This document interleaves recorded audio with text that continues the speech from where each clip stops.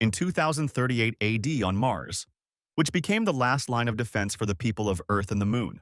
But after 3 years, everything had to end, because at that time, a general offensive against the aliens was planned. It was supposed to take place on the defense line of Mars, where the stronghold of the Earth Federation was located. David prepared carefully for this day, collecting all the necessary equipment. The man was the commander of the Earth Federation's Blood Wolf Squad. Suddenly, they received a warning message from the system, which meant only one thing. A man named Magnus, nicknamed Fatso, reported the situation. It turns out that they were attacked by the enemy, and right now the remnants of their squad were fighting back as best they could. But there were too many aliens. That's what they called the monsters that people had to deal with. So David gave the order to immediately counterattack, and his guy opened fire on the invaders. At that time, weapons had also changed a lot. They no longer had gunpowder, and instead of cartridges, they used a laser. David ordered the shelling to continue, but it did not cause any significant damage to the aliens. The man thought that even nuclear bombs were ineffective against them, and this was annoying. But when they first appeared, they could be killed even with ordinary rifles. But after 3 years of war with these aliens, the monsters developed resistance even to nuclear bombs. As a result, half of Mars's defensive line was already in the clutches of the aliens. They even developed a method of counterattack, brutally killing people. In particular, their commander suffered. But what was even more frightening was that among these terrible monsters, 3 new species appeared.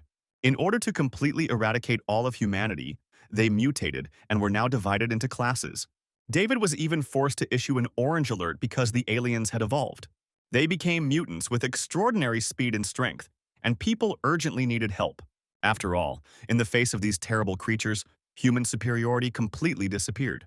However, David understood that their main goal in the war was to survive, so he addressed everyone, telling them not to panic. The man said that he would take on the 3 new mutants, and Fatso would remain in charge of the defense. With these words, he ran towards the first mutant, who was even a little surprised to see his first opponent. David Gaydon was a first-class fighter, never losing a fight in his 22 years of service. This was supposed to happen today, but the man was still surprised by the speed of the new alien species. When one of them tried to grab him with his hand, David opened fire on it. The monster clearly didn't like this, and in turn he was surprised that there was someone who dared to fight him. He opened fire on the man, or rather, it was a mouth attack that contained a powerful laser charge. But David managed to dodge all his attacks. He was well trained, so he knew what to do. A moment later, when the enemy stopped with the guys, he dropped to one knee and returned fire. He thought that no matter how much these creatures evolved, their attacks would be useless against him. But suddenly the man noticed someone approaching him from behind, and before that he saw the leg of a mutant monster in front of him. They were breaking through to their Earth Federation point, but David knew he had to hold them off and buy time. The fat man, meanwhile, asked him on the radio where the Moon Sister Squad was hanging out, because the time had already come. Their people were dying. They urgently needed help and would not be able to resist the aliens for long in this situation. But David himself would like to know why Luna's detachment is delayed, because the time for a general offensive has already come. But not a single ship from the Lunar Squadron showed up, and the man wondered if they had been intercepted. David attempted to establish contact with the local Lunar Federation General Offensive Command Center. After some time of unsuccessful attempts, he finally succeeded and the connection was established. But instead of the usual voice of the dispatcher, he heard screams that greatly surprised the man. In fact, these weren't even shouts. This was just strangers talking to each other, and it was one of them who took David's call. Hearing this, the man realized with horror what had happened to the people of the Lunar Federation. He wondered if the Lunar Federation had any more forces left to provide them with reinforcements at the moment. But they could use some help. David looked at the approaching monsters and was a little confused. The man noted with bitter sarcasm that it looked like he would have to look for a wife in his next life. However, he was beaten to it by Fatso, who was the first to put on his special equipment and said that he would leave first. He apologized at the end for holding him back all these years, and then activated the suit's effect. The next moment, a powerful explosion occurred, which immediately destroyed half of the monsters. But those remained, so now it was David's turn to finish off those who remained. The man thought that this would be his last mission, because what he was about to do was suicide. He took one last look at his locket, which contained a photo of his family, his mother, father, and little sister. On the other hand, it meant that he would finally be able to free himself and leave this place.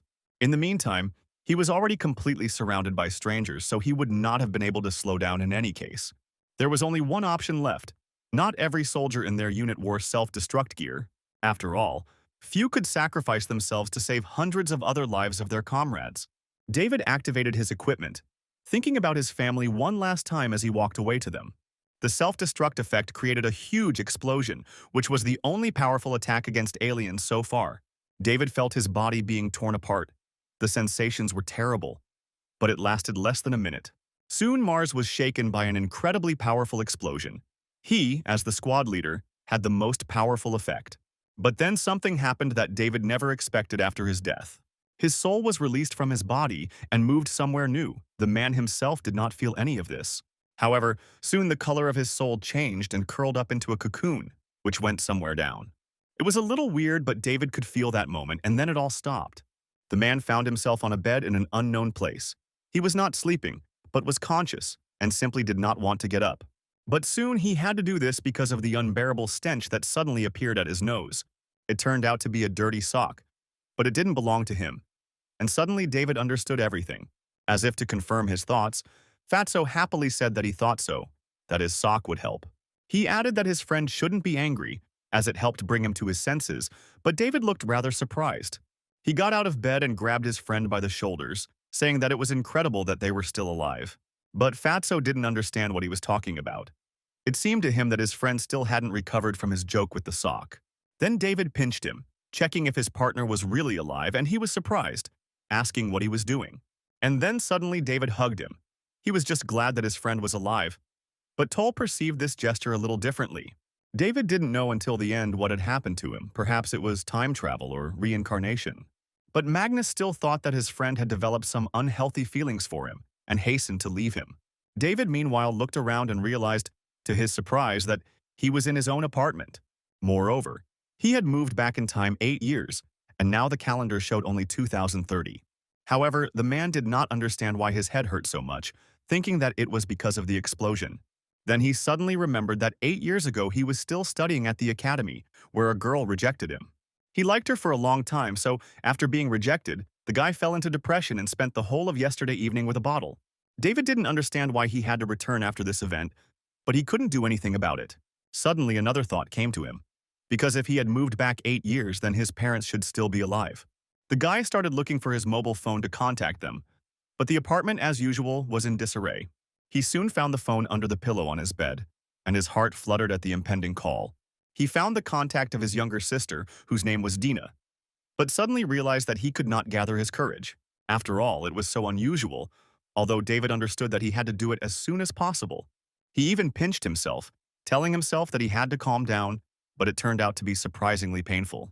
David thought that he was not yet used to the new body, because it was 8 years younger and stronger.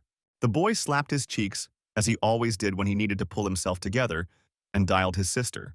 Dina accepted the challenge almost immediately, but David was again speechless when he heard her voice. He held the phone to his ear, listening as his sister asked why he had called her. But David still remained silent. He couldn't believe that it was really his sister's voice, because it meant that his parents were also alive. Then Dina decided to bring him down to earth by talking about his sister Angela, who was no match for him. She added that she are members of the Federation's Genius Club, so she must tell it like it is. The girl said that her brother was, of course, a good guy, but his sister Angela could not be his girlfriend. At this time, Fatso looked into his room, thinking that his friend was already unlucky in love, and now his own sister was finishing him off. But, to his surprise, David only replied that he was glad to hear his little sister's voice and promised to come home on the weekend. Then Dina said that he finally understood everything and suddenly added that her brother should quickly get rid of his fat friend. She said that just looking at his fat face made her want to beat him up, and Magnus didn't like hearing that. David noticed this too, and at some point he wanted to tell his sister about it, but changed his mind. Instead, the guy suddenly said that he would always love her, which slightly confused his little sister. At first, Dina didn't understand what he said, but then it shocked her, and the girl even got scared. She thought that her brother had a nervous breakdown in broad daylight, and this worried her. Meanwhile, David added that he didn't like Angela at all, although it was a bit of a stupid statement. Dina noticed this because her brother's tone was definitely different, so she involuntarily thought again. She was only worried that he wouldn't say it because he was going to do something stupid. She screamed at the top of her lungs, addressing Magnus and saying that if something bad happened to her brother, Then she will haunt Fatso all her life. Although given her brother's character, this will definitely not happen. The girl thought that it would actually be nice if Angela became her daughter-in-law. Meanwhile, David mentally thanked Dean, because now he would be able to call them his parents. Without thinking twice, the boy dialed the number, and soon his father answered, who was the first to accept the call from his son. He asked why he had called so suddenly, asking if he had any problems. But David replied that he simply missed them, and so his father invited him to dinner that weekend. And his mother added that he shouldn't fill his head with just studying, because there were so many beautiful girls around. Then his mother suddenly asked when he would finally bring his girlfriend home, which confused the guy a little. But then her father interrupted her, telling David not to listen to his mother, because real men should strive to do great things. But the wife quickly cut her husband off, reminding him that he himself was only a retired commander of a cooking detachment.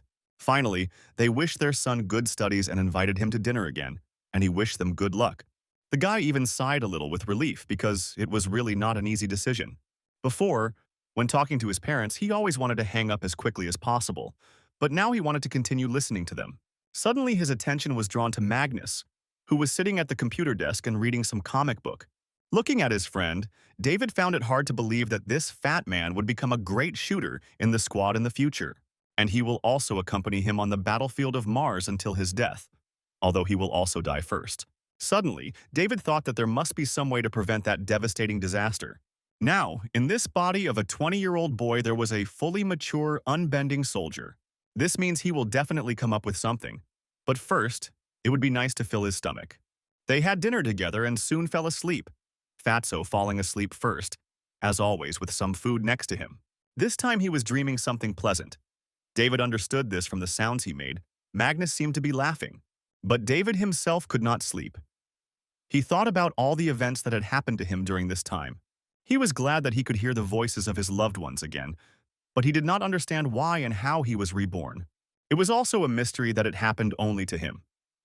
David thought that today had been an unusually quiet night. But in just 5 years, such a tender night will no longer exist due to an alien invasion.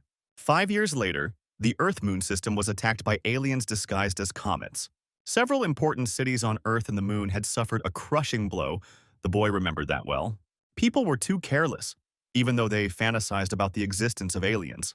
But they never expected that one day aliens would actually appear in the heavenly heights. At first, humanity began to resist fiercely. They shot back and fought every day. In the first days of the war, both sides exchanged pleasantries, and the people even gained the upper hand. But the turning point was the Battle of Syrtis, which became key in the battle for Mars. Due to the carelessness of people, the northern part of Mars was occupied by aliens, after which the battles for Mars did not stop for 3 years. However, over these 3 years, the aliens became stronger and stronger. They learned to resist people. As a result, after the defeat at Sun Lake, people lost control over Mars and went from offensive to defensive. 2 key nodes were destroyed by the comets, preventing the human coalition from reacting in time. They lost several important strongholds, and the aliens somehow figured out how the major battles would go. David wondered if it was possible that aliens had supernatural abilities too. But the phrase of the people of the moon, which he heard in the guy was interested in whether they could be traitors. After all, everything must have a reason. And if the people of the moon really betrayed them, then what was their reason? But David soon rejected this guess. His assumptions were of little use now. After all, he was not part of the top management, so most of the information was out of his reach. He thought that even though he had returned to the past, he couldn't do anything now, and that was even for the best. However, for some reason it seemed to him that there was some kind of problem inside people, and he simply could not leave everything as it was. Suddenly, his attention was drawn to a poster on the door that read, "Fight for the Earth," in English. Then suddenly, David thought what would happen if he too became a member of the top management and learned about everything from the archives. After all, during his studies at a military school in the past, his grades were too mediocre for this. This time, however, things were different. And if things worked out, he could join the top management. And with it comes the right to influence decision-making. So perhaps he can find the key to solving the problem. But the most important thing is that because of the war, after 5 years, students with good results became the main forces on Earth. Recklessness and fun will not help in solving problems, so David understood that he had to be serious and consistent. Meanwhile, Fatso dreamed of all his classmates looking at him and his girlfriend with envy. Yes, in his dream he had his beloved girlfriend Lulu, whom he met at the end of the 3rd semester. Soon after school, they headed to his house where Magnus led her into his bedroom and pulled her close to him. He suddenly reached for the zipper on her chest, intending to stretch it, and the girl embarrassedly told him to stop. But suddenly, the guy's plans were thwarted by a monster that quietly opened the window in his bedroom. The werewolf burst into their room and growled, frightening them both, and then grabbed Lulu. It was quite unexpected. The girl screamed for Magnus to help her, but he still hadn't recovered from the shock. The werewolf took advantage of this. He kicked Fatso with his foot, and he flew to the end of the room. Magnus didn't understand where the werewolf came from, but he told the girl not to worry because he would save her. But it seemed the werewolf had other plans, heading back out the window, intending to simply escape. Then Magnus shouted that the monster should not even think about escaping until he returned his Lulu to him. Fatso pounced on the wolf. He grabbed the hand that was holding his girlfriend and tried to pry it open, but to no avail. Besides, Fatso noticed that it was not a werewolf at all, but a real water spirit. He understood this from his body. Then Magnus screamed in despair because he didn't know how to fight such monsters, and his girlfriend was doomed. Luckily, at that moment he woke up and was surprised to discover that it wasn't all that far-fetched. After all, he was really squeezing someone's hand, but it wasn't the water spirit but his best friend and roommate. David didn't understand why Fatso suddenly grabbed his hand. It made him a little uneasy, but he didn't say anything. The guy just looked at Magnus, as if asking what this meant, and he, apparently, was not fully awake yet.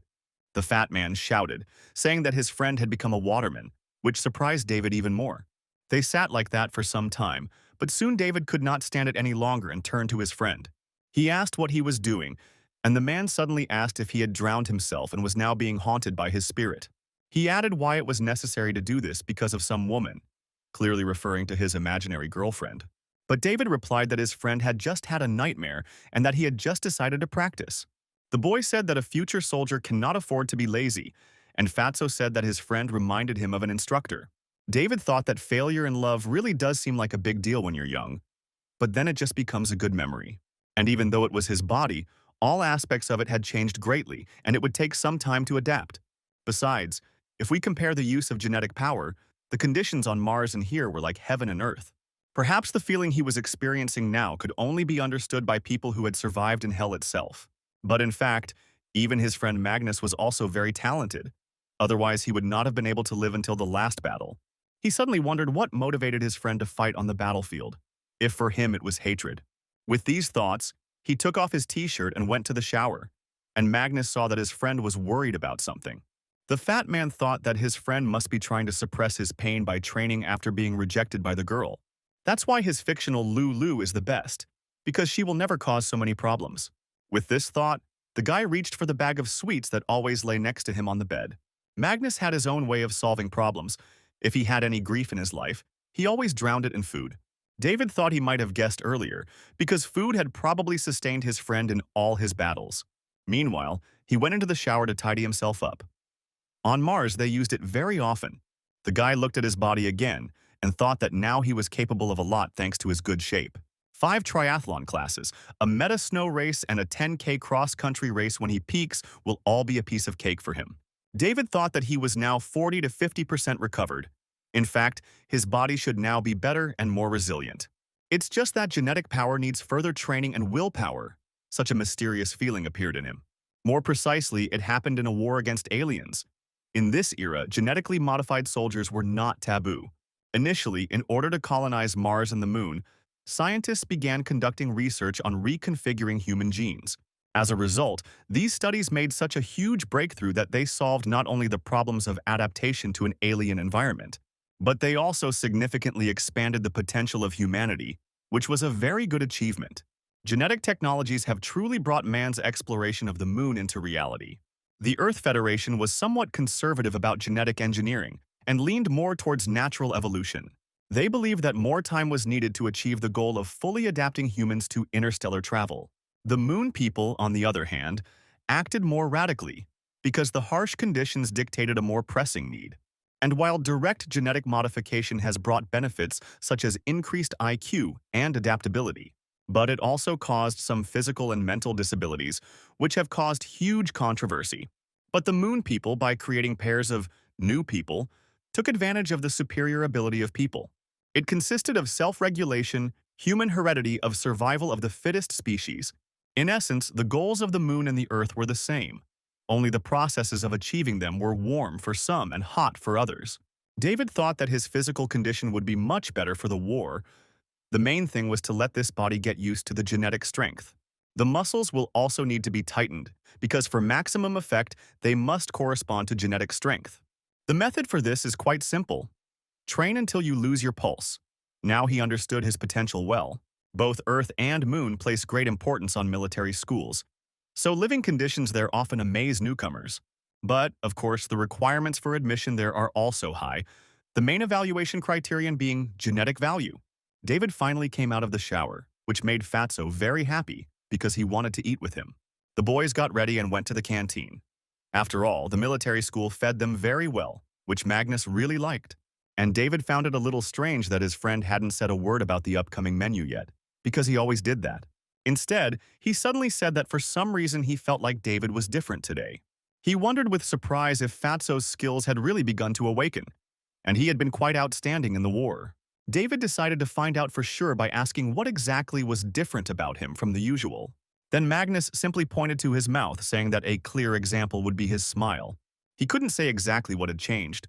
Perhaps his friend had simply become more handsome, but it made David uneasy. He said that Magnus's compliments didn't make him happy at all, because he didn't see any point in them. From the outside, they were talked about as the same guy who dared to confess to the most beautiful girl in school and the fat man. Meanwhile, the friends had taken large portions of breakfast and went to look for a free table. Magnus noticed how everyone was whispering about David, discussing his action, namely, publicly declaring his love. The same Italy was on social media, where people thought that this guy's enthusiasm had disappeared after such an incident. For a moment, Fatso even found it funny to read all these comments, but then he sighed loudly. He told David that young people in their day had no respect for their elders, clearly referring to himself and his friend. But it turned out that his statement was heard by those around him and everyone laughed at it. And Magnus felt awkward. Suddenly, a girl approached their table, clearly unhappy with David's actions. She said furiously that with his declarations of love he had already glorified their class beyond measure. Her name was Catherine Seindal, and she was the head of their class at a special military school. She was also a friend of David and Magnus, a rather close one at that, but had already been working as a head girl for 4 years. David remembered that after graduation she had quickly advanced in military service against the aliens, and she became one of the youngest spaceship captains who took part in battles. For the first few years, she and Fatso were at the very bottom of the army, but that didn't stop her from continuing to communicate with them. It's a pity, but it seems that the heavens themselves envied her talent, because in the battle at Sunny Lake her fleet was almost destroyed. And in the end, Catherine Seindal also fell in that battle, defending her spaceship to the last. However, this would happen later, and for now, the girl asked if she was not right, seeing how David was looking at her attentively. Then she approached him and asked if the guy was really so eager to disgrace them in front of the entire school. David thought that she was really right because he really did distinguish himself. Then Fatso decided to support his friend, telling Catherine that he had probably already realized everything and that they had already laughed at him a lot. And the girl turned to David, asking how well he had thought it all through, whether he would really treat them to 3 full dinners. Fatso joined in, saying that the boy would also have to wash his socks for a week. Then David couldn't take it anymore. He said that it was more like a finishing blow than a consolation. Catherine said that she had originally wanted to console him, but when she saw his smiling face, she decided that it was no use. Magnus's support was shown by asking for the password to his bank card, saying that he would take care of it for him. And David thought that in the past at this stage he really got a serious injury, and it caused a lot of problems. But now, the fact that he had become depressed because of Angela now seemed truly ridiculous to him. This time he felt great, and it was a completely new experience, but he enjoyed it. The taste of the food seemed excellent to him too, because those who have been through the war know how pleasant it is to eat in peace and quiet. But later the quality of food still became worse and worse, and it cannot be compared with food in peacetime. He told the fat man that he didn't have a bank card, and that he could leave the pile of socks lying in the dorm. Catherine decided to change the subject and asked if the boys shouldn't focus on their 3rd year. But Magnus replied that all graduates were the same, and it didn't make much difference what stamp he had on his certificate. He added that he even admires David in this regard, because he doesn't care at all about his results. And he thought that he had to act as quickly as possible and take his studies seriously so that these words would no longer be true. His thoughts were shared by Catherine, who said that the stamp determined where they would start after joining the army. Magnus then remarked contentedly that they were lucky to have such a caring headmistress who was concerned about them.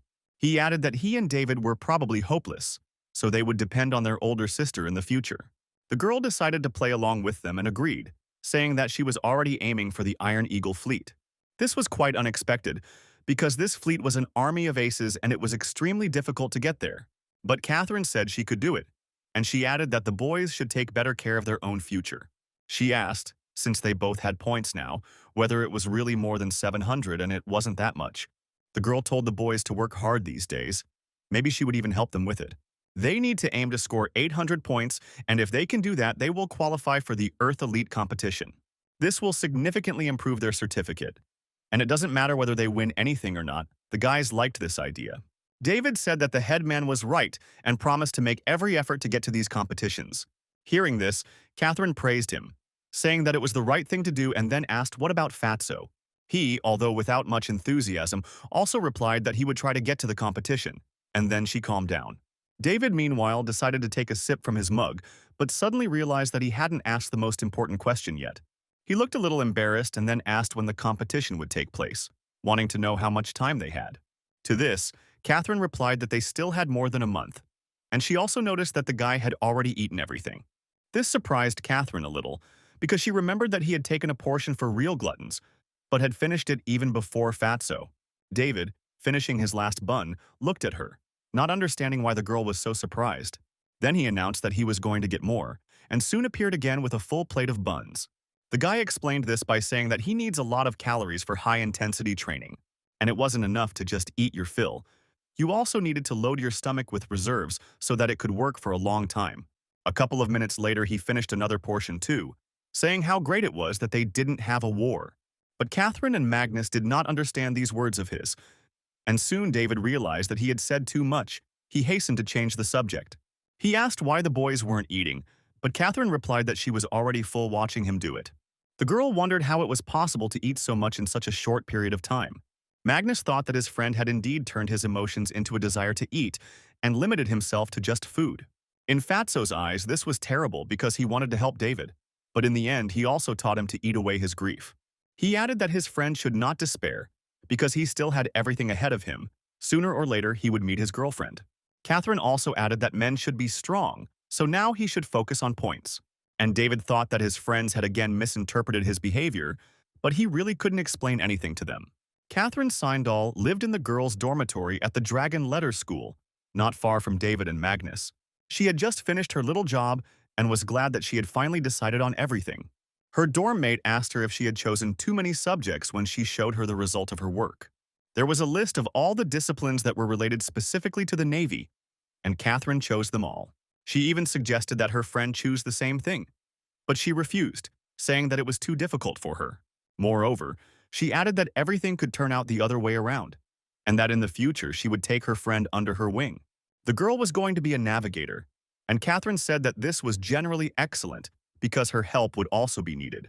She was also curious about what courses David and Magnus had chosen, since those two had to be supervised all the time. Meanwhile, in the boys' dormitory of the Dragon Letter School, the boys discussed their choice. David was unhappy that his friend had chosen only those subjects that required cramming. But Magnus made excuses. He said that this way, he would definitely be able to finish college, so it was a completely safe scheme. Then David pointed to the figurine of the girl that Fatso adored. It was that same beauty Lulu. David said that his zeal for learning should be the same as hers, which means that what he should choose is shooting. But Fatso thought his friend was joking, because two such talentless people as they in competitions are simply incompatible. Then David said that he was completely serious because they still had almost a whole month to improve their results, and if he was going to try to score more points, then his friend could too. But he wasn't particularly keen. Fatso wondered to himself if David had discovered what he had hidden so well all this time. Finally, David said that if Magnus didn't have 800 points by the end of the month, he would put all his figurines up for sale. To this, Fatso asked how long he had been thirsty for his Lulu, saying that just because he had been rejected, it didn't mean he should behave like that. David didn't understand why he said this and ran out onto the roof, and Fatso thought that all this was the result of an unsuccessful frontal experience. It must have hit him hard, because he used to despise glasses, but now he was completely devoid of humanity. Magnus then took his Lulu figurine, saying that he would not let anyone take her away from him because he treasured the girl very much.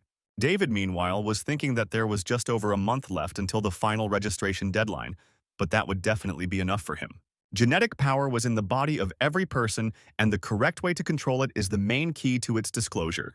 Knowing this, he could now become the strongest man of this era, astonishing everyone with his skills. Therefore, he had to reach the peak state of his body before the arrival of the aliens. He simply had to do it. 5 days later, they were already standing at the stadium of the Dragon Letter School, where the boy began his training. To begin with, he decided to focus on his endurance, so he went for a run every day. This time he ran for speed, and Fatso, who was watching him with Catherine, said that he felt sorry for his friend. They thought he was still upset about Angela's rejection, but David had something completely different on his mind. But for several days now, all he did was train, eat, and sleep. The guy never felt sorry for himself. Magnus summed it up by saying that love had ruined his friend, because he had never been like that before. Not at all. But Catherine said David had simply become a better person, adding that Fatso could use some changes too. She took his chips and threw them in the trash, telling him to go train now. But Magnus didn't see much point in this, since he already had more than 700 points for the competition. But the girl didn't notice this. She said that she wouldn't repeat her demand to Fatso twice. Then he realized that Catherine was not joking and ran out onto the path to David, saying that he would run a little with him. And he told his friend to keep in mind that if he overtook him, he would sell a poster of his favorite goddess Lulu. Catherine was pleased to see how hard the boys were trying. She thought that at this rate they would succeed. That evening, in the training hall of the Dragon Letter School, David continued his program. He thought that his friend Magnus was too weak now, because he collapsed without strength after the 10th lap. The fat man then said that he couldn't take it anymore, and that he needed to crawl home to see his space beauty. But David knew that they were both 20 years old now, and that was the age when it was easiest to harness genetic power. He absolutely needed to score 800 points for the competition, as he currently only had a little over 350. And although the number of points does not reflect real combat effectiveness, society needs some kind of certification system. In the past, he missed out on a lot because of his willfulness, but this time it won't happen again. The guy finished training in the gym and headed to the educational building of the Dragon Letter School. Preparations for improving the qualification of points will begin soon, and the system has reached out to students. She said that each of them should go to their respective zones. David went to the one where there were less than 500 points. He used the celestial information to register with the system, and it thanked him for his cooperation. The registration was successful, but David only saw a message telling him to work harder. After all, his result was much below average, but the guy thought that today, this situation would change. Suddenly, his attention was drawn to a familiar girl. Angela asked the senior student to let her go. And David was very surprised to see the girl. He asked himself what she was doing here. The senior student, meanwhile, said that she shouldn't be so cold to him. His name was William. David couldn't help but think that the world really was a small place, but in this situation, it looked more like harassment. Suddenly, Angela noticed him. The girl saw David looking straight at her and was a little embarrassed. And the guy remembered that William, who had been pestering her, was in the top 5 in points, and his father was a member of parliament. Overall, the guy was the epitome of a tall, rich, handsome man, so David decided he'd better not stick around. He turned to leave, but this was noticed by Angela, who decided to use him as cover.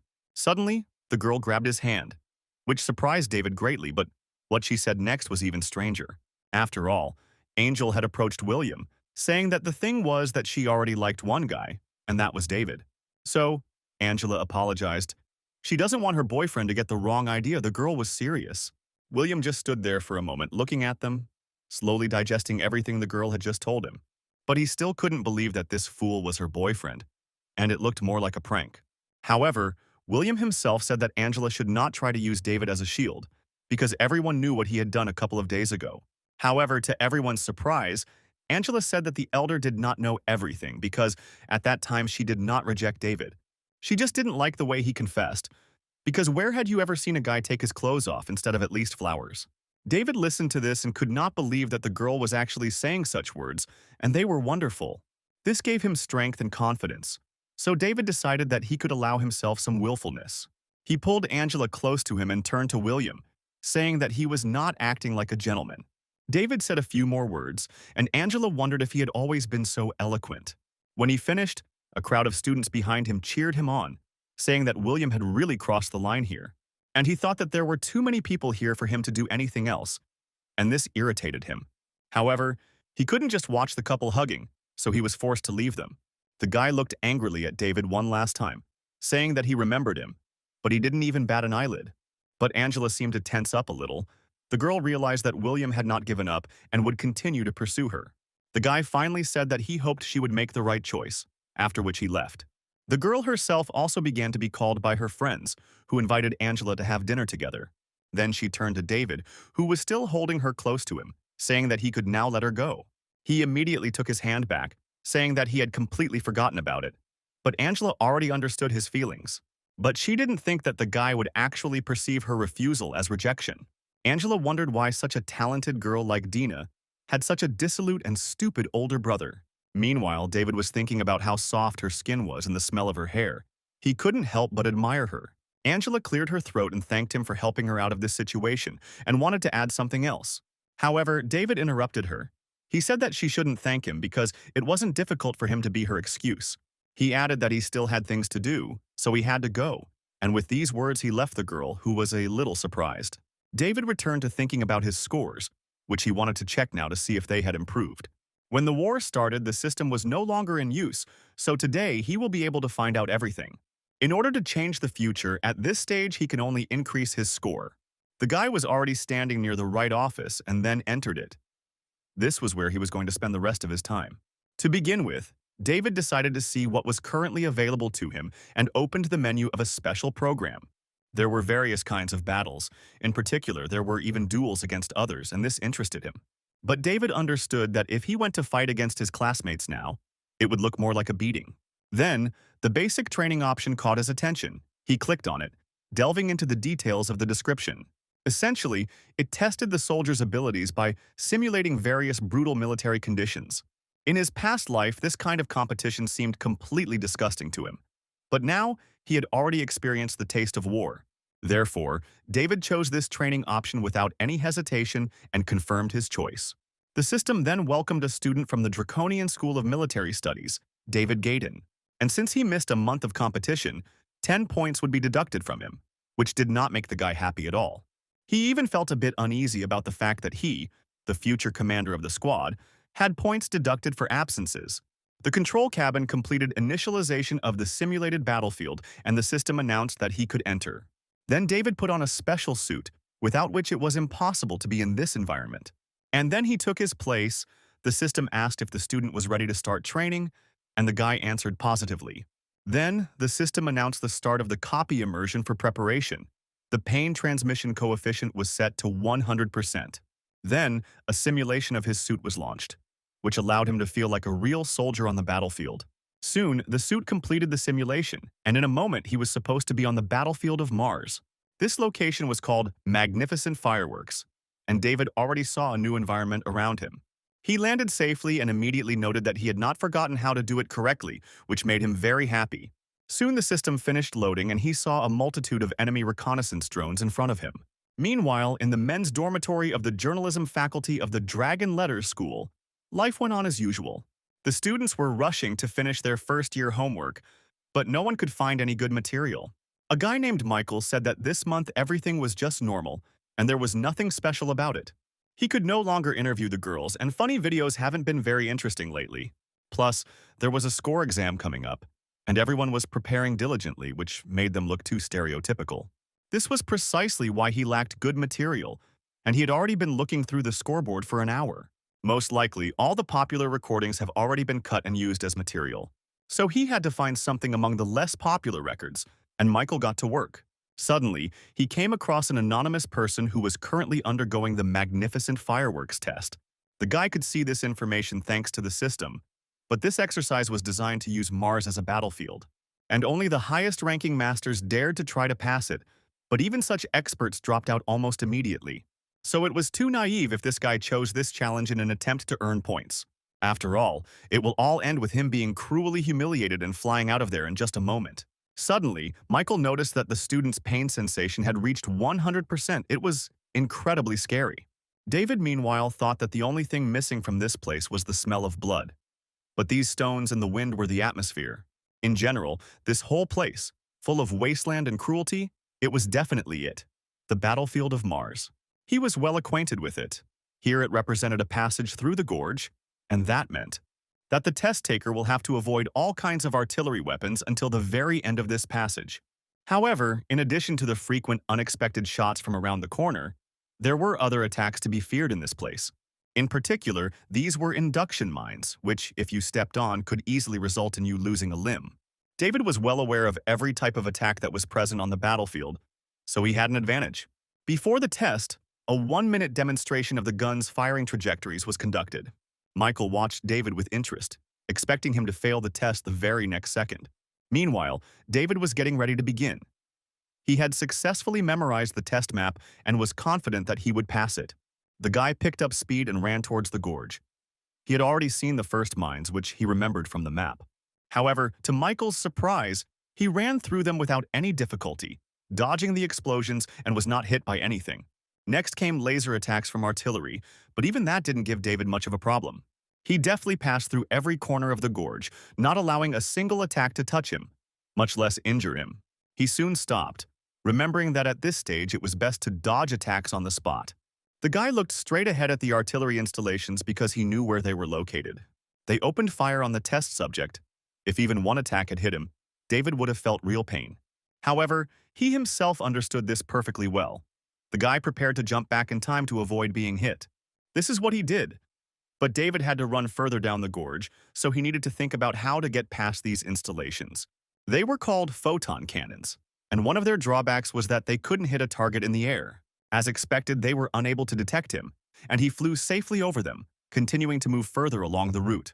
Of course, the guy understood that now the installations would turn around again and open fire on him, so he had to hurry. And, as if to confirm his words, the photon cannons fired a new volley when he was already running along the gorge. But David was able to move far enough away that the explosions from the cannons did not cause him any harm. Mike was especially surprised by this. The guy was shocked that this student was able to pass 70% of the test. After all, 100 meters of this passage can be described as 100 meters of death, and to pass such a distance by 70% is already a reason for pride. But what was most striking was that after all those movements to dodge the shots, David still has the strength to destroy the guns themselves and earn extra points. His level of skill amazed Michael so much that he thought of the guy as some kind of superhuman. Meanwhile, David continued to dodge the attacks of the photon cannons, which became even more numerous as he moved through the ravine. However, the guy understood that he had already dealt with all this in the war, so he was not even nervous. But then another laser flash was directed in his direction and almost reached his eye. Michael, seeing this, thought it was incredible, because this student had already passed most of the test. Michael wondered if there was really just one person there, because he couldn't shake the feeling that there was an entire army fighting there. But there was really only one David there, who was already approaching the final stage of the test. Suddenly, the ground beneath his feet shook, and the boy realized that he had to get out of here. This is what he did, but the situation suddenly took an unexpected turn and now he had to sweat. After all, what he saw next made even Michael shout that this was bad, and perhaps the test should be stopped.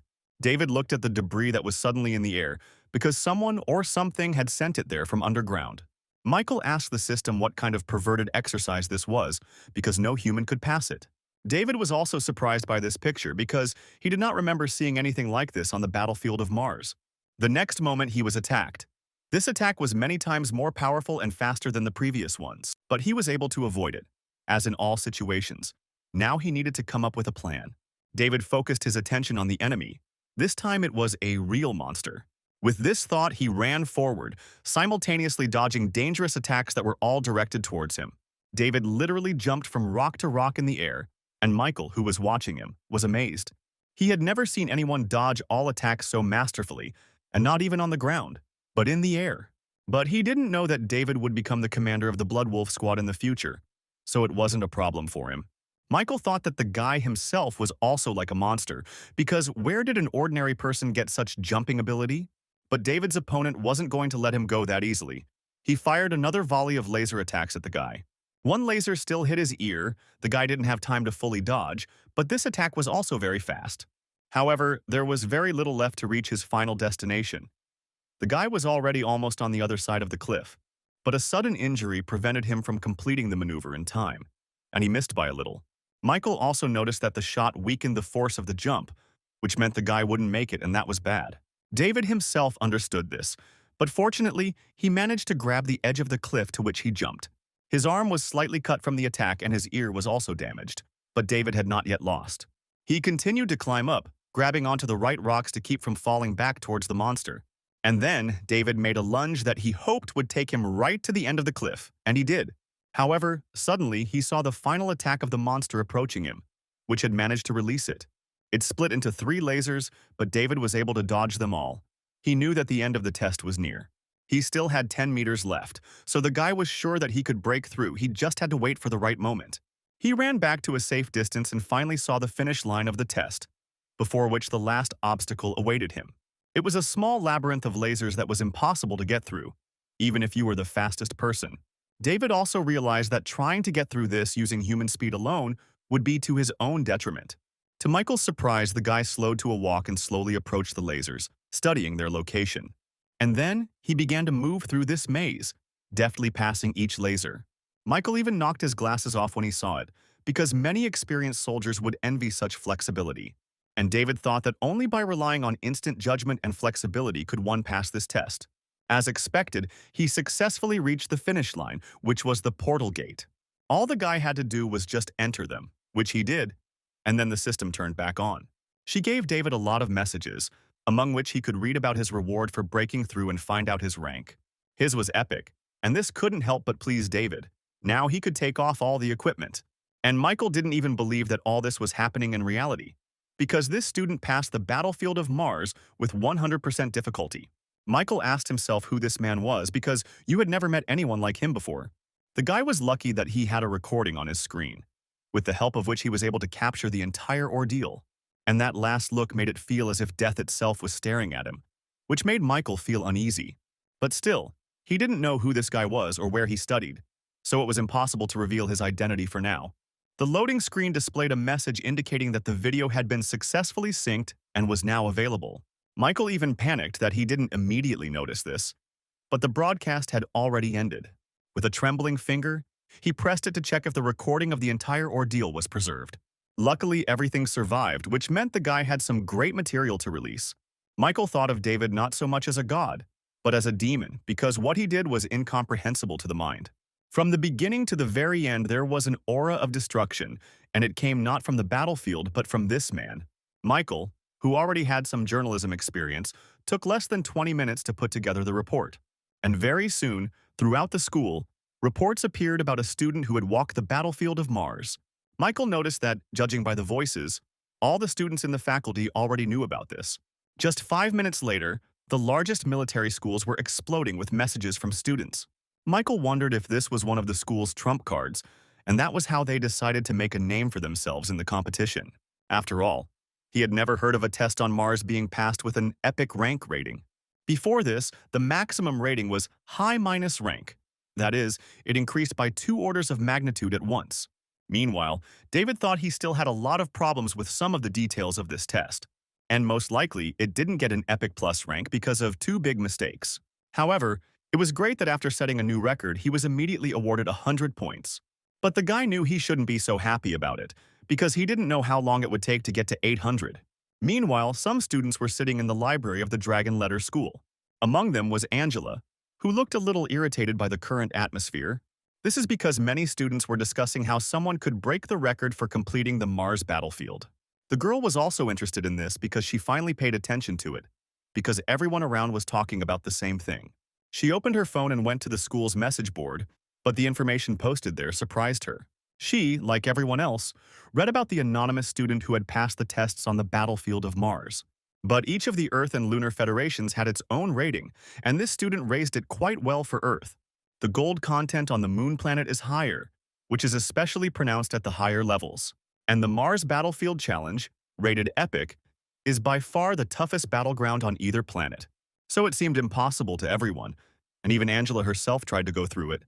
But she felt only despair. It seemed to the girl that only God could successfully pass it, and that is how David now looked in the eyes of the students. Meanwhile, the rest of the students were discussing why the video of the walkthrough hadn't been leaked yet. This interested Angela as well because she really wanted to know what kind of person could pull off such a thing. Moreover, some thought that he was an ordinary crook, and All this fuss could turn out to be just a farce. So some of the students gathered in Michael's room to think about how to get the walkthrough video. They said that it could only be downloaded by someone who recorded the entire process or who went through it themselves. Then Michael asked why they decided to do it in his room, since he didn't agree to it. But one of the guys explained that Michael was one of the first to scream, so he must know something. The guys added that he is always the first to discover sensational material. But Michael remained silent. And then someone said that perhaps this video was just a fake, and nothing like that happened. After all, if you think about it, this test is really impossible to pass, but Michael suddenly raised his hand, saying that he had a video. At first, the one who suggested the fake idea thought the guy was bluffing, but his expression was serious. All three guys present were surprised by what their friend said, but they saw that he was not joking. They pounced on him, asking why he hadn't leaked the video yet, and Michael asked them to calm down. Then the guys asked to watch the video he had just mentioned, wanting to see it with their own eyes. Michael thought for a moment, but the boys already took this as a sign of consent and were happy. They began to snatch the laptop from his hands, wanting to quickly see that very student who had passed the impossible test. But Michael took his laptop away, asking what they were doing and saying that the recording belonged to him. Then the guys started begging him even harder, even offering their treasures in exchange for the video.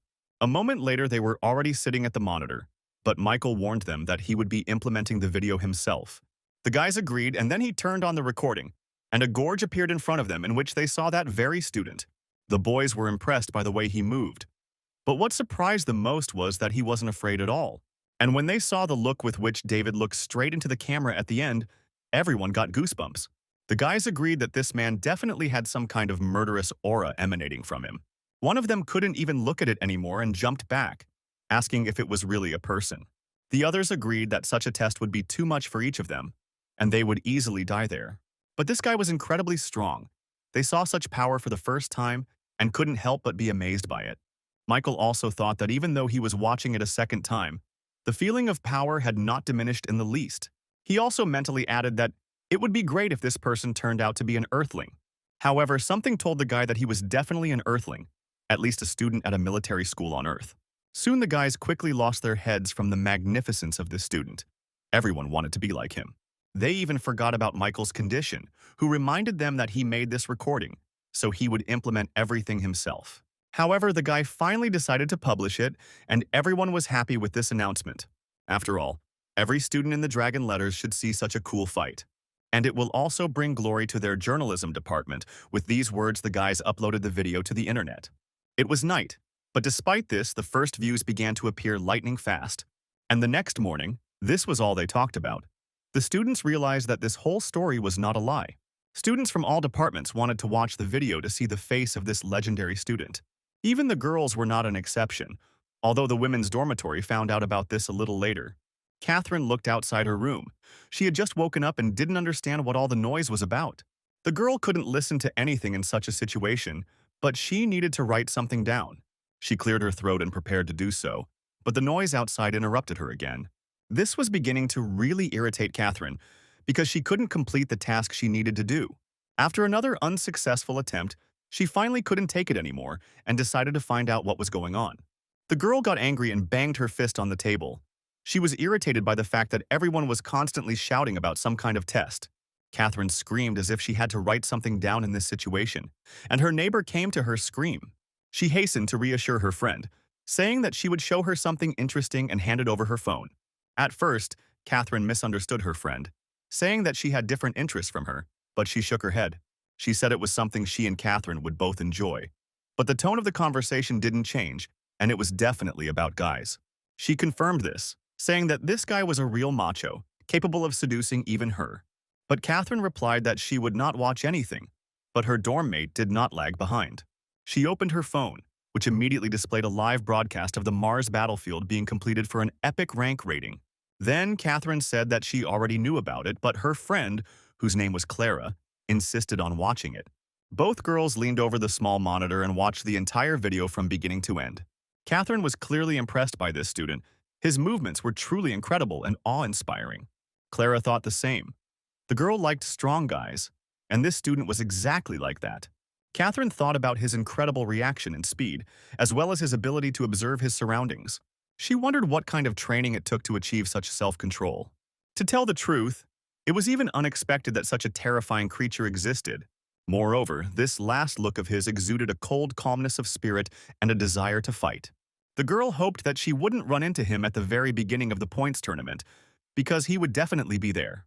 She had this feeling that no matter who went against him, no one could stop this guy. But Clara was only thinking about how handsome he was.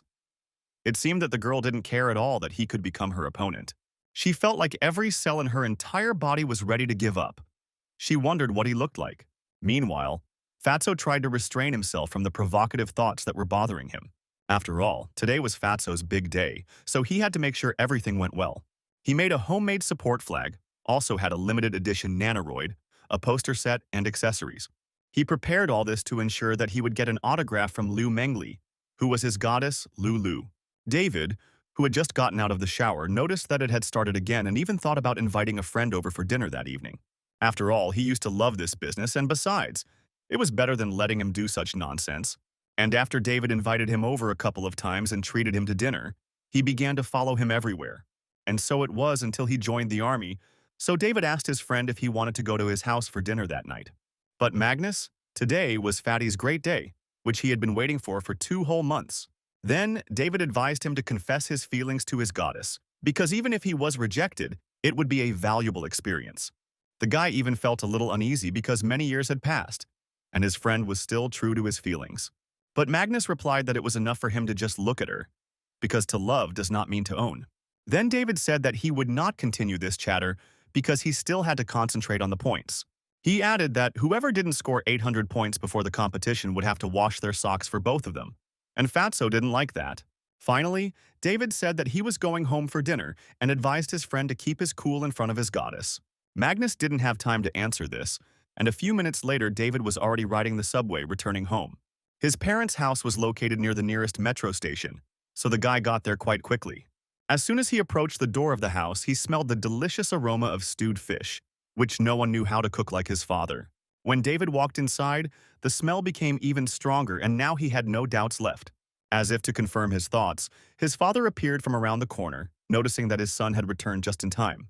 He added that he had a good eye, saying that this girl and his mother in their youth even looked somewhat similar. David, however, did not understand what his father was talking about, so he wanted to ask him about it, when suddenly his mother interrupted him. And the guy noticed that she even put on makeup, and now he was even more interested in what it all meant. Seeing his wife, his dad ran to finish cooking, saying that otherwise his wife would be angry. And then finally, David noticed that they had guests, but he hadn't expected that at all. Dina peeked out from behind his mother, smiling as she told her brother to look at their guest. David did so, but immediately his face turned red, because standing in front of him was none other than Angela. The girl raised her hand in greeting and greeted him, looking as charming as always. Meanwhile, on the campus of the American college, students were also watching the broadcast of the impossible test. The students agreed that none of them could have completed even half of it, so they were very surprised. The fact that David was watched all over the world was evidence that Michael's work had been a great success. His video views in real time broke all major news records for the entire week. The next day, Magnus sat at his computer screen, finally getting ready to watch his space beauties. Because of all the fuss with the expert yesterday, he still hadn't managed to do it calmly, which was a little annoying. The fat man was only interested in one thing besides food, and that was women. So the news about the expert didn't bother him much. Meanwhile, David stood stunned because the girl he liked was standing right in front of him. He looked at his little sister, thinking it must have been her doing, and she winked at him. Suddenly, David thought that Angela had never been to their house in the past, which meant he had managed to change the course of events. He was able to meet Angela thanks to Dina, who somehow managed to befriend the elite of their school. The first time the guy saw her, he was confused and forgot to even say hello to her in return. This time it happened too. Angela asked in a gentle tone why he didn't greet her. Then David tried to get out of it by saying that it wasn't necessary, because the fairy herself had come to visit them. It would have been a good compliment if his mother hadn't yelled at him, telling him to go help his father. David looked into the kitchen to see his father, where he was already finishing with the fish. The boy said that he would help him. However, Dina did not miss the opportunity to tease her brother, saying that his skill would only scare away his sister Angela. David replied that she had no equal in this, which put his sister in her place and she didn't like it. Dina suddenly screamed, turning to her mother and saying that her brother was making fun of her again. This was a forbidden technique. The mother immediately adopted her daughter's position, looking at David with a menacing gaze that made him feel uneasy. He walked into the kitchen and ran up to his father, saying that he could leave the rest of the cooking to him. At one time, his dad showed him how to cook stewed fish, so David knew what and when to do. The father looked at him with admiration, and then the son handed him a piece of the dish, telling him to try it. Mr. Hayden did so, and to his surprise, he had to admit that it was delicious. The man added that his son's performance was even close to his level and praised him, saying that he was proud of him. And David thought that the opportunity to cook for his family was a great rarity for him. So now he could use the culinary skills he had practiced on Mars during the war. After some time, he finished and hurried to carry all the dishes to the table, where everyone had already gathered. David then made sure everyone had enough chopsticks and wished them bon appetit. The guy advised Angela to try the hot dishes first, putting one on her plate. And Dina, who was watching all this, was surprised that her brother was capable of being so kind. But David didn't notice her annoying look. He put another piece in Angela's mouth, saying that she wouldn't be full with just one. Dina realized that at this rate they would have their first date tomorrow, which she had not planned at all. After a while they finished dinner. Everyone admitted that David had become a much better cook. Then the parents said they would go for a short walk to help digestion, while the children cleared the table. When his mom and dad came out, they immediately started talking about Angela, saying that it would be great if David started dating her. Meanwhile, David and Dina finished cleaning. The sister immediately lay down on the bed, and David asked Angela if she would like an apple. She agreed, but Dina said that she wouldn't and suddenly got out of bed, going to her room.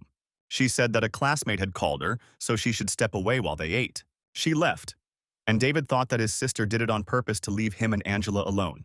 He himself understood well that Angela should not be his other half, even though the girl was very beautiful, and she was so close, which made her seem even more outstanding, but he couldn't give in to temptation. After all, now he must concentrate on changing the future and preventing the alien invasion. The boy finished peeling the apples and handed them to Angela, who thanked him for his efforts. The girl took one slice on a skewer, asking if it was okay that she had come so suddenly. David didn't quite understand what she meant, so he just stared at her in surprise. And the girl bit into the apple and thought that not long ago he had behaved in front of her in a completely confused manner. But less than a week later, he played along with her in front of William without any problems. Angela suddenly thought with surprise that she had to admit she really was a little tempted. Meanwhile, David replied that everything was fine, because after all, she was a close friend of his sister. He added that it seemed his parents had misunderstood everything, but assured the girl that he would explain everything to them later. But at the same time, when he said this, Angela said that his parents were quite nice. Then, David looked back at the apples, saying that the girl didn't seem to be embarrassed by anything. So he couldn't think of anything better to do than just continue peeling the apple, this time for himself. Angela noticed that the way he cleaned it was quite unique and could not be achieved with just ordinary skills. David quickly finished the apple and took a bite. For him, it was a real dessert during the war. After all, there were almost no apples on Mars, so he would not have refused even a basket of rotten ones if he could have taken them there. Angela, meanwhile, quickly finished her apples and placed the plate on the table, drawing attention to herself. The girl said that she actually came today to ask him for a favor. Still, when it came down to it, she didn't like to think about what words were best to use. And David seemed to understand what was going on and asked if she really wanted him to take a part-time job as her shield. Then the girl said that she was Dina's friend, and that they also studied together so he could help her. She added that she would agree to any reasonable conditions because the next competition is very important to her. Then suddenly David plucked up his courage and asked without much hope why she didn't arrange for him to work there permanently. Hearing this, Angela became embarrassed and blushed from such a sudden and too frank question. She finally answered that she couldn't promise that. But who knows? Maybe it will be like that in the future. Angela thought she had slipped up a bit today. She felt like she couldn't keep up with the pace of communication. Then David decided to get up and, clearing his throat, said that it was all a joke. But it was better that these words did not reach his mother. He also added that a simple thank you would be enough, and the girl could sometimes treat him to food. Angela liked this proposal even more, and she shook his hand, saying that everything suited her. David didn't understand why, but he wanted to fool around because he could see Angela again. In fact, he has long since lost his youthful stupidity and impulsiveness, so it is more likely simply due to nostalgia for his youth. Meanwhile, Dina stood behind the door and listened to the sounds from the room, but it was quiet. She thought that this was such a rare opportunity, and if she screwed it up, there would be no next time. So she decided to just go in and see how her brother was doing. Dina opened the door. She carefully stuck her head out from behind the edge of the wall, only to see David and Angela in front of her, discussing something. This confused the girl a little, because her brother had such a chance to win Angela over, but he was busy with something else. The boy and girl were discussing a strategic analysis of their elite club's affairs, which was not at all romantic. Dina thought that now her brother would embarrass himself because their course of study was much more difficult than his. However, everything turned out a little differently, because Angela thought the same. But contrary to her expectations, David understood everything. She noticed that he quickly identified the key points and hooks for solving the problem of the entire strategic plan. But this didn't at all match the image of the David who had confessed his love to her just a week ago. However, the girl did not understand how this could be, because Dina said that her brother's academic performance was low. And then Angela thought that maybe he just didn't know how to use his power properly. David, meanwhile, noticed that she was lost in thought and asked if he had been wrong or made a mistake somewhere. But the girl answered negatively, a little embarrassed. She said that everything he had noted was correct. And then Angela quickly changed the subject, saying that they needed to discuss something else. She showed him a familiar video, saying that a recording of a walkthrough of the Mars battlefield had recently appeared online. This was done by an anonymous expert, and the girl asked if David had heard about it. He answered positively. Angela added that his actions on the Mars battlefield alone could be used as a textbook. Someone from the journalism department filmed the video and posted it on the forum so David could find it and watch it himself. She added that he should pay attention to the reaction, habits, and way of thinking of this expert. After all, human genes have a dominant heredity, so he is as talented as his sister. So Angela was sure that David could also become very strong. She even winked at him. And he was a little embarrassed by such praise because she had never said it so openly before. Then the girl asked if it really offended him, and David replied that, on the contrary, he would take it as a compliment. Angela nodded and then said that it was late and she should go home, and the guy thought for a bit. The next moment he suddenly said that he would take her there, and the girl smiled at him, thanking him for his concern. They left their house, but Angela lived in a hostel that was close to the metro, so they didn't have to walk far. Finally, David waved to her, telling the girl to come again when she had free time. After making sure that she had entered the subway, the guy headed back home, thinking about this whole situation. And when he opened the doors, he saw Dina, who, judging by the expression on her face, was very unhappy about something. She asked if he had just taken her to the metro and returned, when he had such a wonderful opportunity. She said that her brother didn't understand anything at all, because it was really so difficult to travel with her to the dorm. To this, David replied that time was precious on the weekend, and he also wanted to play a game of chess with his dad. Dina was very surprised by his answer. She didn't understand how David could be so calm when Angela essentially allowed him to be her boyfriend. However, David didn't think so. He said that he would just act as a shield from time to time. He added that he would not be more than a friend to her, so his sister had nothing to worry about. And then he turned the topic to Dina herself, saying that she had lost weight again, and at this rate her ribs would soon become visible. The girl pounced on him, telling her brother not to change the subject and to stop smiling so mischievously. She said she did all this to help him, but David suddenly put his hand on her head, telling her not to worry about him. And then he suddenly added that, to tell the truth, Angela was not his type, and Dina realized that he was not joking. She asked why he didn't just tell her who he liked, wanting to know who her brother was interested in. But David unexpectedly replied that a man should make a career and said that he decided to reach 800 points. Dina, however, decided that her brother had a fever and said that she could introduce him to a good psychiatrist. At that moment, his parents returned home, and Dina did not miss the opportunity to set him up in front of his mother again. They sat for a while longer, and then David said that he should go to class too. His father looked surprised, since he could usually deal his son a crushing defeat at chess without even realizing it. However, this time he lost to him for the first time, and he had to notice that the guy's maneuvers had improved. The mother also noticed changes in her son, because usually he became stiff when she started talking. But now he listened to all her grumbling with a smile. Dima also shared the general opinion, because usually 2 or 3 words were enough for her to intimidate her brother. His parents thought that this sudden change was definitely due to love, but it was quite drastic. They even thought about what would happen if their Dina also had a lover and stared at her with awe. But the girl just stuck out her tongue, saying that she didn't want this, because she wasn't interested in personal relationships yet. The next day at school, they had a lecture on observation, during which he and Magnus usually slept. However, this time only Fatso continued the tradition, while David listened attentively to the teacher. The screen showed the destroyer Iron Eagle, which was Catherine's cherished dream to command. It was one of the newest models of ships in the Army, coming out less than 10 years ago. David was well acquainted with her, because during the war he even had the chance to visit her once on board. However, the specimen that was shown at the lecture was quite badly damaged. Professor Cabrillo noted that this model was one of 3 destroyers that were sent to explore Pluto 6 months ago. However, the entire fleet and their connection to the base then mysteriously disappeared, and the case remains unsolved to this day. This is what they will talk about today, because this ship was accidentally filmed by the military outside the solar system. There were many reports of these sightings, and the battleship, which had disappeared 6 months ago, became a ghost ship. Suddenly, David realized that the traces of this decay reminded him very much of something. They couldn't have appeared through wormholes, let alone a time tunnel, so most likely.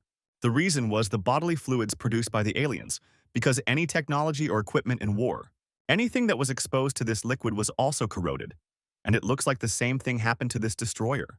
There were still 5 years left before the alien attack, but it could already be considered that they had discovered the existence of people. David didn't even notice how he was thinking about it out loud, which is why Fatso woke up and the professor paid attention to him.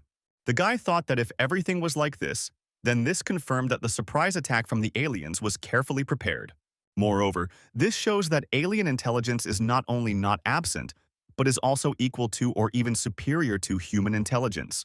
His train of thought, however, was interrupted by Professor Cabrillo, who called David. He said that judging by the look on his face, the guy had something to say, and he was the only one who failed last semester. The professor commanded him to stand up and share his thoughts with all the students. However, to his surprise, David decided to actually do as the man said. Magnus turned to him, saying that his friend should at least pretend to listen to him, since he was already an eyesore.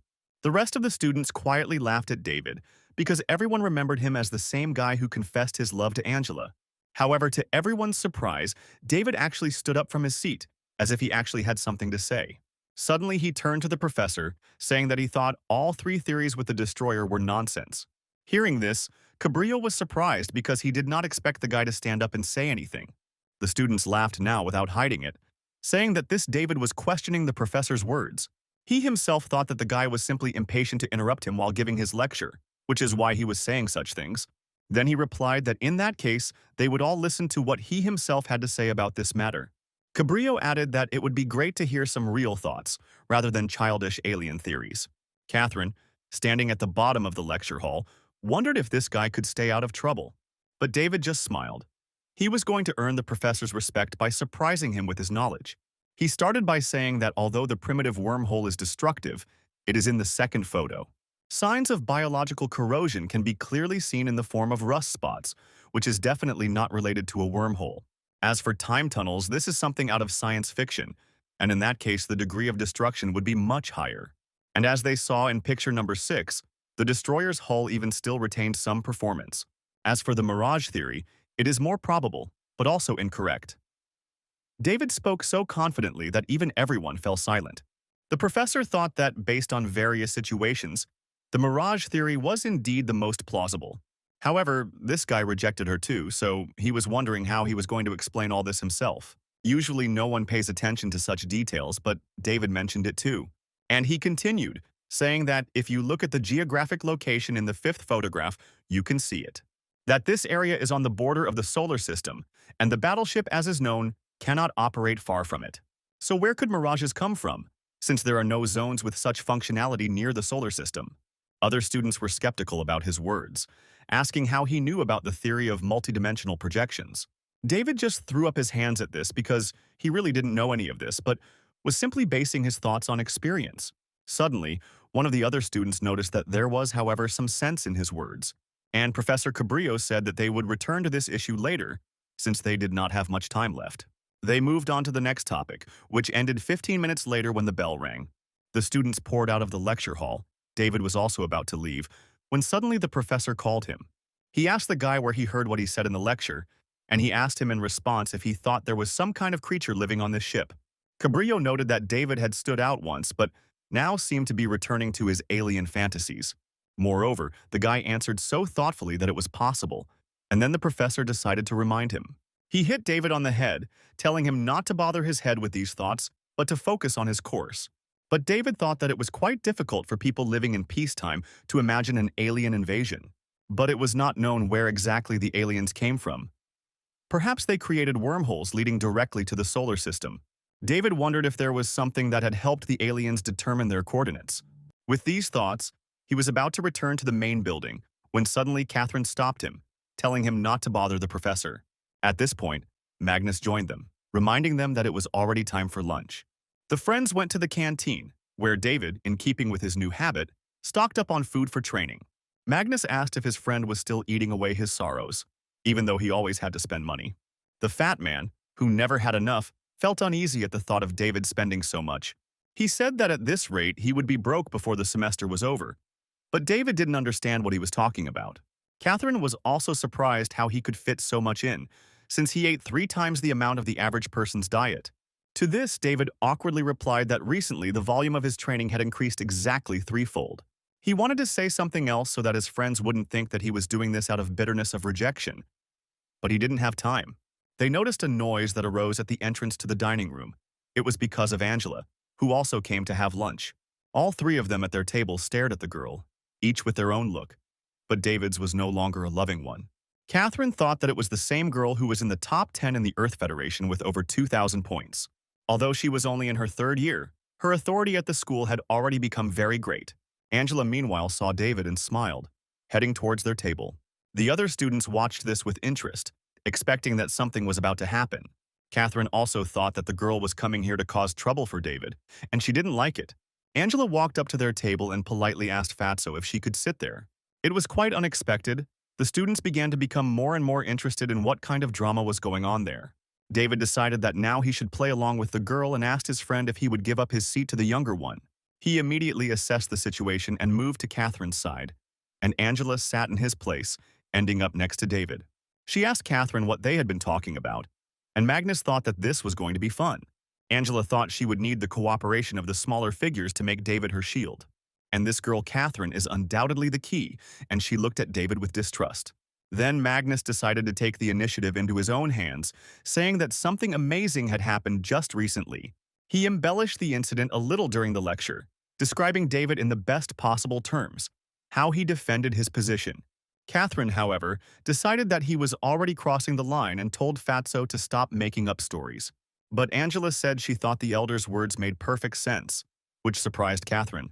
She added that over the years, many ships from Earth and the Moon have crashed.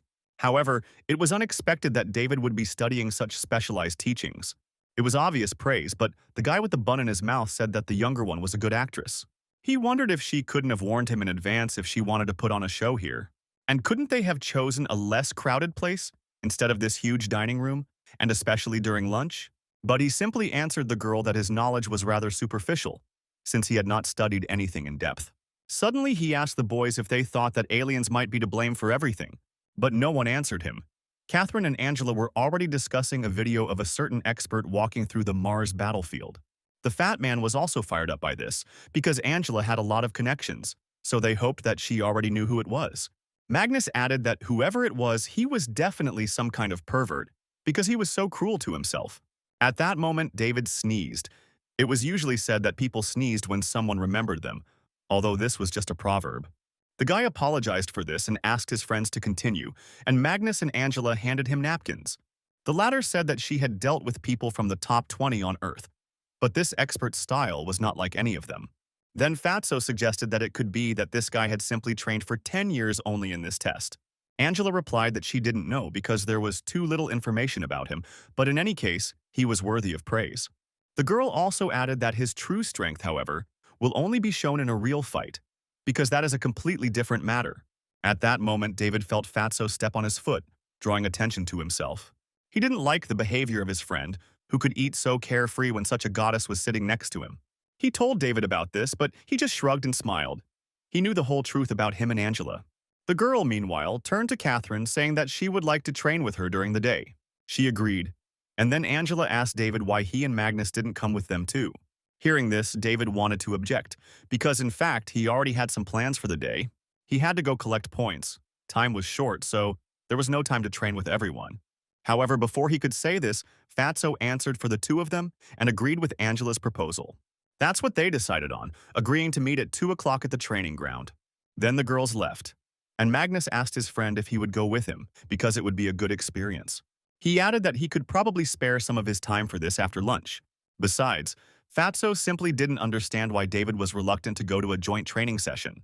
But he, as expected, said that he had his own plans in the afternoon, so they should go without him.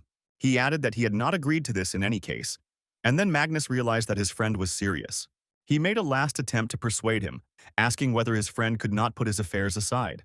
But David was adamant. He said that, unfortunately, he couldn't help in any way because he had his own training.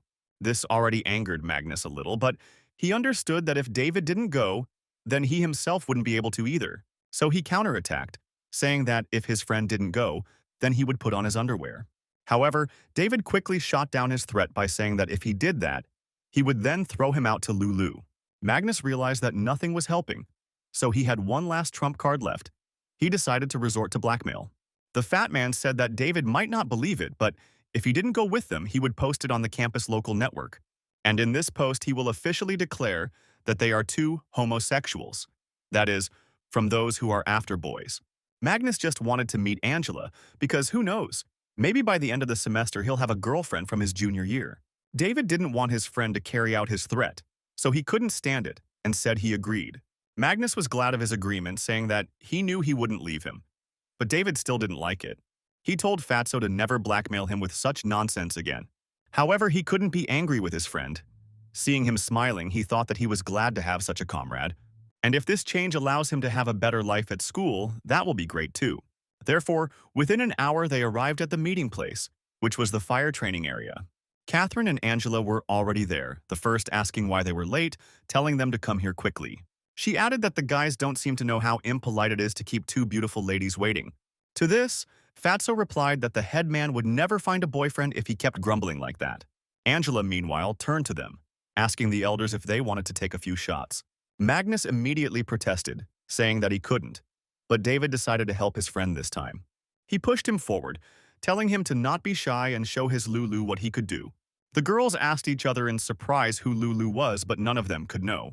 Then David replied that it was some kind of mantra or self-hypnosis to make his friend a better shot. Magnus walked up to the weapon and took aim, then opened fire at the targets, which were quite a distance away. However, despite this, he was able to score as many as 92 points, which was very good, and the girls praised him. David noticed that he was still nervous, but if you take away the excitement, which has no place at the front, Fatso would have knocked out all 100. Then Catherine said that now it was her and Angela's turn to show off their skills and winked at the guys. After that, he and Angela took their positions and prepared to shoot, choosing the best angle. The girls opened fire and David had to admit that they shot remarkably well and without missing.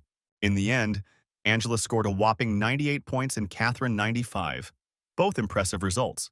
Catherine then turned to David, saying that it was now his turn, but he reminded her that he was a close combat fighter. Then the girl said that even if he fights in close combat, he must have the technique of fighting at a distance. Some of the students who were standing nearby and watching the process looked at him with disdain.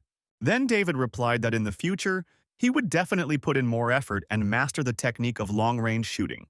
But the seniors still said with disdain that he was boring and turned around to leave. Then Catherine stepped in and screamed, "Isn't David a real man?"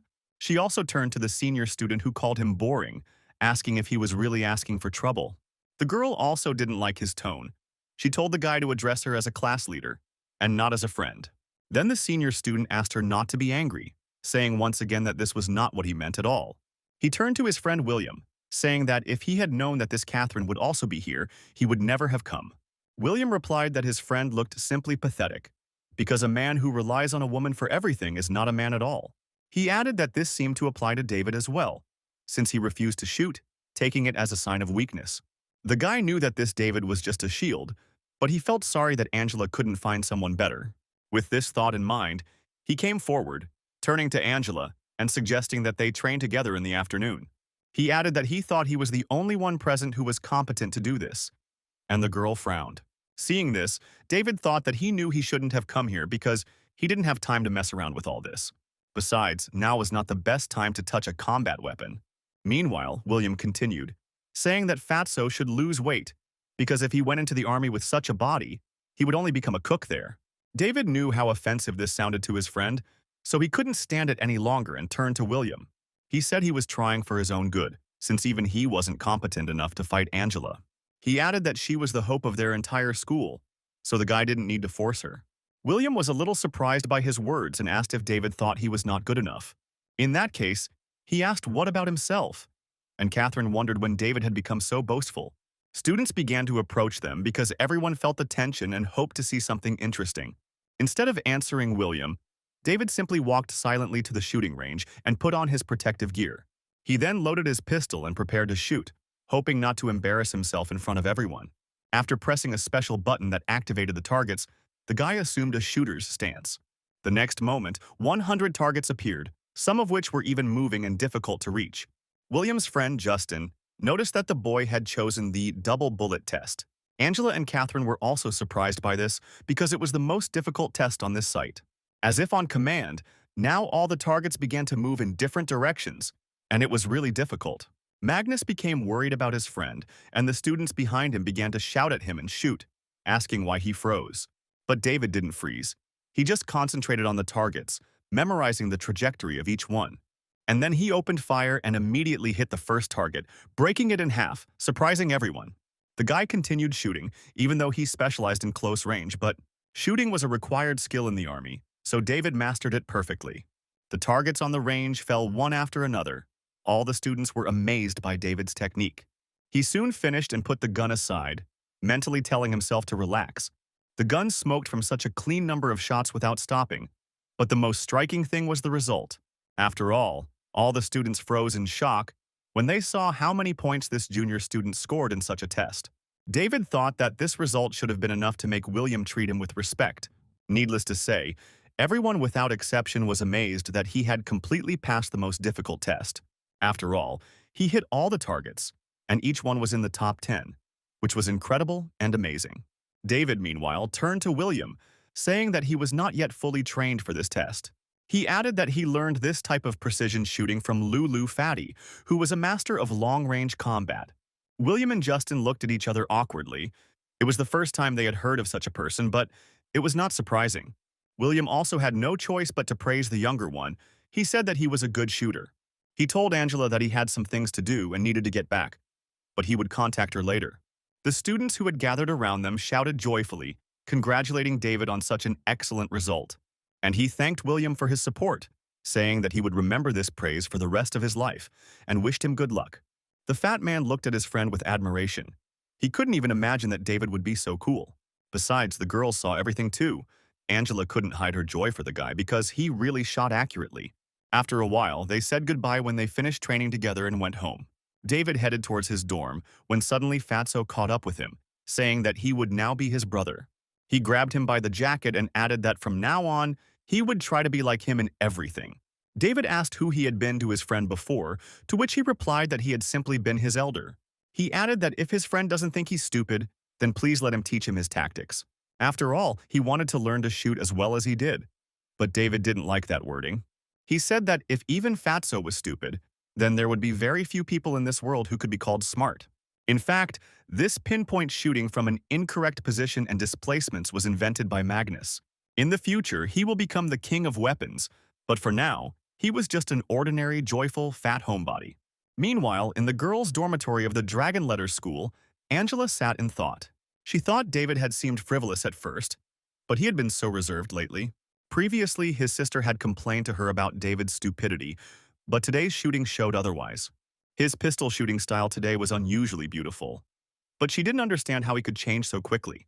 However, if William hadn't started making fun of Magnus, David wouldn't have done anything.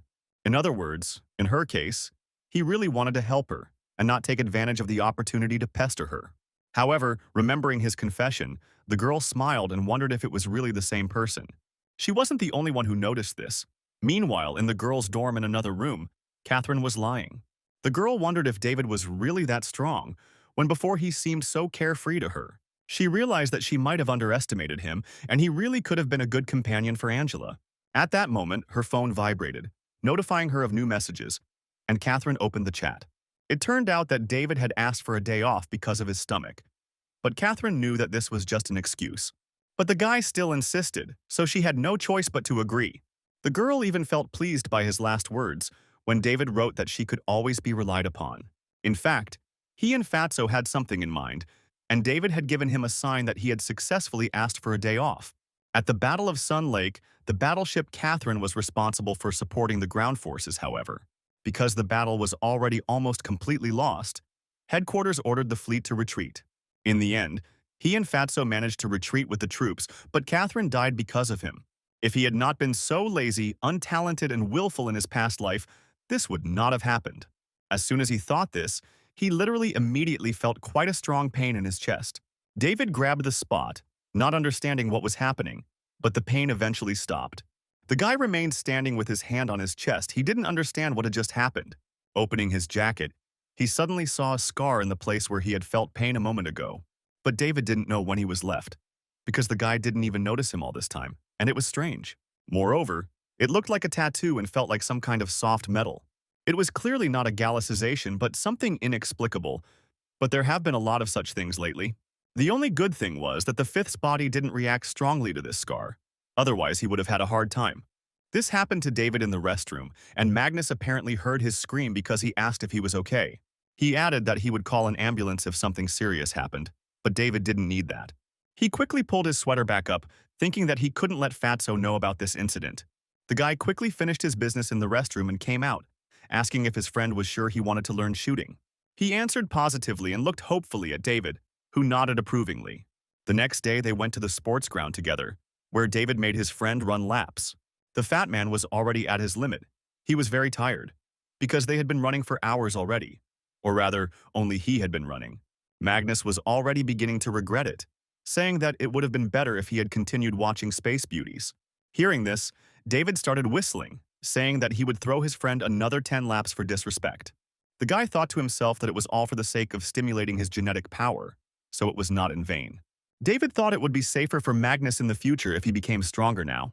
Now, after returning to the past, he needed to find a way to prevent the disaster. He thought about it for the next 3 hours and then Fatso fell right on the path, saying that he couldn't do it anymore. David told him that it was a good start, because the intensity of his training would increase. He added that Magnus could now rest while he ran 30 laps himself, and then they would return to him again. The fat man thought that David had gone crazy because this method of physical training was worse than death. Meanwhile, some students were watching them and noticed that these guys had been pulling tires for several days. This had indeed been going on for almost a week, and soon Fatso was running almost on par with David. He said that if he couldn't even handle this, then how could he be his younger brother? And that gave him motivation. David praised him, telling his friend to keep up the momentum, adding that after 10 laps they would go eat meat. After some time, they tiredly headed to the school canteen, intending to eat enough for the week ahead. The girl taking the orders asked what they wanted to eat, and the boys simultaneously breathed out the word meat. They took out their cards and said that they would take all the cutlets that were on the counter. It all ended up with both of them having trays full of meat, and the rest of the students were left with only vegetables. Magnus thought it was still great to train with his best friend in progress, but he spent almost all his time only on training and watching the news, and even refused girls a couple of times when they invited him. Meanwhile, David was thinking that if he generalized all the available information about strangers and people, then we can make only 2 assumptions. Firstly, the aliens and the people of the moon are not connected in any way. Secondly, the alien attacks had a certain foresight, so it is quite possible that aliens have some kind of ability to foresee, that is, the existence of more advanced aliens is possible. And in these circumstances, he must get as close to the leadership as possible so that his words have weight. This will be the best thing, because the reason for humanity's defeat will be hidden only in the lack of strength and preparation. As for the scream that came from the base, most likely, rebels simply appeared there. David also admitted that the aliens and the people of the moon are still connected to each other. Then the problem is more serious. The moon's space technology has completely surpassed that of Earth, and almost 90% of all expeditions have been carried out by it. During the 3-year war, the moon lost 40% of its troops, but compared to Earth, which lost 90%, this is not so much. In that case, Luna must have had a way to communicate with aliens, but spread the word among her citizens that it was impossible. However, if Earth is left without the support of the moon's air force, its army will be quickly destroyed. In that case, David would have to gain access to information from the moon, not from the Earth's leadership. However, this would require even more effort. The situation was quite complicated because all these theories had their shortcomings. The first was too naive and simple, and the third had a fair number of paradoxes. However, no matter how things really are there, David will need further investigation. He said out loud that he needed to let off some steam, and Fatso heard it and said that he could lend him his disc. But David pounced on him, asking what kind of twisted thoughts were in his friend's head, adding that they had another training session ahead of them. When they were finished with her, David said that he had to go to the main building and his friend could lie down for now. The guy knew that he now had 458 points, so he still had a lot of work to do. Last time he received an epic rank rating, but he didn't feel any joy from it. David logged into his course chat and noticed that it was quite busy this evening. Angela was ranked 5th in the Earth Federation, and right now she was going through a battle simulator. It was called the Virtual Battlefield of City R, in which the girl had to fight a duel. His opponent was a certain Andrew. The guy was a student at the Pacific School and was ranked 9th in the Earth rankings. Both participants prepared for battle. Angela concentrated on defense. From the screens installed in the main building, one could watch their battle in real time. That's where David headed, noting that the test was a shooting in the city. Angela was strong in her sniping, and her elegant gait terrified her enemies. As for her opponent Andrew, he was a proficient user of Thunder Eagle dual pistols. Although this weapon was slightly inferior in accuracy, it had more significant firepower. So even though Angela ranked higher than Andrew, the guy was not to be underestimated. In such fights, it is always worth paying attention to the opponent's condition, the fighting environment, and a number of other factors. Such was the duel among people with more than 2,000 points. Among them, the winner was the one who first revealed the opponent's flaw. Andrew seemed to be serious and had no plans to leave the challenge as a loser. He attacked Angela non-stop, using different types of attacks, but the girl managed to block everything. She deftly dodged every bullet flying in her direction and was immediately ready to counterattack. Suddenly, one of the Americans' attacks hit her, and the girl felt how part of her equipment broke off. This surprised Angela greatly because usually something like this did not happen, which meant that this Andrew was a master of his craft. Meanwhile, he continued to attack, opening fire on her with a volley of homing projectiles. The girl was able to hide behind the wall, but she thought that if this continued, her situation would get worse. However, to her luck, the guy stopped shooting at her for a moment, all because he ran out of ammunition. Andrew realized that he had to reload his weapon as quickly as possible. It would take him no more than 5 seconds. But this time was enough for Angela. She realized that this was her chance and she had to use it. So the girl dropped down and took a sniper position and then fired. Andrew barely noticed it at the moment when the attack was already near his neck. He managed to jump back in time. Just a little bit more, and it could all be over, which is what you would expect from 5th place, the guy thought. However, he then thought that he had managed to get close enough, so the initiative was on his side. With this thought, he ran out of his hiding place and headed straight for the wall behind which Angela was hiding. However, she was ready for such a maneuver and was already waiting for him at the new position, asking where he was rushing to. The girl opened aimed fire, but Andrew also had good reactions and dodged all the attacks. He even managed to shoot back, which only made Angela's job more difficult since she needed to aim well. The girl decided that she shouldn't let him get any closer, because for her it would mean defeat. So she shot again at the approaching guy, but he was able to see it. He spun the pistols in his hands, and then suddenly there was a large explosion that blocked both of their views. Angela realized that he would now try to attack her from behind, so she got ready. However, due to the smoke from the explosion, nothing could be seen, and the girl was unable to see Andrew's attack in time. He kicked her in the stomach and took out a melee weapon, which had a sharp blade. The guy swung it at the girl, who could barely hold back the pressure of his leg, and he pressed harder and harder. Students watching the broadcast shouted at Angela not to give in and not to retreat. But David thought that, as annoying as it sounded, it looked like Angela was about to lose. She did have some good sword skills, but she was up against Andrew, a master of indiscriminate combat. At first glance, he wasn't a fan of using weapons, but this guy was knowledgeable about many types of them.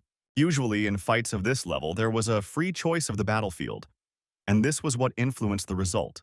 Of course, this is a test for both sides because it is easier to learn in a thankless situation than in war. As expected, Angela lost. But David had already left the main building and was now thinking about Magnus, because he still needed to teach his friend how to shoot. With this thought, the guy activated the testing system, this time choosing the level called Dizziness. He lay down in a special cylinder that dressed him in the necessary equipment and thought that he would make a recording for Fatso. This time he mentally guaranteed him that he would be one step ahead, which would make him very happy. Meanwhile, in the journalism faculty dormitory, Group 12 went to rest on Michael's command. The guy commanded his classmates. Together, they were on duty in all the cameras in the testing areas. After all, according to Michael's analysis, this mysterious man had to appear again. Otherwise, he would have revealed his identity long ago. It was for this reason that Michael organized a shift watch, excluding only the moon and popular areas. He also left only the high-ranking trials that they would immediately begin monitoring when someone selected them. The operation was codenamed Demon Hunt, and given the atmosphere, that was no exaggeration. But there were plenty of people who challenged these tests and failed them. It was unpleasant to watch each of them, and yet they had been doing just that for several days without any results. On the other hand, Michael wondered if this man might have deliberately challenged the low-level tests. After all, for a monster like him, any complexity should be equally boring, and this thought seemed quite logical. Michael decided to test his theory and opened the list of unranked tests, seeing dizziness among them. Usually only beginners were interested in it, but for some reason this student took it anonymously. Michael decided he should check it out anyway and opened up the surveillance. When he saw the guy who was taking it, he was incredibly happy because it was that same expert. And although there were many anonymous students with a similar physique, he was sure that this was the same person. Michael was also surprised that the guy used twin Jiroxes for his shooting. As we know, it was not the best weapon, but he thought that the expert had decided to deliberately complicate his task. In addition, he tightened the barrels quite a lot, which also surprised Michael, because this was the first time he had seen such a video. David thought the regular Jirox was too loose, so he tightened it up. This way, he will be able to deal damage continuously, so to speak. His recoil will also increase. This was a good opportunity to test the results of my recent training.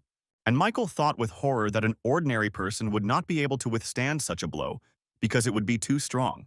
The expert's method of setting up was quite unusual, but what was most impressive was that he had somehow prepared for it. Michael didn't even want to imagine the training he had to go through to achieve the same result. The boy quickly contacted teacher Saipan, saying that he wanted to start a live broadcast at the school.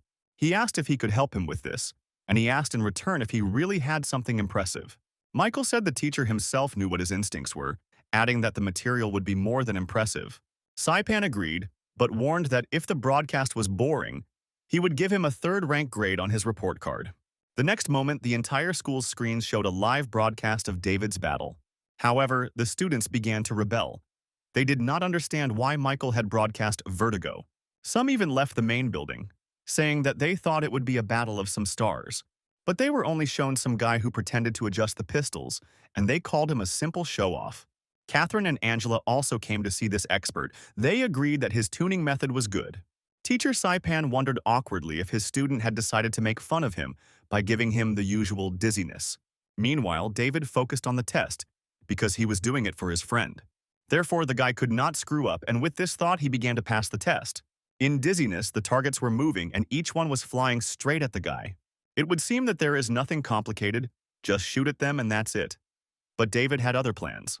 He opened fire and immediately felt a strong recoil, but kept the weapon in his hands. There were explosions indicating successful hits on the targets, and it was impressive. But the students said that these were just the basics and that they would be better off going to watch a movie in the dorm.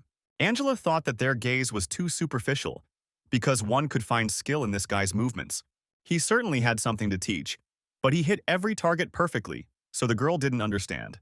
Why did he suddenly decide to choose this particular basic test for training if he passed it with such ease? However, David did not even suspect that he was being watched. He was practicing the techniques of the future Magnus. After all, he would become an unrivaled shooter and his best partner. So there was nothing wrong with that. To speed things up a bit, and Michael, meanwhile, also realized that this really was the most ordinary basic test. He really wanted to get a high plus grade this semester, but now it looks like he'll only get a C-. David continued to hit targets using new weapon handling techniques. Still, he also had his own fighting style, which was a little different from Magnus's. Therefore, the guy did not forget to practice it, increasing the difficulty for himself by moving away to greater distances. Whenever he hit another target, it was accompanied by an explosion, from which the guy kept his distance. Angela suddenly turned to Catherine, who was standing next to her, asking if the girl had understood the same thing as she had. And she answered positively, saying that this dizziness was not at all like theirs. Soon others must have noticed this, but David thought of nothing but the test. He continued on his way. The condition for successfully completing the dizziness was the destruction of all targets. However, in addition to this, There were also robot snipers present at David's location, who also shot at the guy. David had to dodge them too, which made this test many times more difficult than the basic one. In addition, he used two pistols at once, and holding both barrels with such a recoil was extremely difficult. But David was well trained. He held the weapon firmly and controlled the trajectory of his shots perfectly. With two precise attacks, he killed two robots, hitting them right in the head, earning extra points. Angela noticed from his movements that the guy was already a first-class shooter and could easily score 1,500 points. This was confirmed by his defensive step to evade and the simultaneous firing of two pistols. However, on the other hand, it was just a test of dizziness, nothing more than an ordinary snack. But now other students began to notice that something was wrong with this test, because there were not supposed to be shooters. David himself noticed the camouflaged shooters, but now he couldn't waste time on them. The guy decided to finish off all his opponents with one attack and stopped for a moment, opening himself up to shots. As expected, they followed, and David was able to pinpoint where they were fired from. This allowed him to quickly detect the enemy, despite the fact that he was camouflaged. The guy counterattacked with both of his pistols, aiming at the places where he had been shot. He focused on the environment because any mistake could end very tragically. But, fortunately, the robot shooters did not have lightning speed, so they did not have time to hide. His attacks hit the target. Some even hit the heads of the enemies again, for which the guy received additional points. Once that section of the map was completed, David ran further towards the finish line, looking for new targets. Michael noticed that things seemed to be getting more interesting now, as his shooting was quite accurate. But this was still not enough to continue to stay on the air for long, and his teacher thought the same. Angela, meanwhile, was shocked that this guy was able to maintain such a frightening hit rate, and this despite the fact that he had to adapt to the constantly changing speed of his gait. David noticed that the enemy now had an alpha laser rifle in its arsenal. She was being held by 4 shooters at once, mixed in with the hostage, which was not good at all. The hostage's item could not be attacked, and even if it was accidentally hit, it would still be considered a failure. Angela thought that she herself might be able to react properly, but her pace would definitely slow down. Catherine agreed with her, saying that if you stop at this rate, you can only end up in a dead end. However, David acted unexpectedly for them all. He did not slow down and opened return fire. Simultaneously dodging the last volleys of laser fire, he killed all 4 shooters. Despite all this, he managed not to damage the hostage dummy, for which he also received extra points. The students who remained to watch him said that this guy was quite lively and accurate. Angela noticed that now there was a 6 to 7 meter dash in front of him, where it would have been possible to take a little rest. But this man was not going to slow down. He was already preparing to fight back against the next wave of opponents. This greatly surprised the girl, and David meanwhile saw new targets in front of him. Without thinking twice, he opened fire on them and immediately hit all the targets that were there, causing explosions. But literally immediately new opponents fired at them, and David hurried to hide from the attacks. He moved very precisely and carefully, not allowing any of the attacks to hit him at this time. So he ran for some time until he saw a cliff in front of him. The guy jumped there, having come up with a plan. According to him, he will lure the enemy into this gorge, where he will destroy him from close range. This plan seemed flawless to the guy, so he thought that there would be no problems with its implementation. And for now, everything really looked exactly like that. He ran further along the gorge, but David's joy did not last long. Angela and Catherine, meanwhile, were amazed by his shooting technique, marveling at the boy's resourcefulness and skill. And David suddenly saw a new obstacle in front of him in the form of an 8-barreled high-explosive fragmentation machine gun. The Patu Raptor heavy machine gun, which has the highest firepower in the Earth Federation. In addition, there were several more shooters standing near the machine gun, who were the first to open fire on David. And then the machine gun itself turned on. Its shots were in 4 directions at once, and it was very difficult to dodge them. The students thought that this was definitely not dizziness, because a person would never be able to go through something like that. And not just one person, even a small detachment would be destroyed in front of such intense barrage fire. But David thought that he had finally come across something interesting, because he was already tired of just shooting at targets. It was almost impossible to dodge the laser machine gun's volleys, so he had to come up with a plan. First of all, the guy decided to move to a safe place where he could think about everything in detail. So he ran out of his hiding place and ran towards the nearest rocks, shooting back at the same time. He managed to kill 2 shooters while in flight and even slightly grazed the machine gun body. David landed in the gorge, but immediately realized that he had to leave again. This was all because a machine gun barrel was already pointed at him, preparing to fire a powerful burst of shots. That's what happened, but since the guy was prepared for it, he was able to dodge the attack in time, avoiding damage. David bounced off a fairly large rock, intending to test a theory about the types of weapons. It was to find out if a setup like this had a weak spot 3 meters up. To his surprise, even such a high-level weapon had it, so David was able to aim better at this range. And then he opened return fire, hitting not only the installation itself, but also the target shooters standing nearby. It was quite uncomfortable, but the guy kept shooting. He knew that the test was nearing its end. A moment later, several more targets appeared nearby, which he also hit, causing explosions. David already saw that there were almost no shooters left, and he was already used to fighting with a machine gun. Another difficulty was that the targets fell from the sky, and if they were not shot before they touched the ground, that test would fail. Angela and the others knew that too. Right now, all the students thought that David would fail, because several targets were already almost touching the ground. Besides, the guy couldn't break through such a barrage, but what David did surprised them all. The guy saw characteristic explosions, which indicated that he had somehow managed to knock down the targets. And then everyone saw exactly what it was. David took a sniper position right under the barrage of their machine gun fire.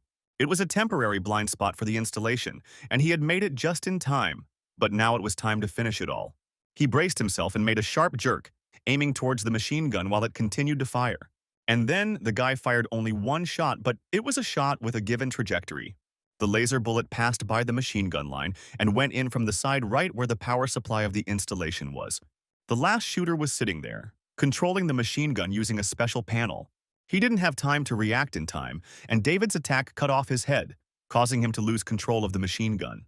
Everyone present in the main building was surprised by this turn of events, as well as by David's skill. Catherine and Angela concluded that this expert was very dangerous if he used such techniques. After all, the ability to set the trajectory of bullets was something truly amazing.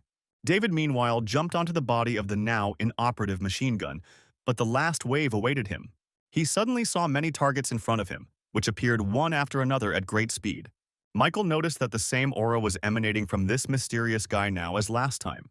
He was rooting for him, and other viewers must have felt it too, so the broadcast will be a success. Meanwhile, at the North American school, a certain Harry Parker was also observing this test. He was very interested to see what David would do now, because his spirit should have been broken by now. What can I say about a person? Even a robot would not have been able to stop them all immediately after the battle with the shooters. But David seemed to think otherwise. He just concentrated as he usually did, and squeezed his Jerax tightly.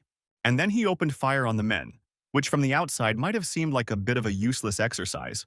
However, it was not without reason that the guy chose the machine gun as his strong point, because from here he could aim in all directions. And indeed, so far he has managed to hit all the targets without allowing a single one to touch the ground. All the students were cheering for him, counting every target he knocked down. Now he only has 8 left. Catherine and Angela counted along with everyone else. They said there were only 3 left, but then David shot the last one.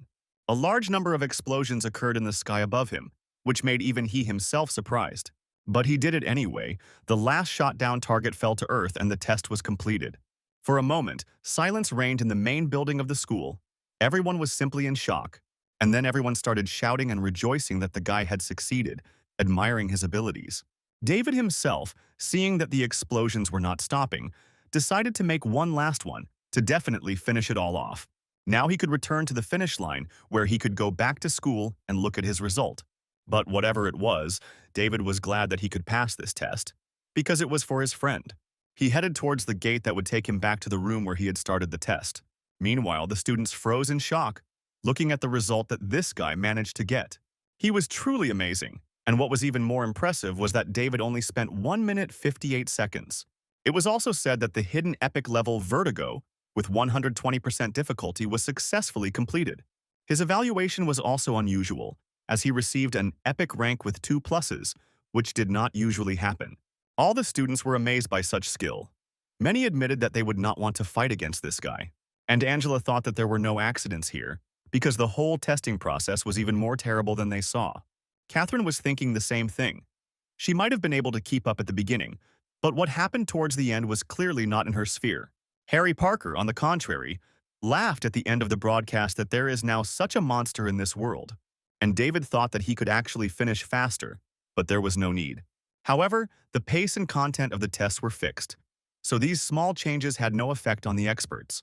If the passage just completed would have given a maximum of 10 points, then his result is somewhere around 7 or 8. The thing is that this test didn't really excite him. It was too boring to shoot at 100 targets. After all, in his past life on the alien side, there were things called poisonous flies. When in contact with a human body, they instantly drilled a hole in it, therefore, when they gathered in groups, they could only be dealt with using a flamethrower. However, in the third year of the war, they underwent changes and became immune to fire. The ability for evolution in aliens is truly something beyond the realm of possibility. But David decided it would be better to stop thinking about it and looking back at the past for now, because he was going to change everything. In his case, the best result is to find and cut off the roots of the aliens, because if the war starts again, no matter how people fight, the outcome will be the same as last time, even if 2 major battles are won. Humanity would inevitably suffer huge losses. David did not want to allow this to happen, and he was awarded 300 points as a bonus. He was very happy because he tried a little harder and got extra points. It was motivation to continue in the same spirit. However, the next moment his stomach began to rumble and the guy realized that he had to eat immediately. He immediately rushed to the dining room because dinner does not tolerate delay, and now was the time to treat himself to food. Meanwhile, a meeting was taking place at the cavalry school, at which an important question was raised. The school's director was reviewing the list of students selected to represent their school. This time he was pleased with the team he had put together and had already begun to think about the next competitions. Suddenly, one of the staff burst into the office, disrupting an important meeting about the upcoming competition. The other professors indignantly noted that this was very impolite, but the rector was rather surprised. After all, the guy said that he had to see it with his own eyes, so the man stood up. He told the others that he would be leaving for a short while, and that their meeting could be considered over for today.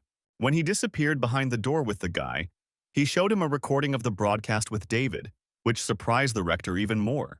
Meanwhile, at a strategic laboratory in Central Europe, someone came to see Dr. Calicidin. The old man immediately warned the man that he hoped he had something important.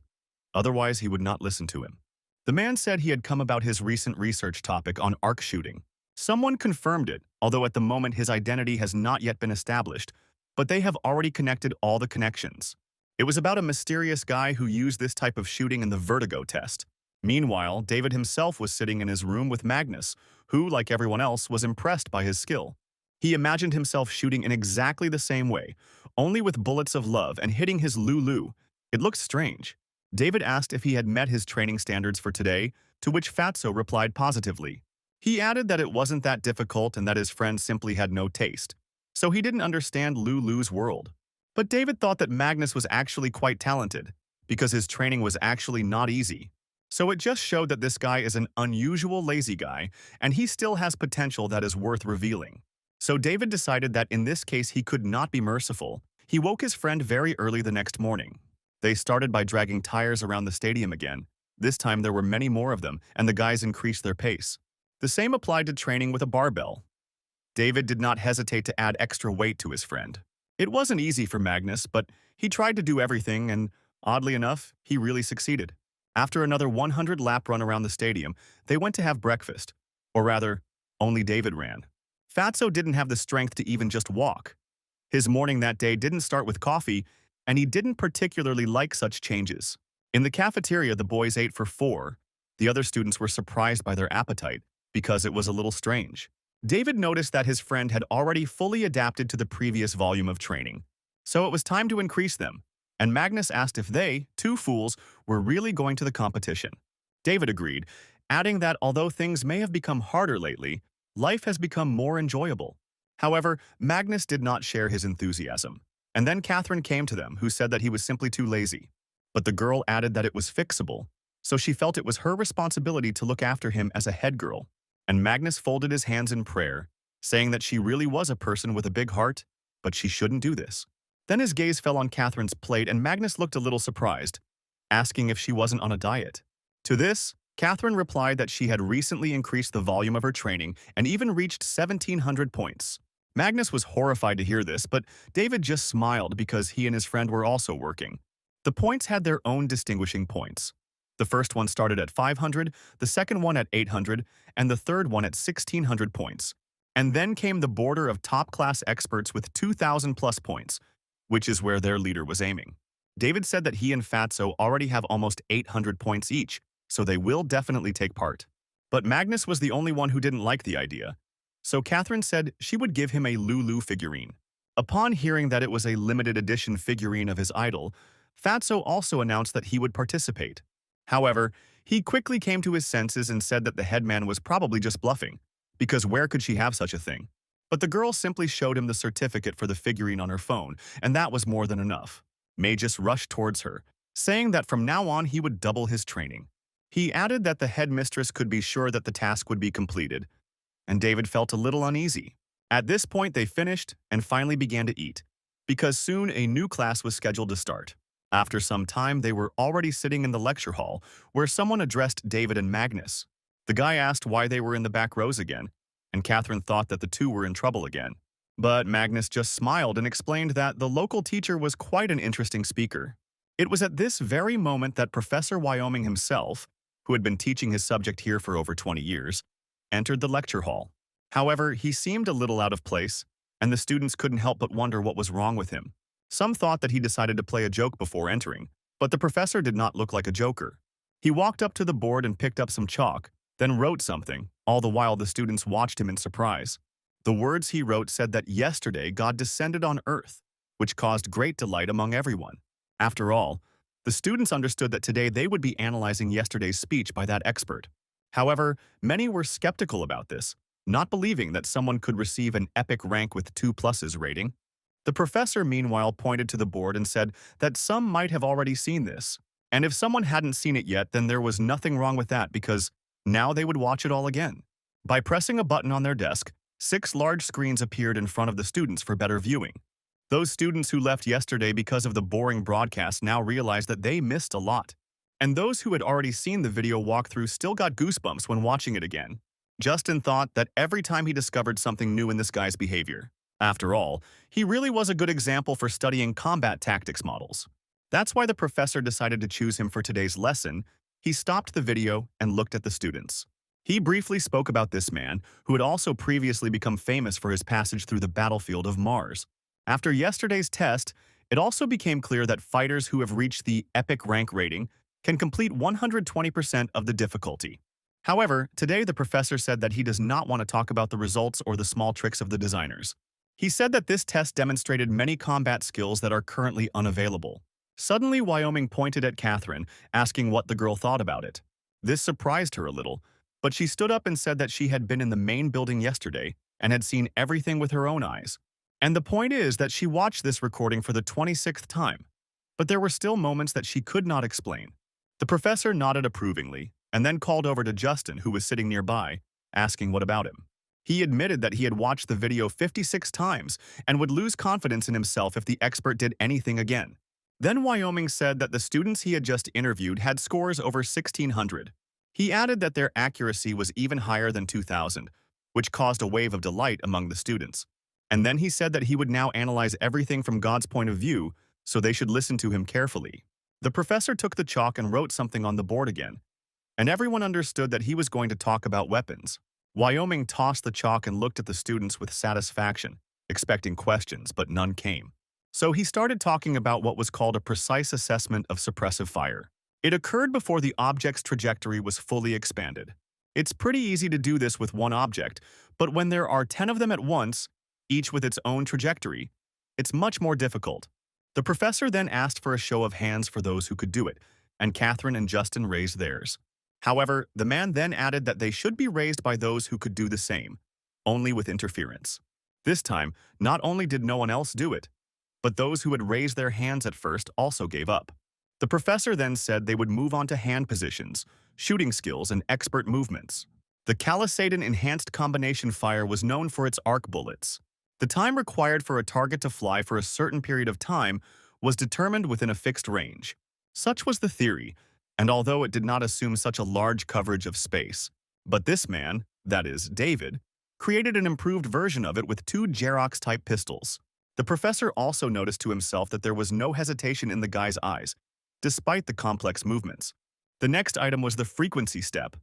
This was a king-level step when it came to ranged combat.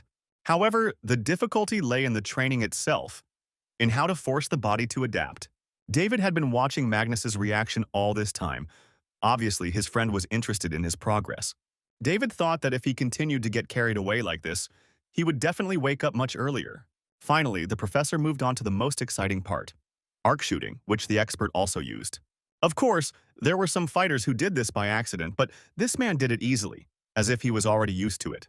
After all, the professor himself could not believe that such a shot straight to the head was an accident.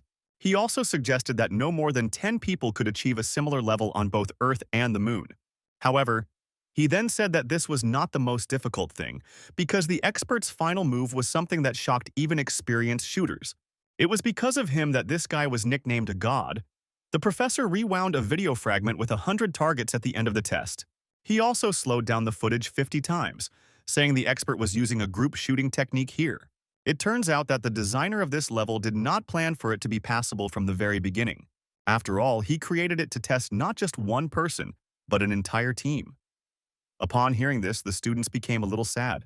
Wyoming then hastened to reassure them, telling them not to lose heart because one day, perhaps, everyone would possess these skills. David, meanwhile, thought that when he destroyed those flying targets, he had a familiar feeling. After all, during one of the battles on the battlefield of Mars, they encountered an attack by a group of flying alien species, and their method of attack was very similar to this one. Suddenly, the guy wondered if they were really strangers. They have some relation to people, and just at that moment, he felt a sharp pain in his chest. It had happened once before, and now he was experiencing it again. David grabbed the place that hurt. However, this time the pain was even stronger than last time, and he couldn't bear it. So he quietly ran out of the lecture hall. The guy quickly found the nearest restroom and went in, intending to take off his jacket and check the scar. He stood in front of the mirror, not understanding why this was happening again, but his chest still hurt. Unbuttoning his jacket, he was surprised because he saw that another similar scar had appeared. The guy wondered if these scars really wanted to tell him something, because the first time was when he thought that Catherine died because of him. But in the end, it all came down to the points he needed to earn before the competition. After all, if he can get into the core of the elite circle through these points, he will be able to receive more accurate information. David left the restroom and walked back to the lecture hall, where he saw Magnus animatedly nodding along with the professor. As David entered the lecture hall, he felt that the atmosphere there was already more joyful than before. He also thought that Fatso would be able to achieve something in time, and that time would come very soon. The class ended and the students headed for the exit, saying that the professor had dragged out the lesson again, but it had been interesting. Magnus was especially fired up, and now he was still wondering who this warrior was, who almost personified a god. Catherine's friend said she needed to deliver something, so the girl didn't have to wait for her. The head girl nodded, and they said goodbye, and then she saw David and Magnus, who were just walking to lunch. The girl caught up with them and offered to have lunch together today, saying that she was treating them. The fat man awkwardly noticed that the head mistress had been paying too much attention to them lately.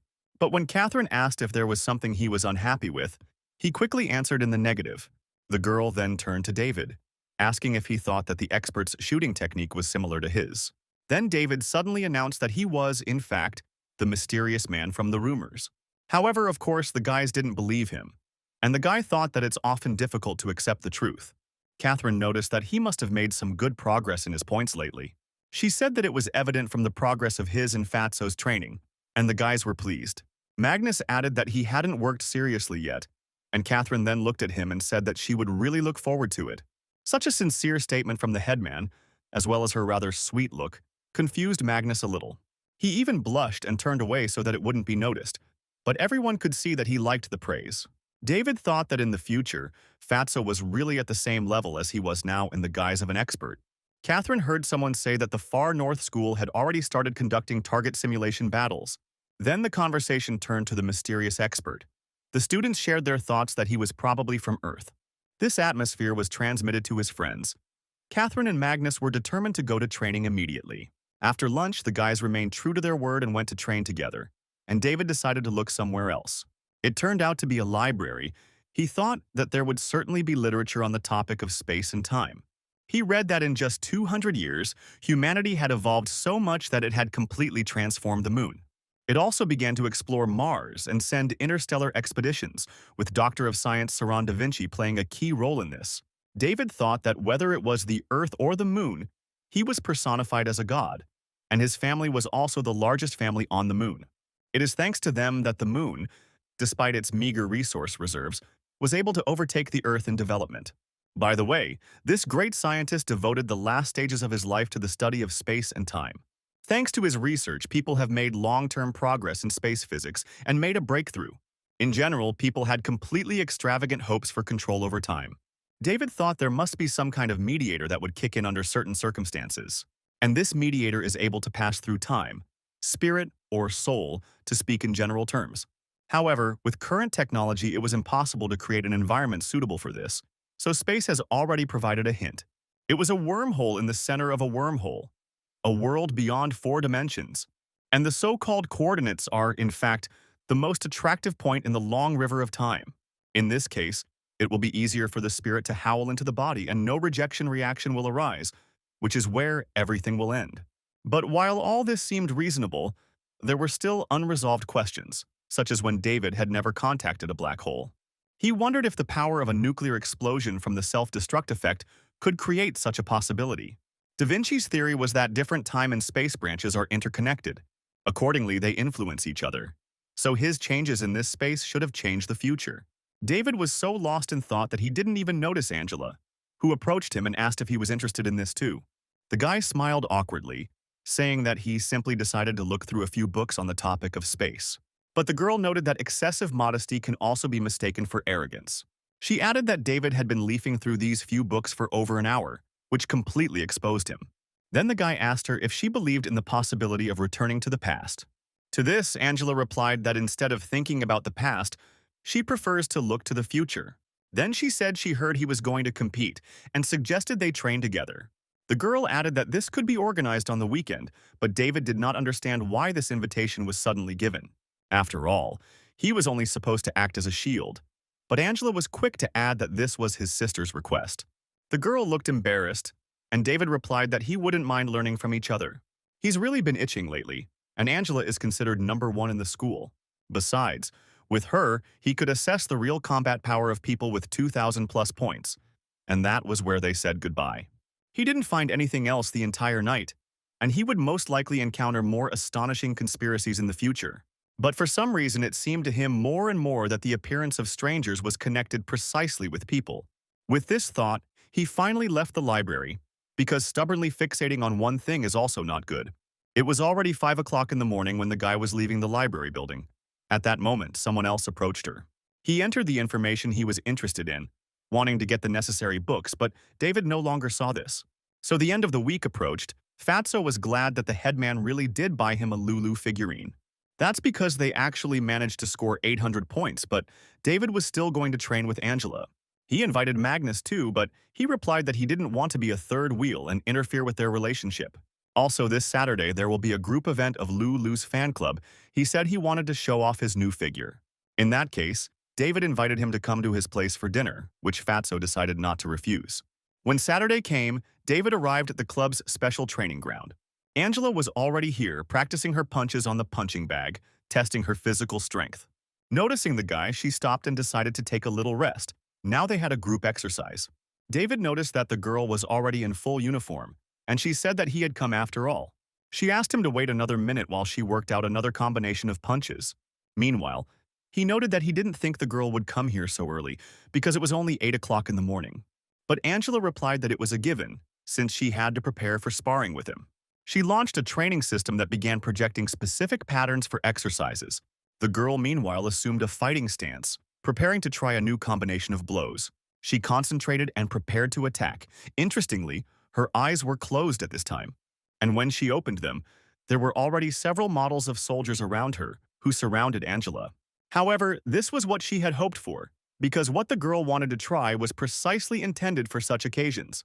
When a person is driven into a corner, he usually gets lost and makes mistakes, so here you need to attack first.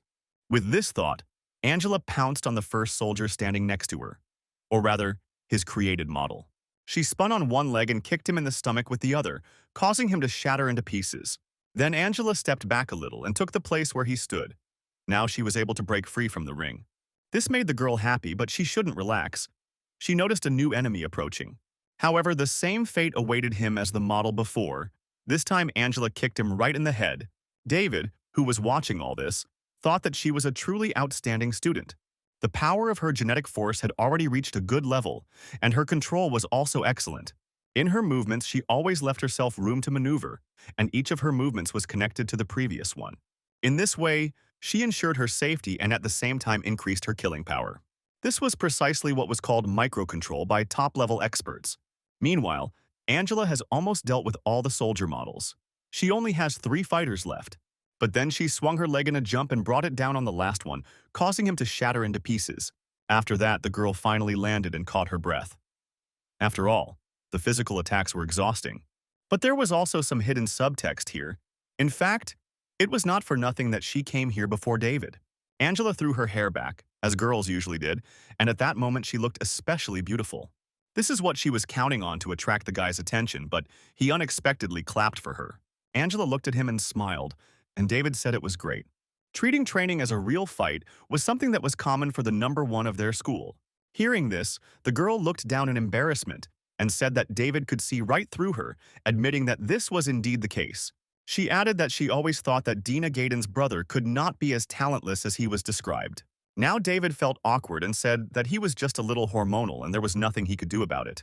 However, the girl added that she thinks that sometimes he just pretends to be bad at something. However, if he does this for too long, he will forget his true nature. Having said this, she even smiled. Why did Angela say that she would conduct targeted joint training with him before the competition? She was sure that if the guy tried hard with his shooting, he would have every chance of making it to the second round. David took it as a compliment and said he really appreciated it. He added that in that case, he offers her an official match of 3 rounds up to 2 victories, which surprised Angela a little. She asked if he was sure, saying that she always fought seriously, so he should take all the responsibility later. But David assured her that he could withstand any blow, and the only exception was the failure of his first confession. He added that since the girl was serious, he could ask for a small bet and asked if Angela would mind. She was even interested in this and she looked at him playfully, asking what the guy wanted. And he said that if he wins, she will come to them for dinner tomorrow, where this time Fatso will also be there. Angela asked if that was it, and David nodded, asking if she was going to be his girlfriend. Instead of answering, Angela warmed up and said that she wouldn't mind trying his father's cooking again. She then winked at David and added that she would therefore make a small concession by changing the rules slightly. She said that if he won at least 1 round, he could consider himself to have won the bet. But if he lost all 3, he would continue to be her shield. After listening carefully, David gave her a thumbs up, indicating that he understood her and was ready to get down to business. That's what they decided on, and after a while the guys were standing in a real arena from the school. Both were in special combat gear. Angela was so focused that she didn't notice the small nuance. After all, in this form, David very much resembled that mysterious expert, only without the helmet. The girl pointed to the stand with weapons, saying that the guy could take any of them because it didn't make any difference to her. And he thought that the training weapons were not sharpened. But even so, they posed a considerable danger. Therefore, looking at them, he decided that it was still better not to take anything, even if it was dull. It's easy to cause problems with him, especially since this often happens in the heat of battle, as a rule. So he told Angela that he would fight with his bare hands, which greatly surprised the girl. At first she smiled, thinking that David was being his usual self, but then she suddenly didn't like it. In an instant, the girl became serious and looked at him with a different look, which made the guy feel uneasy. She braced herself, taking a stance and saying that in that case they would see where he got such confidence and arrogance from. Both fighters were ready and took their positions. They were only waiting for the system signal, which followed a couple of seconds later. Almost immediately, Angela used some technique, and David realized with surprise that she was using aura. Pushing off from the floor, which was equipped with a special coating, the girl went on the attack. As was her habit, she pounced on the guy in a jump, putting her leg out to strike, because there were reasons for that. Still, the striking power of the leg was much greater than that of the arm. It depended on the area of the body part. However, when her leg was almost at David's very eyes, he dodged it without much difficulty and grabbed it. It was so unexpected that Angela was even a little confused, amazed by his reflexes. After all, the speed of her attack was quite high, but he still stopped her and even brought his hand to her throat. Angela had no more than 2 seconds to react. Otherwise, the victory would immediately be on his side. She swung her other hand, and when David wanted to block, she lunged and bounced away from him. Angela thought that even though this strike was only done with 70% power, the counterattack was completely sudden. But then the girl thought that David was known for being thick-headed, so maybe she should attack more aggressively. Meanwhile, he showed one finger, saying that they already had a score, which was 1-0 in his favor. Instead of answering, Angela took her stance again, preparing for another attack, this time intending to even the score. This time she used exchange moves and ran in a circle, and David didn't understand why she was doing it. Angela meanwhile approached him from behind when her boyfriend was ready to attack. She swung her arm to strike, intending to hit him with more force than she had used before. And this time the attack was again a kick to the head, but to her surprise, David easily dodged it and counterattacked again. He grabbed the girl by the supporting leg and pulled her towards himself, causing her to lose her balance and fall to the floor. Angela had only one emotion, and it was shock, which the girl could not hide when looking at David. Meanwhile, he jumped back from her, saying that their score was already 2-0 and still in his favor. He told Angela that during training she should learn about herself, and in combat she should pay attention to studying the enemy. He added that she shouldn't think of him as a simulated projection that couldn't respond instantly. Angela had never felt like this before. She didn't even know why she was losing to him. And for some reason, at one point she even had the feeling that the enemy had disappeared. Also, when he grabs your leg, the momentum should cause him to swing back a little, and at that point, you can usually break free. But when David grabbed her, she felt as if her body had been paralyzed. The girl had never found herself in such a situation before. She tried to calm down because even though this was the first time for her, she needed to get her condition in order. Looking at the guy, she thought that it was still very difficult to come to terms with this, but as they say, if you lose, you pay. Besides, the girl couldn't help but admit that at the moment he was clearly better than her, although it was unclear how this happened. So she didn't continue the fight any further and said that the elder David hid well. She lost. However, he suddenly interrupted her, saying that it was not over yet, which puzzled Angela a little. Then David held up 3 fingers on his hand, saying that since they had agreed on 3 rounds, they should finish it. After all, no matter what the outcome, it will still be a useful experience for both of them. He smiled at the girl. Angela thought for a moment and said that in that case she would not refuse, but this time she would use a weapon. With these words, she took out 2 rather sharp blades, which were clearly not from the system's arsenal.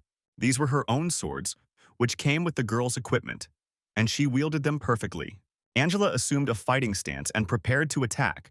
This time, her gaze was full of determination. David also noticed that the atmosphere had changed instantly, and Angela had immediately put her state in order. To be able to consciously bring yourself to this in such a heated environment was truly rare. But nothing else was expected from the number 1. The girl asked for instructions from the senior.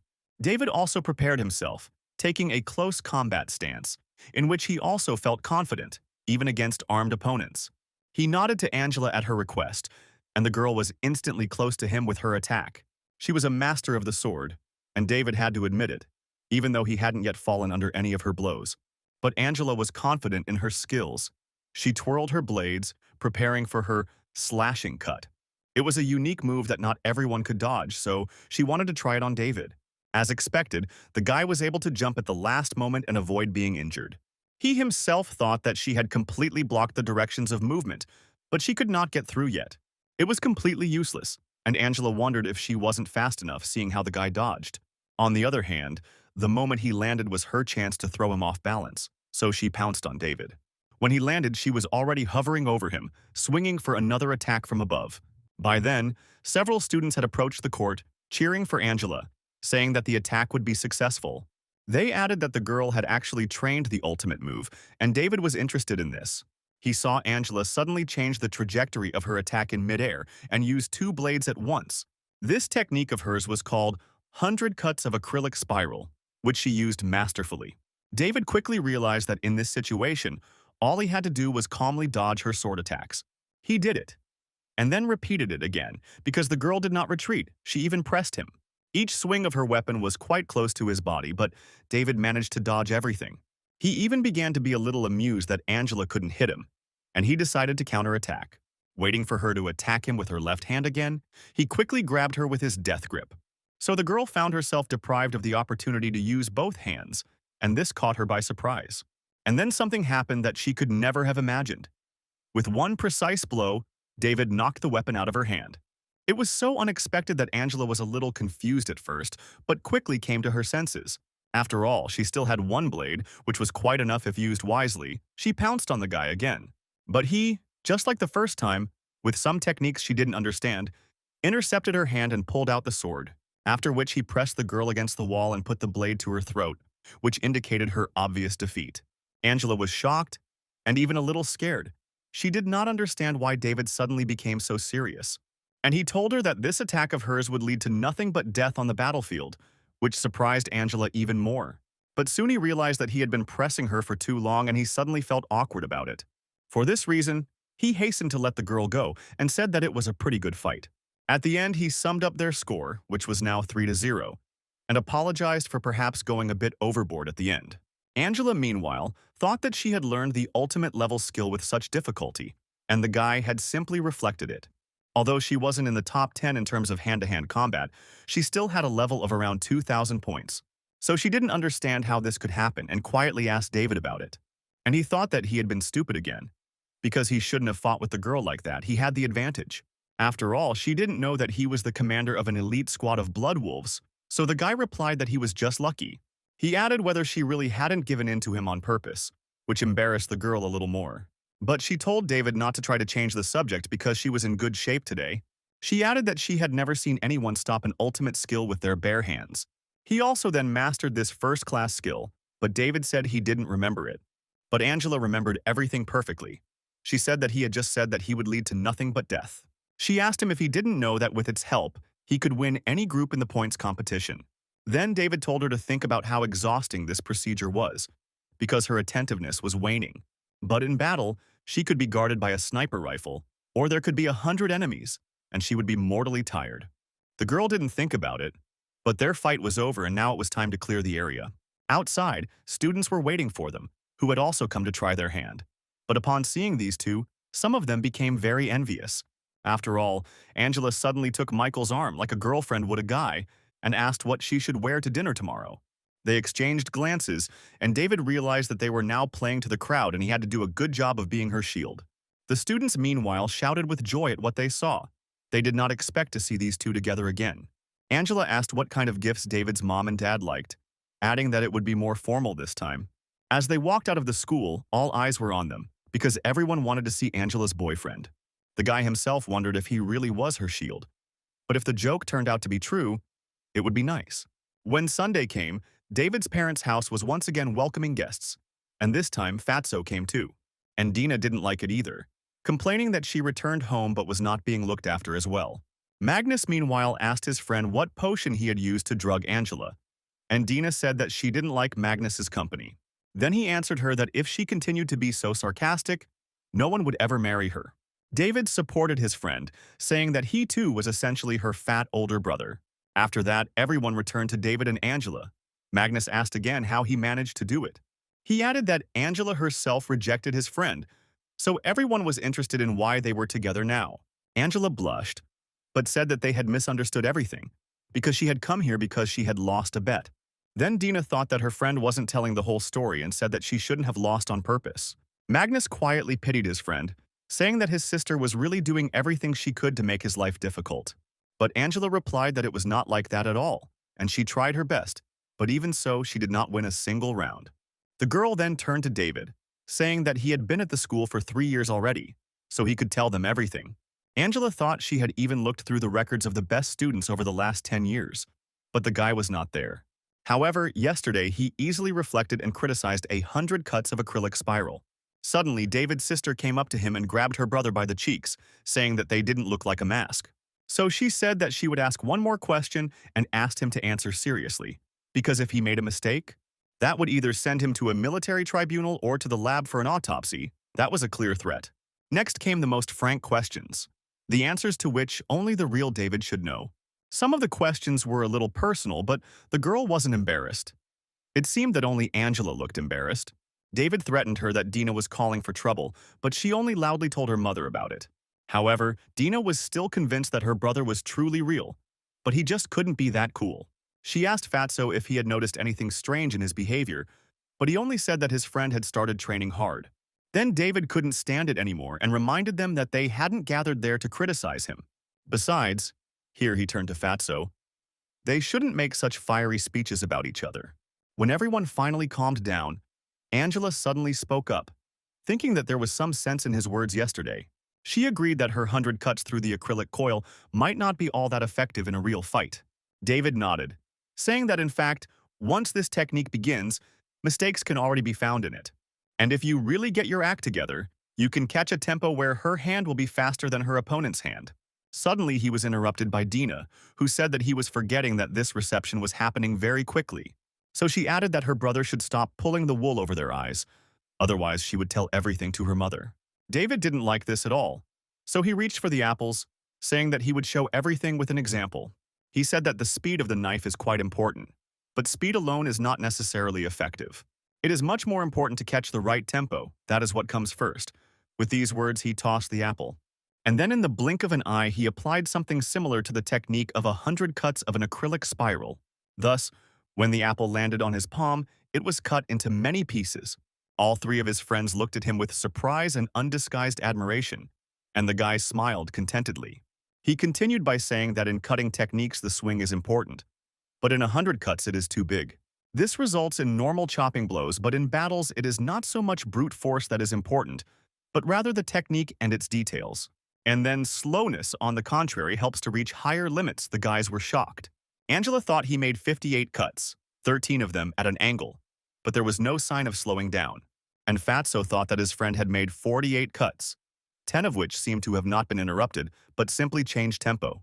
Dina looked at David skeptically and said that now she again doubted that he was her brother. Then the guy suddenly said that she shouldn't doubt it, because he really was her brother. He just returned from the future. But the little sister didn't appreciate such humor as she thought, so she hit him on the leg, telling him to stop talking nonsense. Just then, their parents called them to dinner, saying that the students would be able to continue their debates after it. They sat down at the table, and David's mom and dad immediately began to persuade Angela to try different dishes. The girl's eyes were really running wild from such a large selection, starting with the usual curry, and ending with stewed chicken with chestnuts. In a word, the selection was truly impressive. Angela took her portion, which had already been filled with a lot of things, a little embarrassed. Meanwhile, the mother suddenly asked directly what such a good girl saw in their son, and David even felt a little uneasy. He wondered if he had really been that bad in the eyes of his parents. So he did not give the girl a chance to answer, telling everyone to start eating and not embarrass each other. They spent the rest of dinner chatting on neutral topics, and when it was over, David stood up to see Angela off. They went outside again and found themselves alone, but the guy still had doubts about where it would be best to take her. Unexpectedly, Angela said that he really loved his family very much, but he asked if that wasn't typical for everyone. To this, Angela replied that she meant something else, because perhaps he had not paid attention to his gaze. However, he looked at his parents and Dina with such tenderness and warmth that it seemed to her that he was even ready to die for them. This was not the look of a bright young guy, but rather of a mature man who had experienced a lot. The girl thought that before, on the contrary, he had been youthful and a prankster. It even seemed to her that the guy could have such a way of self-expression, with different models of behavior. David only laughed awkwardly at her remark, saying that then he should take a closer look at this in the future. Angela smiled and then said that her car was not far away so he could go back. But David said that Dina told him to accompany her straight to the car so he wouldn't make his little sister angry. After some time they arrived in the car and Angela thanked them all again for the warm welcome. She asked if they could see each other again next week, and David awkwardly replied yes. The girl left, and he thought that now, when he thought back to that day, he understood that she did the right thing. After all, by refusing him, she saved herself from losing a man who could have become someone closer to her than just a shield. And Angela herself thought that lately there had been a trace of inexpressible sadness in David's smile. But Davy thought that he didn't want to cause more pain to the people around him, even if it couldn't be avoided. He will look at this world with a smile, and it doesn't matter who is in front of him, his family, Fatso, Dina, or Angela. Meanwhile, in the meeting room of the Central Intelligence Agency of the Earth, the issue of competitions was being considered. Some people have criticized the MP for passing the buck instead of doing something useful. But soon he couldn't stand it any longer and banged his fist on the table, calling on everyone to calm down and saying that that was enough. After all, the moon has a very good justification for this. It is a plan to appoint the best fighters of humanity. Strength is the only criterion in decision-making, because any shortcoming can lead to the failure of the entire plan. And although genetic modifications were discovered on the moon and Earth simultaneously, the moon achieved greater results. And now that it has surpassed Earth in every way, Earth always loses its right to vote when decisions are made. So if they fail in the points competition this time, Their shame will widen the gap. The general marshal's stream of thoughts was interrupted by a girl in special glasses who was sitting opposite the man. She asked if he was confident in the candidates recommended by the military departments. He replied that they could only hope that they would do their best. After all, there were age restrictions. There were many other representatives from the Earth districts present at the meeting, and they all began to doubt this competition. The girl asked if the Marshal General was really asking them to hope for luck again, since she had reminded him that last time there was not a single one of their people in the top 4, so participating in the competition is pointless. A representative from another district also slammed his fist on the table, saying they had to face the facts. After all, if they send their top 50 as usual after the selection method is announced, they will have no chance of success. The other representatives didn't like this very much and started arguing among themselves. Another girl said that the chairman's words were not supported by anything because she knew that academic performance was in Asia. The structure he was assigned to was not entirely satisfactory, and he, in turn, pointed out to his colleague the problems with its structure. In general, everyone said that using the new method was too risky and they could not afford it. At the end of the meeting, the old general thought that Luna had been acting strangely in recent years, but their intelligence agencies had not found anything. At that moment, his assistant approached him and asked why the general had not shown that recording. After all, with her help, his words would have seemed more convincing and he would not have found himself in such a difficult situation. To this, the man responded that now he needed protection, not exposure, and the pressure on them would not have decreased. He added that he was leaving the decision on this issue to his assistant, and he thought that after all, that young man gives the Earth, albeit a small one, hope. However, the man then smiled, because at least this time a new selection method had been chosen. Meanwhile, in the classroom, the professor announced the start of a new week, saying that the points competition was about to begin. He added that this year the Earth received 58 spots and the Moon 70, so competition will be fierce. A total of 120 of the best fighters from the 2 federations will gather in the capital of the Moon, Casablanca, to fight for their honor. To participate in the selection, it was necessary to have at least 800 points, but this will clearly not be enough to enter the final. Therefore, this time the first stage of selection will begin with the top 10 students with an epic rank rating receiving direct access to the final. And getting this rating means that on the battlefield, this person has absolute dominance.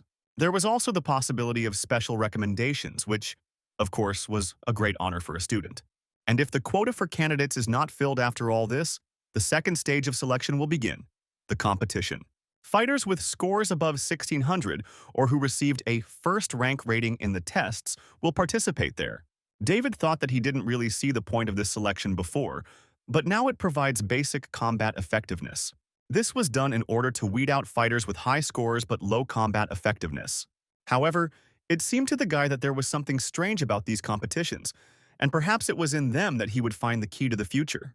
After classes, all the students went to the cafeteria as per tradition, but David did not expect what would happen there. He was called again by Angela, who saw him arrive with Magnus and Catherine and waved to them. The girl invited them all to sit at the table next to her, and the friends felt awkward refusing. Catherine remarked that it was surprising that the boys could eat after the professor's words about the new selection.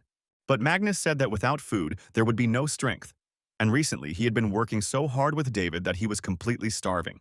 David said that he could have simply replied that he had been training hard, and that would have made the girls smile. But then Catherine thought that this competition was supposed to take Angela straight to the finals.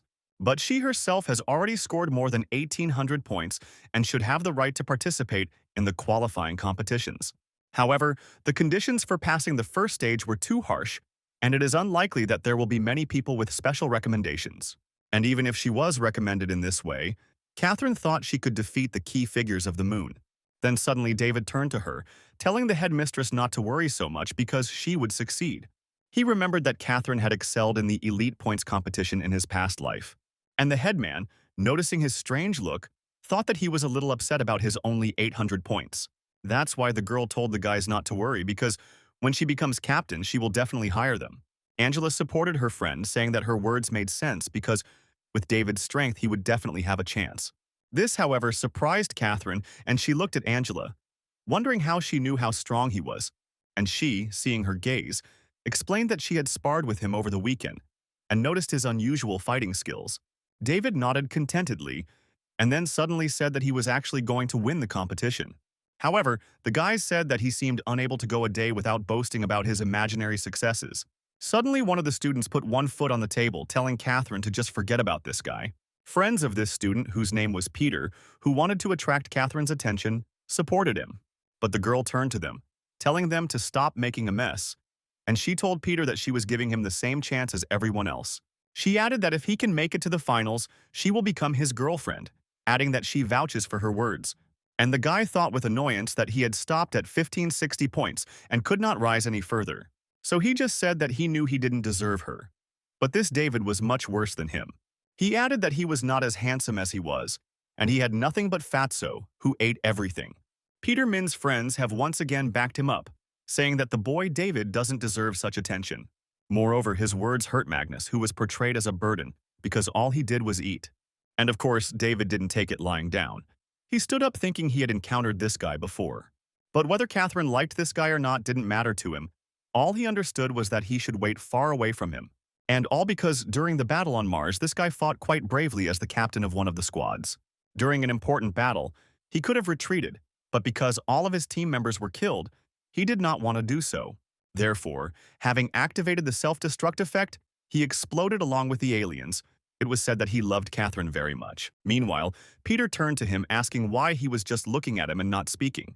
The guy thought that David's look expressed not even anger or cowardice, but rather sympathy, which infuriated him even more.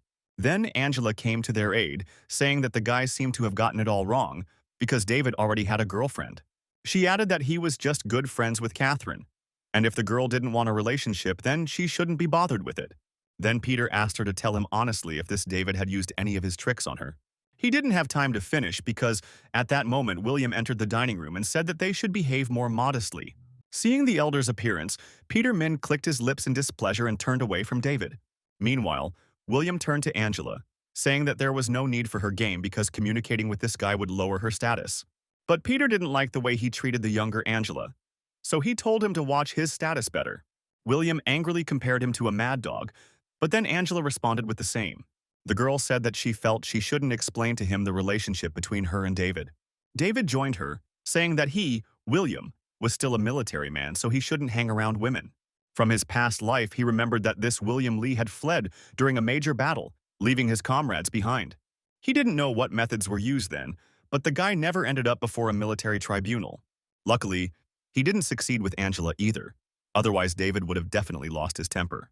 Meanwhile, Peter liked the fact that this David allowed himself to speak like William Lee.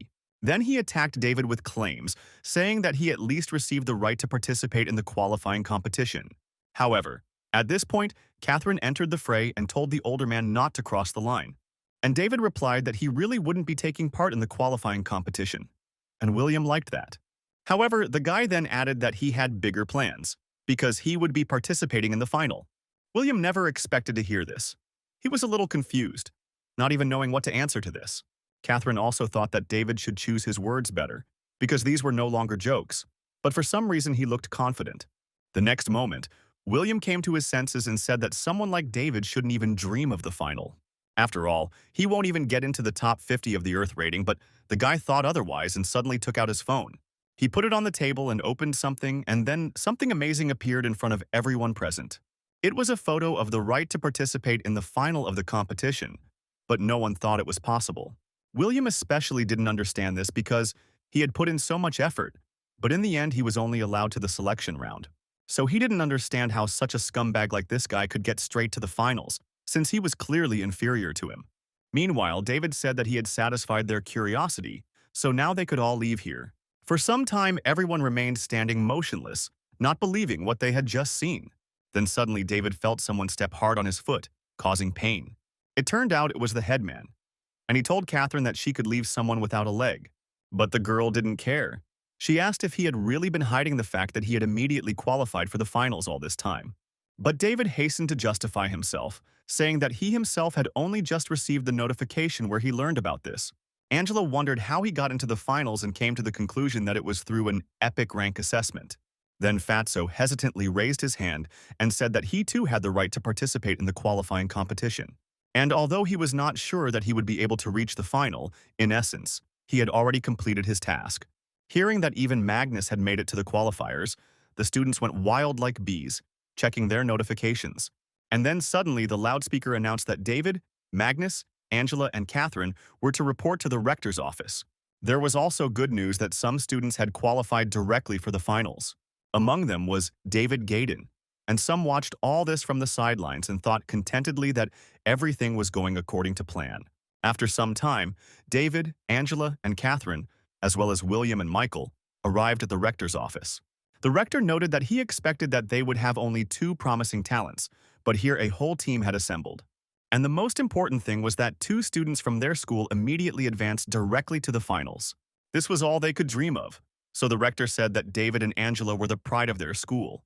He added that he had heard people say before that David was doing poorly in school, but the current situation spoke for itself. The man also said that the guys should try to achieve the best results not only for themselves, but for all Earthlings. David reflected that during his studies in his past life, he had considered the rector an incompetent bureaucrat. However, with the outbreak of war, he instantly transformed into a military man, bravely carrying out his duties on the battlefield of Mars. It was sad that in the Battle of Sunny Lake, Rector Jang could not stand firm and died along with his army. The rector, meanwhile, did not understand why. Looking at David, it seemed to him that he was already accustomed to the battlefield. Apparently, he had already started to go crazy because he had been sitting in his office for too long, because the guy was still a student. He then addressed those who had made it to the qualifying competition, telling them not to relax. After all, this time all the major schools will crawl out of their holes in droves to teach as many of their students as possible. William thought the rector was just a useless old man, incapable of any clever plans. When the reception was over, they left the office and headed home, and the students were already discussing them as experts. Some thought that the guys had probably cheated, but David wasn't listening to them. His phone suddenly rang.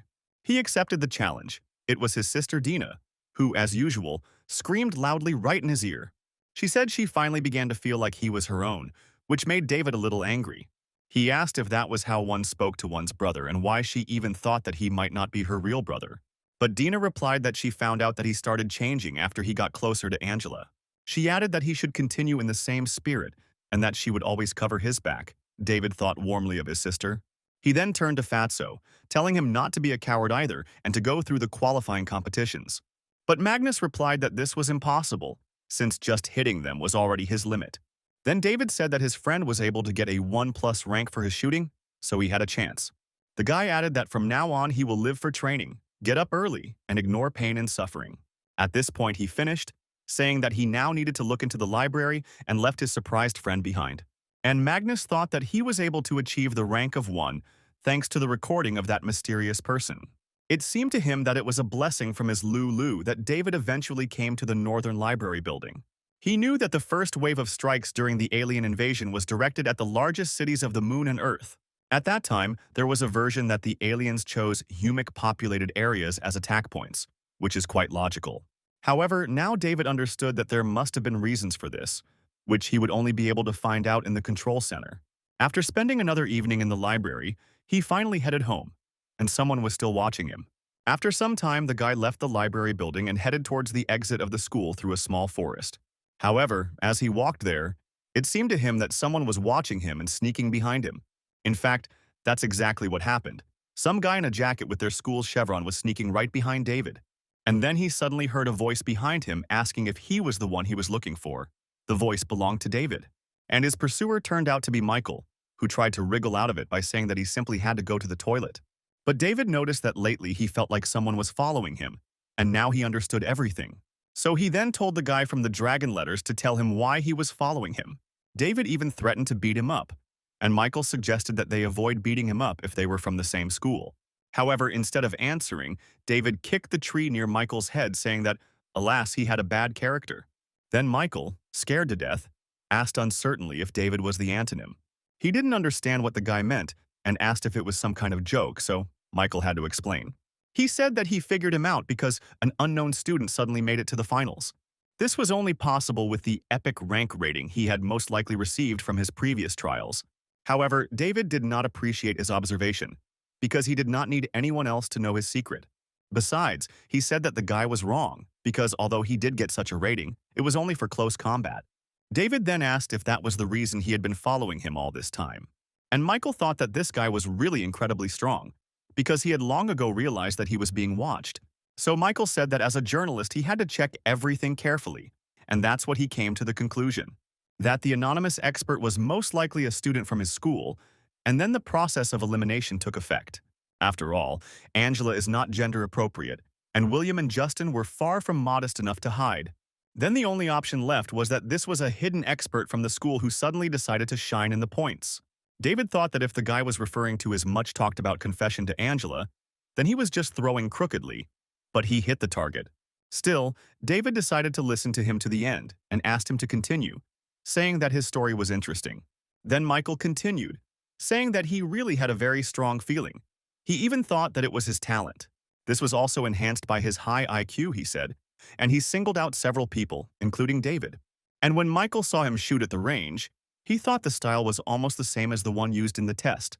David suddenly wondered if this meant that anyone could get to him that easily, or if this guy really was a genius. He turned to him, asking his name, and it was clear that Michael liked his interest in him. He introduced himself, saying that he was also a man who was destined to become famous throughout the entire Earth. Now all he had to do was wait for this expert to admit it, because what could be more pleasant for a journalist? The initial guess, which he confirmed step by step, finally led to the revelation of the mysterious man. The guy thought that at this rate he would soon be able to earn fame for himself, and David looked shocked. All because he found out the guy's name, because in the future, he became famous for his statements about the origin of the aliens. However, soon after this he disappeared without a trace, and rumors began to spread that he was simply crazy. At that moment, his chest was again pierced by a strong sensation of pain, which knocked David a little out of his stride. He bent over and told Michael that he really was incredibly smart, but now he had to be gotten rid of. Hearing this, Michael hastened to assure him that he could keep everything a secret and would not tell anyone about it. But David replied that, being from the journalism department, he should know that only dead people can keep secrets. David also thought that chest pain could be related to things that could affect the future. The guy didn't know why or how, but it seemed like Catherine and this Michael's team were somehow connected with detecting aliens. David asked Michael if he had any unfinished business, and Michael was scared to death. He asked that if David was ever exposed, he should tell everyone that he was the one who found out about it first. The guy added that even if he died here, he didn't want his efforts to be in vain, and David laughed out loud at this. And then he suddenly extended his hand to him, saying that he thought the truth was well hidden. But he was so easily exposed. He introduced himself, asking if Michael thought he was stupid enough to kill such a talented guy. When Michael heard that he would live, he asked why he said that then. And David replied that he was just a little annoyed by his showing off. Although he added that if there had been some cute girl instead of him, everything might have been different. And then Michael decided he could afford something and asked David to let him follow him. He said he was not bragging, but his premonition was as incomparable and accurate as a woman's intuition. Here he actually got a little confused, saying that the comparison was, of course, so-so, but that was not the point. He had always had a premonition of strange things since childhood, and his ability to collect data was also excellent. Besides, this way they will be connected, and whatever David says in the future, he will keep everything a top secret. Finally, Michael asked him not to doubt his words, seeing how David made it seem like he was thinking. He added that he could gather intelligence to locate enemies, and also wash, cook, and dry socks. In short, he was quite useful, and David was thinking about how to persuade him to help him, and look how it turned out. So he said he was glad of their shared secret, but he would ask the guy to hold on to it for a little while longer. Michael straightened up and said that from now on, he would always obey him, and if David told him to go east, he would never turn west. David nodded to him, and then with a smile ordered the guy to go back, because they still had a lot of important things to do behind them.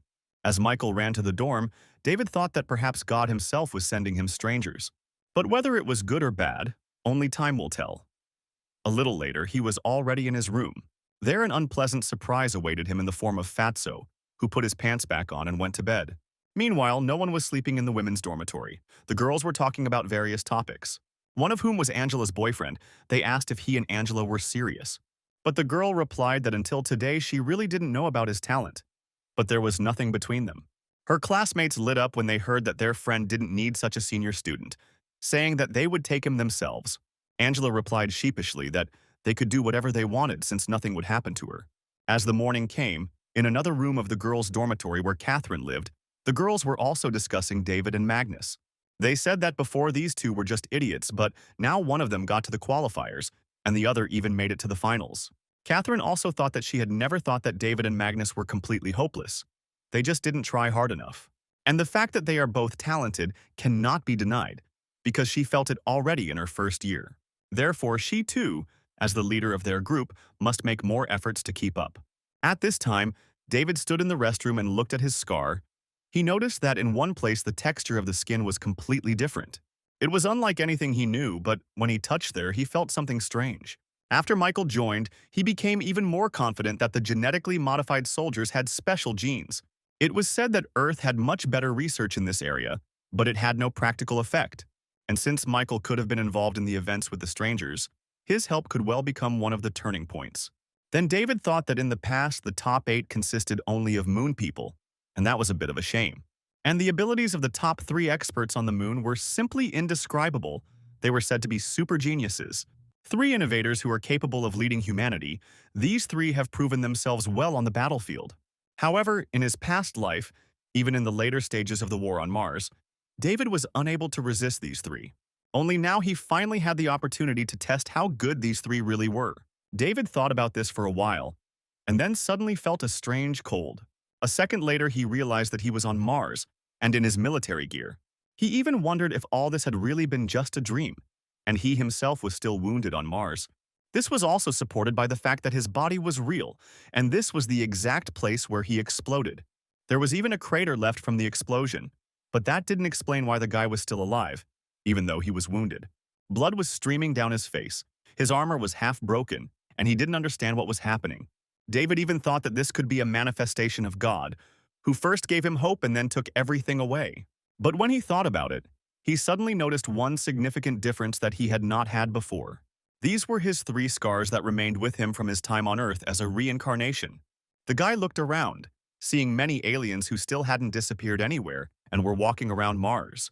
However, this type of alien was a little different from the ones he fought. For some reason, they were cleaning up the battlefield. Suddenly, one of them noticed David, and it was clear how surprised he was because he did not expect to see a living person here. He then attacked the guy with some special echolocation skill that he used against him. When the wave reached David, he felt terrible pain. His whole body felt like it was under the influence of a magnetic storm.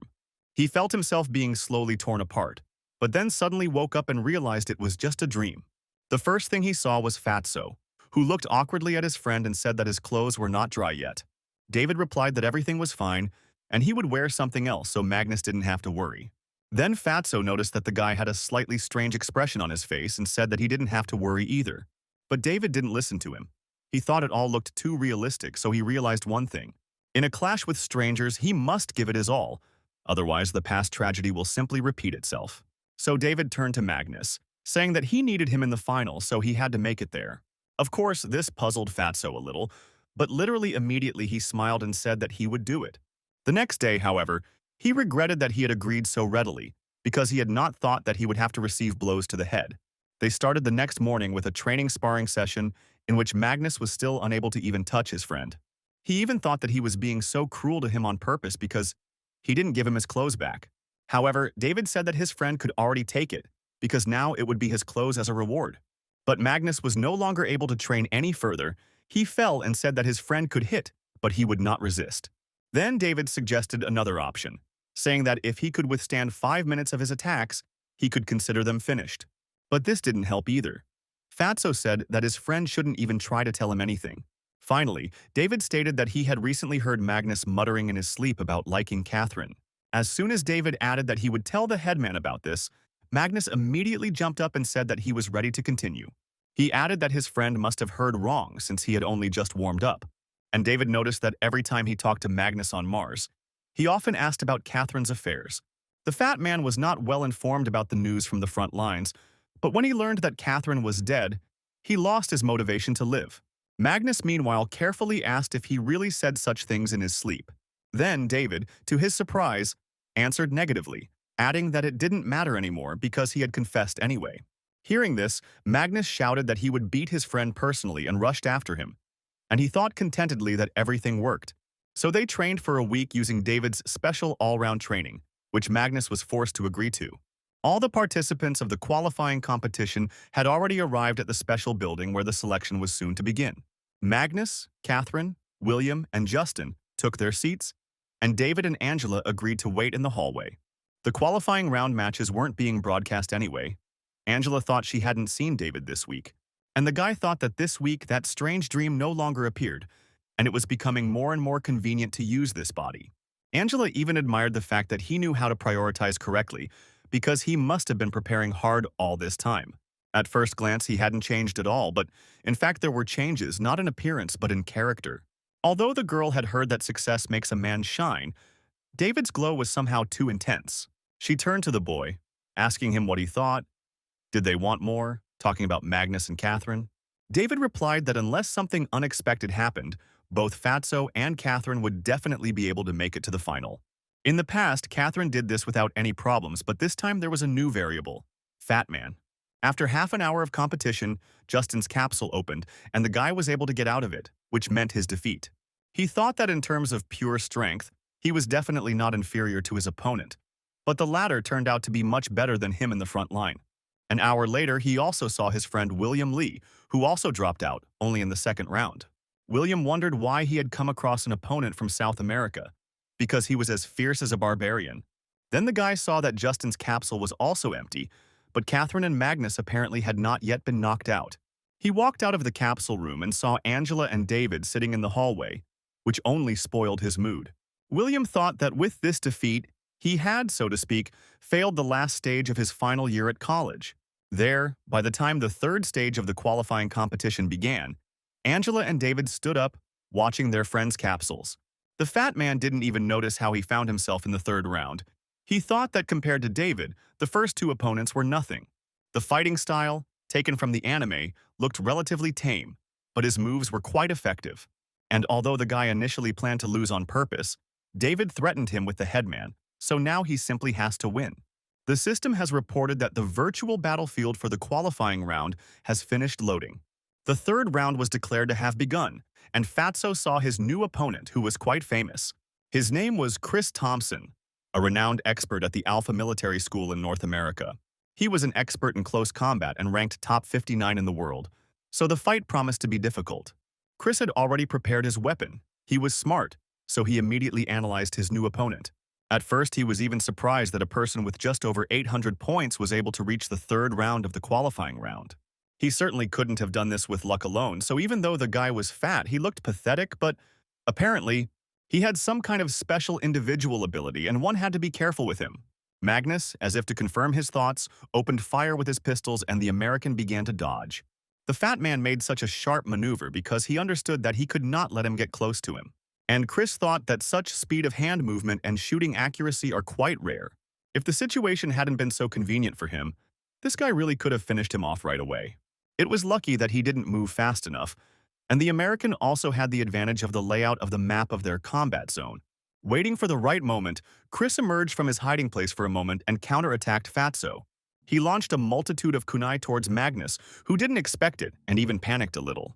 He turned his back, dodging the attacks and protecting his head, but some of the knives hit the armor on his butt. Magnus thought that in such terrain it would be impossible to use complex burst fire techniques. Every move here is a convenient opportunity for his opponent, and if this continues, he will lose. So Magnus found a comfortable position from which he again opened aimed fire on the American. But Chris noticed that this was not the best position for the shooter, because the distance between them was almost 10 meters. He thought that if the fat man failed in his next attack, he would be able to finish him off. Magnus thought that there was no way back for him because he could not fight in close combat. Chris decided to use a feint to make him shoot and showed himself to Magnus for a moment. Then he immediately dropped back, seeing that his fat opponent had indeed opened fire on him. However, what happened next still made the American shudder at the name Magnus. His body was suddenly pierced by a bullet from a large caliber pistol, which hit him with a spin. A moment before, Magnus had been thinking to himself that he wished he could be as light, jumping and bounding as this guy. On the other hand, it infuriated him. Fatso wondered where the American was hiding among these slabs. He himself had nowhere to retreat because he had reached the edge of the competition zone. It was then that Magnus noticed his opponent's feint, which gave away his location. This was exactly what Fatso needed. He prepared to use the same technique as that mysterious expert. It was a sideways bullet, Magnus shouted, so the boy wouldn't even think he could hide behind the wall. He fired in the right trajectory, giving the bullet its own path, which it followed in an arced line. Everything happened exactly like that, and the heavy caliber bullet from his pistols hit the target right behind the wall. It was then that Chris was surprised that he was able to reach him from such a distance, and even hit important organs. The American grabbed his stomach, not understanding how this had happened, and Magnus was already aiming for another attack. In the competition area, they experienced all the physical pain, but it was impossible to die here. So when Magnus fired again and blew Chris's head off, he simply returned to reality and walked out of his pod. The system announced that the winner of the third round of the qualifiers was Magnus from the Dragon Letters School. When Fatso left his capsule and headed into the corridor, all three friends were already waiting for him there. Catherine was the first to ask how it went, looking at him with some hope and even a little admiration. And Magnus awkwardly scratched his head, saying that he was lucky and made it to the final, which caused a storm of emotions among his friends. David even hugged him and lifted him up, saying that he knew his friend could handle it, and the girls thought the same. The students who watched all this said that now even pigs should learn to fly. Magnus meanwhile turned to David, telling him to let him go because he was not so easy. David did just that, saying that he really should lose weight, even though he knew it was impossible. Angela suggested that they all take a little rest and celebrate, and Fatso sheepishly said that he had done nothing of the sort. Then Catherine spoke up, saying that the party would actually be in her honor, and Magnus happily agreed. Meanwhile, their rector thought that for the first time in the history of the school, they had 4 finalists at once. Still, this new reform of selection based on the number of points turned out to be quite effective for them. The guys celebrated their successful passage to the finals in David and Magnus's dorm room. But there was one more person with him. David introduced Michael to his friends, saying that he would go to the moon with them. Michael was thrilled to have the opportunity to meet the finalists and politely wished each one good luck in their rounds. Then his throat suddenly went dry and he grabbed a glass of juice, drinking it all in a second. And Magnus was incredibly happy, because for the first time he was called a senior by students from another faculty. Then David hastened to draw Michael's attention to what they did not know, interrupting their greetings. He thought that although he had some pieces of information from his past life, he wanted to find out everything now. Michael replied that he need not worry and began reporting what he had learned about the current competition, namely, its special significance, because the fighters who become the top 4 will receive the right to complete a special task.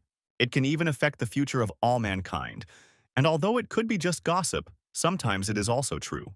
Angela was surprised to think that this guy really knew a lot, even though he was an ordinary student. And David said that Michael intrigued them, and then asked what this special assignment was.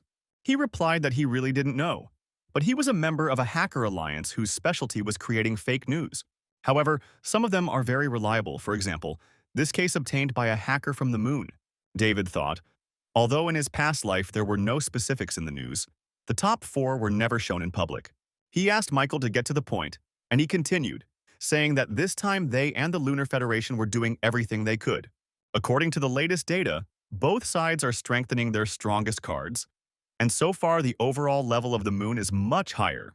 Michael added that this year, due to the dominance of the 3 musketeers, the difference could become even greater. Magnus thought he heard the boy say 3 minors, and he mumbled something, but Catherine told Fatso to be quiet.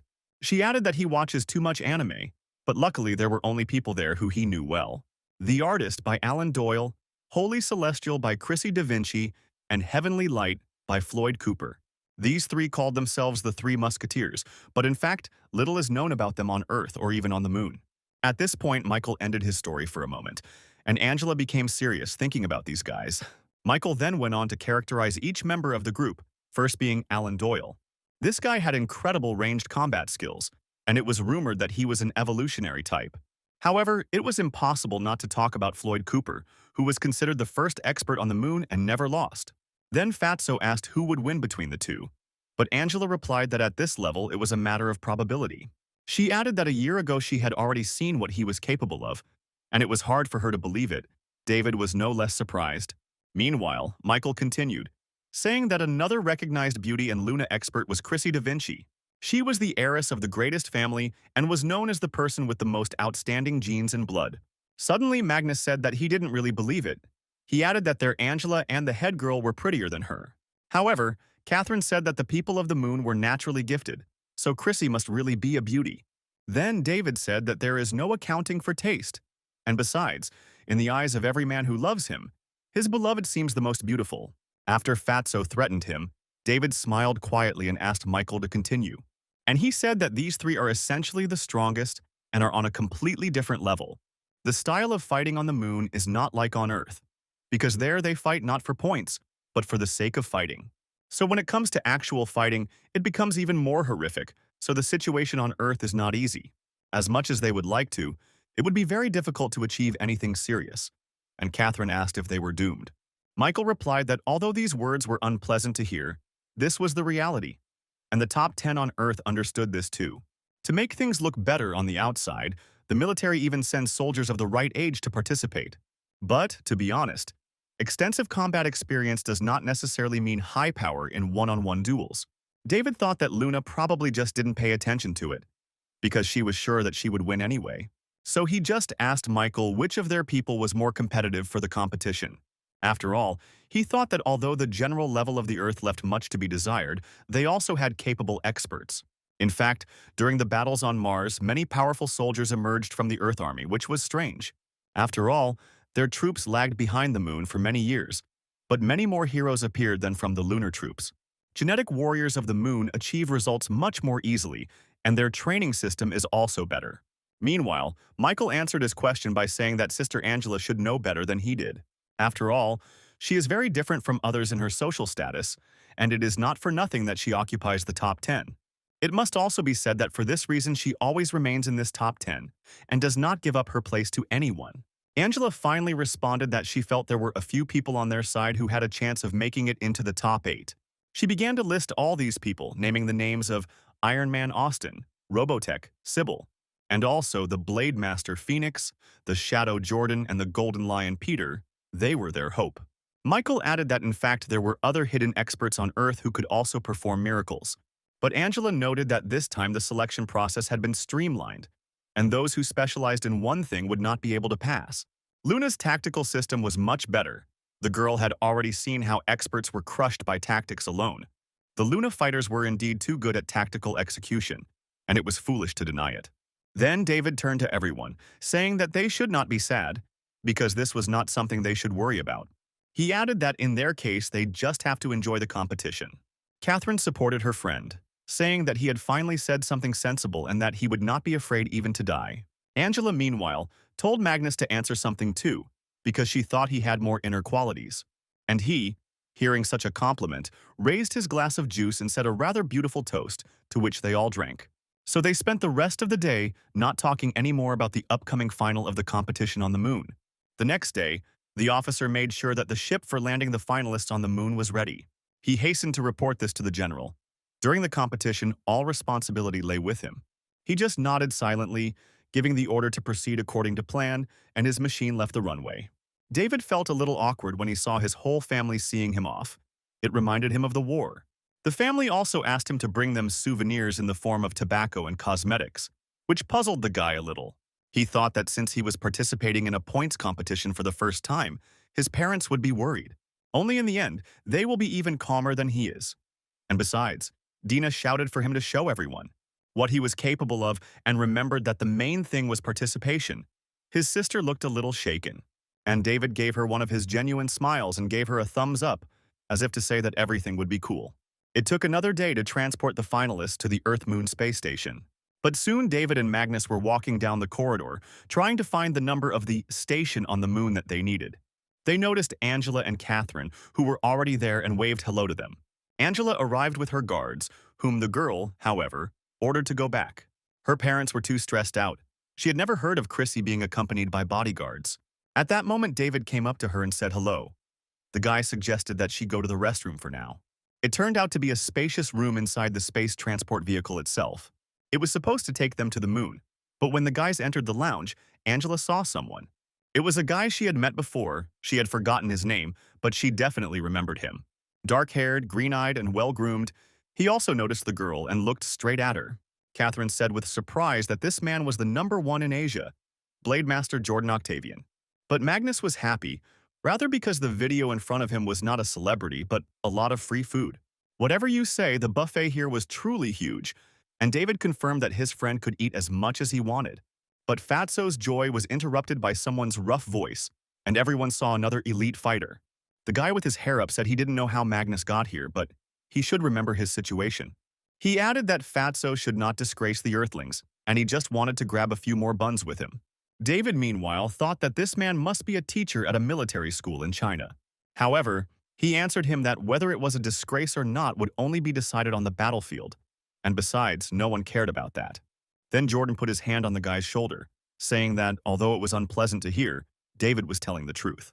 Then he extended his hand to David and introduced himself, saying that he hoped for his help. They shook hands, but David thought the guy was being childish, which was a bit ridiculous. For this reason, it was not surprising that there had been no high ratings on Earth in the last few years. He turned away and joined Magnus, running around the room collecting food, and Jordan turned to Angela. They talked for a bit and ended up wishing each other good luck, and Angela asked the guy for advice. Magnus and David didn't hear any of this. They ate everything that was on the tables, as if all the food on Earth had run out. Catherine even wondered whether they had come to take part in the competition, or just to eat. Meanwhile, the ship's system reported that they were leaving for Casablanca on the moon in 10 minutes. Next came a request from all passengers to get ready, and the spaceship began its journey. This caused a slight shaking in the cabin, which Magnus suffered the most from, having eaten his fill. But even in this state, he thought about food and asked if they would have such an opportunity on the way back. 3 hours later, they finally arrived. Magnus even fell asleep, and David had to wake him up himself. However, he barely muttered that he couldn't do it anymore and that he would have to replace him at the competition. Then Catherine took charge of the situation, reminding him that they were in Casablanca, where Lulu was probably already waiting for him. The architecture and planning of buildings on the moon was impressive in its beauty and practicality. The finalists were taken to the city dock, where they were to be met and told the rules. And so it happened. A girl of extraordinary lunar appearance greeted them inside, telling them to follow her. Seeing such a beauty, Magnus said that Casablanca really has very high standards. Jordan noticed that this fat man might be strong, of course, but he didn't know how to control himself at all. His friend agreed. But in reality, he himself was not against taking the number of one of the girls here. The moon itself was a place created by man. It had long since ceased to be just a satellite of the Earth. People reorganized it into a whole planet, and the environment here was even better than on Earth. David felt it well, but suddenly he had another, already familiar, feeling. It was the same as he felt in his past life when he first flew to the moon. And this time he felt it again, so it definitely couldn't be a coincidence. The trip promised to be fruitful. He went out to breathe some fresh moon air, but he was already being called back to the ship, which had to fly a little further. The guy went back on board and took his seat. For some reason, it seemed to him that today would be a great day. In the dining room, the finalists continued to treat themselves to various delicacies, while some simply looked out the portholes. His friend also liked this place. Fatso said that he would like to attend Lulu's live concert here in autumn. Jordan quietly noted that it had nothing to do with the competition, but he didn't know that Magnus was a big fan of the idol. David stood there and thought that this is what Casablanca looks like in peacetime, because when he first arrived here, the war had already begun. The guy thought that if she was connected with the people of the moon, then who was that crazy woman who was ready to destroy this place? At this time, Catherine approached him, and it seemed to her that David simply could not cope with his excitement. She agreed that it felt distinctly different from how they lived on Earth. David said that the moon was still on another level. He added that it would be great if they were greeted noisily when they entered the arena. Catherine thought that now the guy was the same as always, which meant there was no need to worry. Jordan, sitting nearby and watching the scene, muttered something unintelligible under his breath, calling David a show-off. The system then announced for participants to pay attention that the ship would soon dock with the Milky Way Military School. This meant that everyone had to return to their seats and fasten their seatbelts, just like on an airplane. Their ship switched from normal speed to light speed, and soon emerged into the tunnel of the military school's dock department. And after some time, landing was allowed and the guys slowly began to go outside. David went out with Angela, and a group of support for the finalists from Luna was already waiting for them on the street. A girl pointed to the sculpture saying that it was made in honor of Dr. Da Vinci, who opened the New Age. He was also known as the Light Messenger of the Moon, and their dormitory was located near this statue. The girl from Luna added that all the places available for visiting are also marked on the map, and the children can take advantage of this. Finally, she wished them all a pleasant holiday and success in the competition, after which she left with her group. Jordan's friend waved goodbye, telling her sister mentor to call him when she had time. Catherine noted that it would be difficult to give it her all under that kind of pressure right from the start. Then Angela approached her, suggesting that they go shopping to relieve stress. Catherine was satisfied with this proposal and the girls left their luggage with Fatso, telling him to keep an eye on it for now. David did the same, saying that he also needed to leave to meet Michael, so he had to go. The boys went their separate ways, and Magnus declared that they were mocking an honest man in any way they could. David thought that in his past life he had spent 6 months in Casablanca, a month of which he had spent in the school's training center. Luna was indeed very open in this regard, which is why he found it difficult to believe that she was connected with strangers. From what he could see, Milky Way School was still the same, providing its graduates with a good future.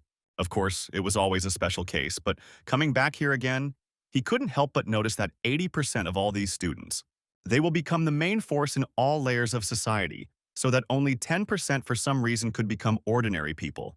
David thought that he had also made a few moon friends during his special training period back then. Now, he didn't even know what the place where he was going through training would look like. So he decided to check it out while there was still room and immediately noticed that it still looked familiar. However, although things remained the same, people did not, in other words. He arrived here earlier than he should have. Then David suddenly noticed something else that wasn't there in his past life when he came here. Namely, it turns out that there was now a gravity gym here, which was modified at that time. David didn't know if the password was the same here, but he entered the combination he remembered from his last visit. To his surprise, the password worked and the doors opened, and the guy thought that the people of the moon were too careless. Then he decided to stretch a little. After all, the environmental conditions of this hall were not comparable to the environmental conditions outside. For such a hall, it is necessary to constantly maintain a stable level of gravity, which is what was done here. And at the same time, it must be equipped with comprehensive security controls. This was much more difficult to provide, so some schools did not provide such halls at all. David took off his jacket and walked onto the training ground, immediately feeling his whole body come to life. This incomprehensible state usually only appeared in real combat, but it also awakened here. Under the pressure of this zone of tenfold gravity, he felt completely different. If there was a good opponent, then we could really go wild. But right now this is nothing more than just thoughts. At least that's what David thought. But the next moment he heard someone's voice. And then the guy saw a girl practicing on a punching bag and looking pretty strong.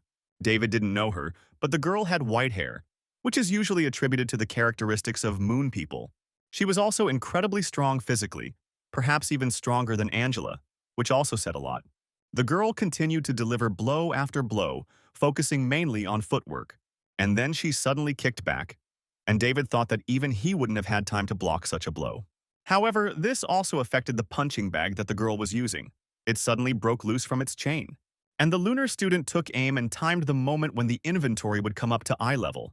Then she used some special power that David could only dream of in his past life. He wondered if the level at Milky Way School had already reached such a level of strength. After all, if even the students here had such power, then the Earth really could immediately return home. At that moment, the girl finally felt someone's presence and turned to where David was standing. Seeing the guy, she smiled a little, and then pointed to him somewhere to the side, saying that he should go there. At the same time, she named him to her classmates, which surprised David, but he decided to go where she pointed. The two of them walked out of the training area and met in person. Now each could get a better look at the other.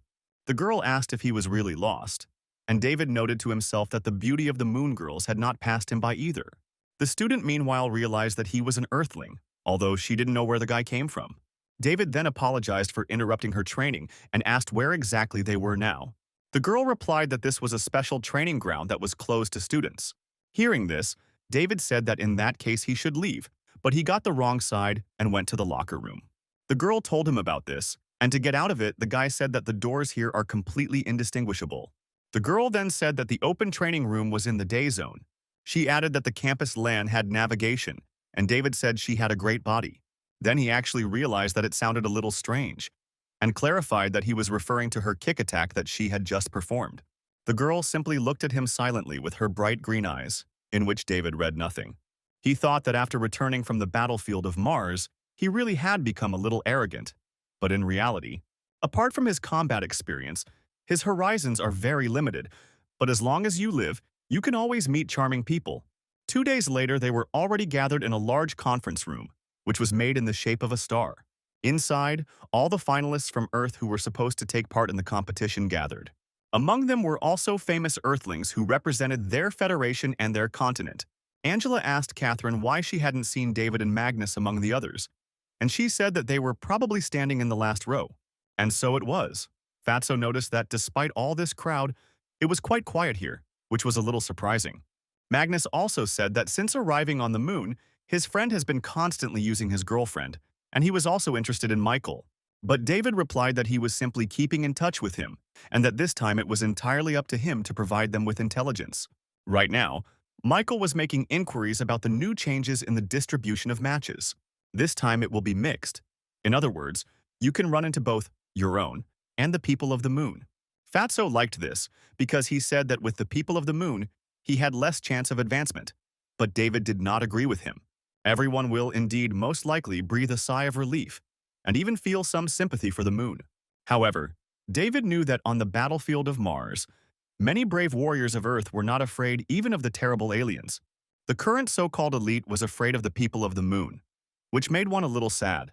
But there was no point in thinking about it any further, because everyone suddenly fell silent when General Hugo appeared. He saluted, and so did all the finalists present, including David and Magnus. Then the general cleared his throat and said that they could sit down, but he was to make the opening remarks. Seeing the candidates from Earth, he smiled faintly, which no one present noticed.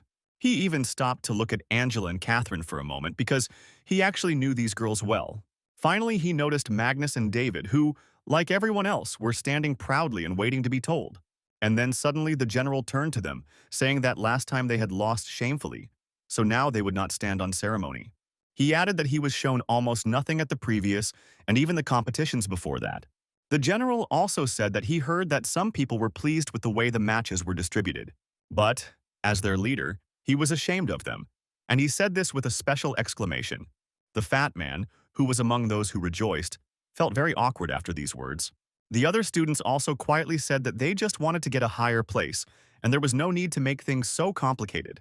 The general meanwhile continued, saying that perhaps their strength was not as good and was inferior to the current moon people. Then, he suddenly slammed his fist on the table behind which he stood, delivering his opening remarks. After that, he clenched his fist, and all the candidates understood that now the general was going to say something motivational. And so it happened. The man extended his hand and said a few more sentences that inspired everyone. After some time, the lecture came to an end and the finalists went on to do their own thing.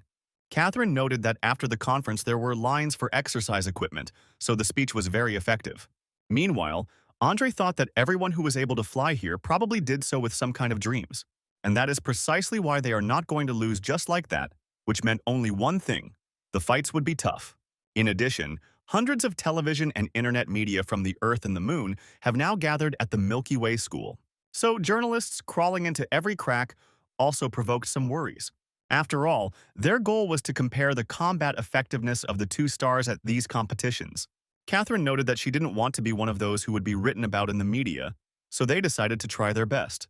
Meanwhile, David finally found Michael in the coffee shop where he had invited him for a cup of coffee an hour ago.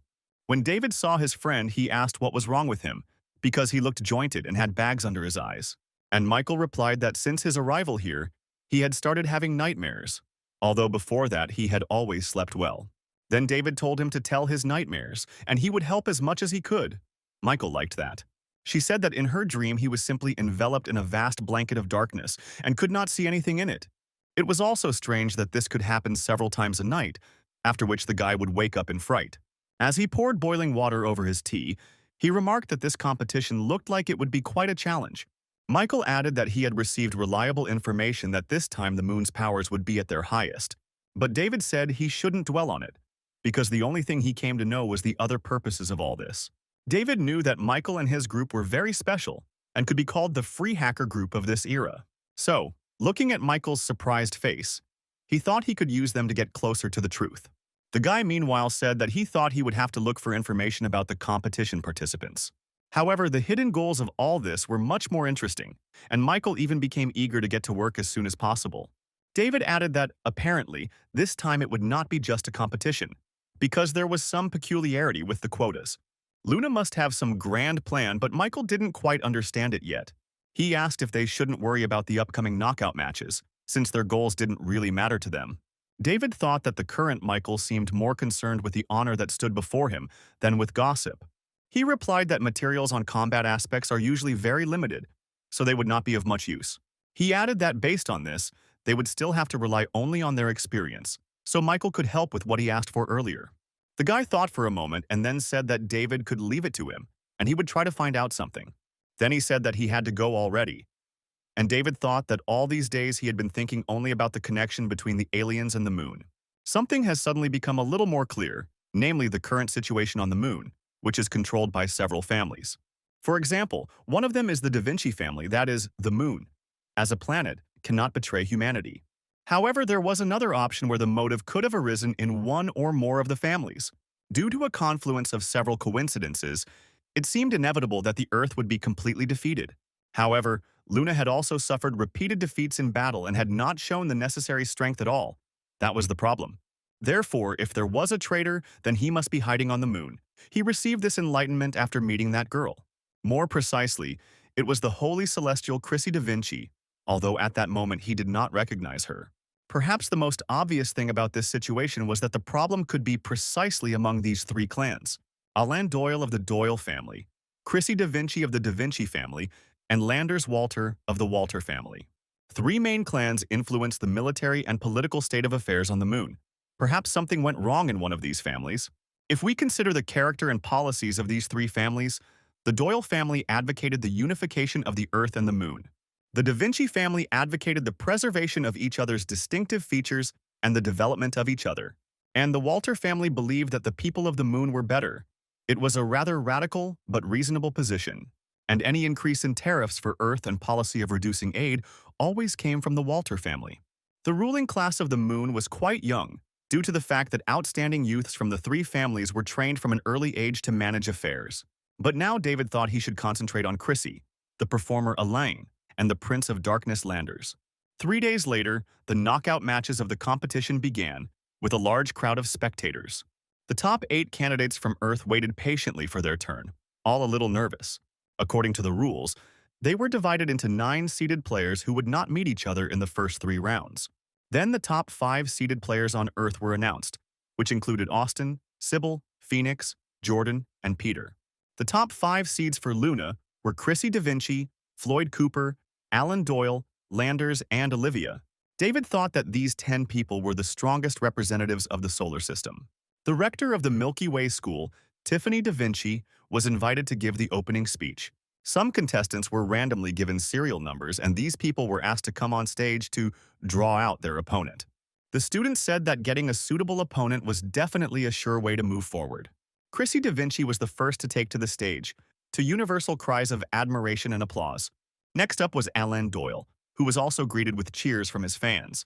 After a while, Angela appeared on the stage and approached the ball that selected opponents. She came across a person with an average Luna rating score, and the girl thought that she could save a little energy.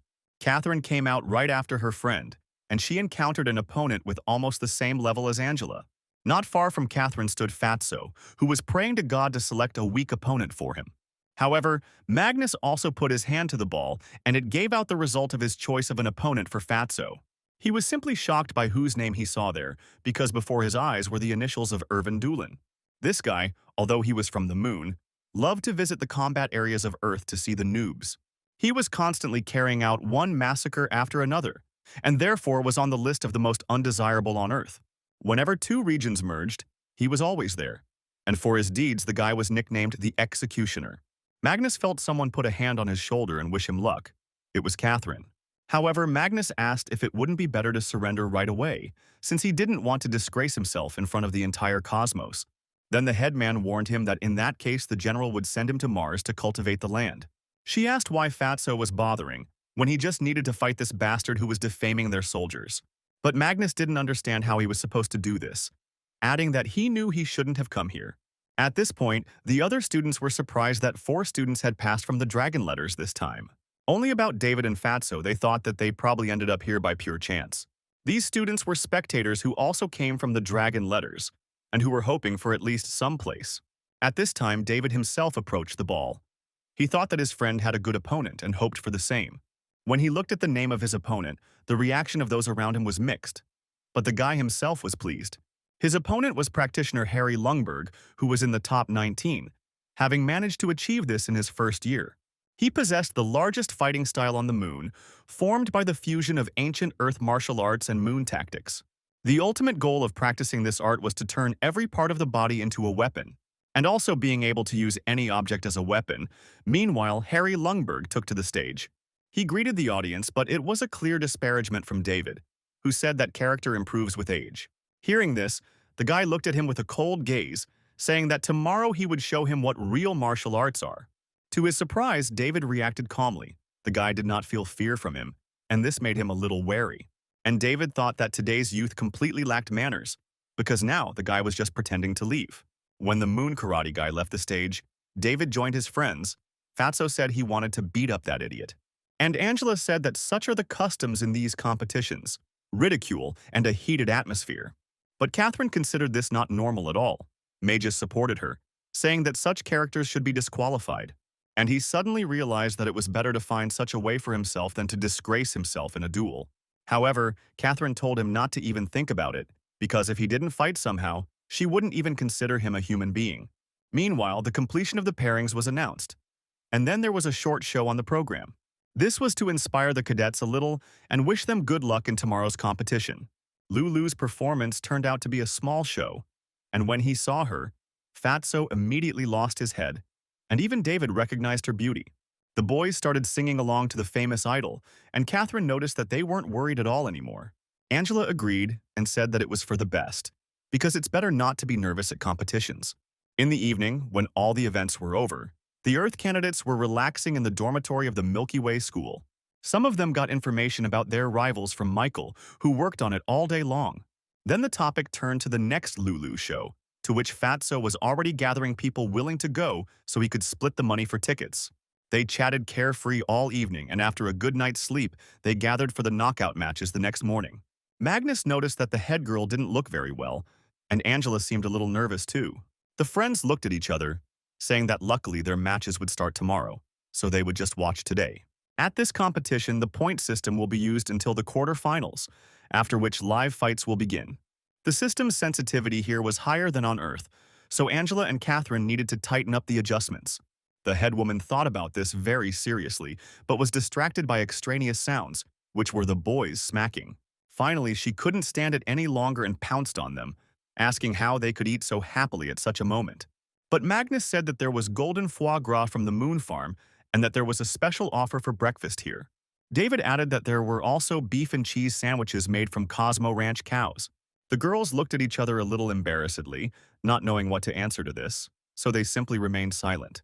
The other Earth contenders noticed that the guys from the Dragon Letters were too relaxed, and Fatso suddenly felt that they all suddenly looked at them intently, as if they doubted their skills. Magnus awkwardly noted that the stares from the seated players were a bit of a strain, but fortunately he didn't have to be afraid to play today. Angela's junior match would be in the morning, his and Catherine's in the afternoon, and Dave's match would be in the evening. Fatso thought to himself that he would lose either way, so he didn't like that his match was dragged out so long. Jordan noticed that the two were too frivolous, and it never occurred to him that they were not. His English colleague said that a permanently serious face does not look better, clearly referring to Jordan. And he replied that a person who does not show his face even while eating has nothing to say at all. In other words, there were some disagreements and minor squabbles among the seated contenders. Peter said that since Jordan was the youngest there, he should tone it down a bit. The guy didn't like it much. He said that he would somehow figure out what to do himself, especially since the competition would show everything. After some time, the presenters greeted all the inhabitants of the Earth and the Moon again. The main presenter was Luna's girl Mila, who today had the honor of introducing two doctors of science of the Alliance. Men were present as commentators, one of them named Clemens Verdi, and the other doctor was the famous Rick Yankee, who, however, looked a little shy. The candidates clapped quietly to show their respect, but it didn't make much difference to them. David thought that this Mila was now 21 years old. She was the vice chairman of the student council. The men she introduced had their own clear position and would therefore confront each other. Rick Yankee didn't really want to come here at all, since the last time Earth failed to make the top four.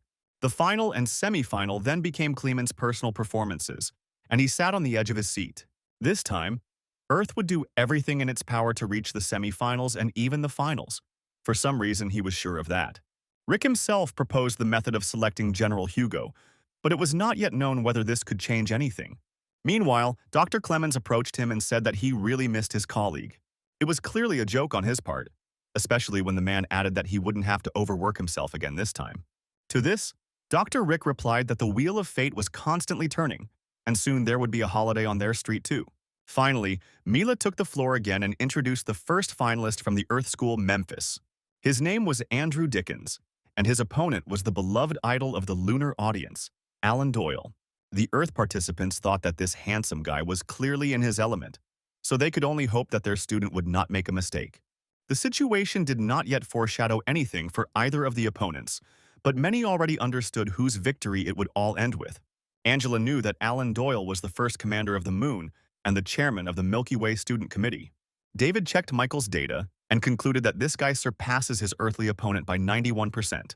The level of popularity of this Alan was simply amazing, and it especially affected Magnus. He didn't even pay attention to the threats of the headman, who said that they should definitely watch his fight. Then Magnus turned to Catherine hesitantly, as if he was hiding something behind his body. And he was. He suddenly took out a glass of juice, saying that the guys from Luna were really extravagant in terms of squeezing. The fat man added that a man had strength only when he was full, so he had every right to drink it. It is noteworthy that the Earth students spoke of Magnus and David as if they were some kind of idiots who would immediately be expelled. Everyone was happy only for Catherine and Angela, who got good opponents. But David said that this fight could not be watched. As if to confirm his words, Mila announced that the match was finished by Alan Doyle in just over a minute. The commentators took the opportunity to make fun of each other, or rather, Dr. Clemens.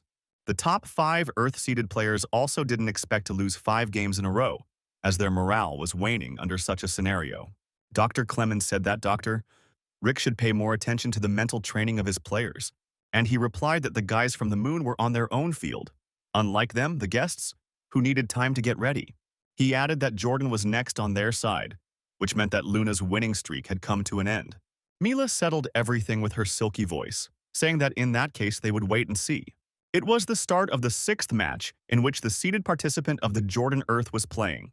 As he was leaving, he heard a lot of support addressed to him, including requests to bring the Earth its first victory. However, the guy said that they didn't even need to talk about it, because he would definitely do it anyway. The fat man told David that they were being completely ignored, and his friend couldn't help but agree. Jordan, looking at them, thought that the sight of these two really irritated him, because everyone was seriously worried, unlike them. All these two did was eat and hang out at school all the time.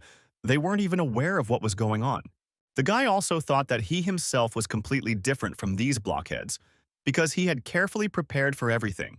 Therefore, for the sake of his team, for the sake of his guys and the glory of the Earth, he was ready to fight to the death. The girls thought that if it weren't for Jordan's reputation, they would have been even more isolated. David, looking at his friend, thought that his heart was actually very fragile, but the tension manifested itself differently in each person. To support his friend, David asked him to bring him 2 glasses of grape juice as well. He understood that now there was no point in trying to convince them with words, to prove it to everyone, therefore. All they had to do was show their strength.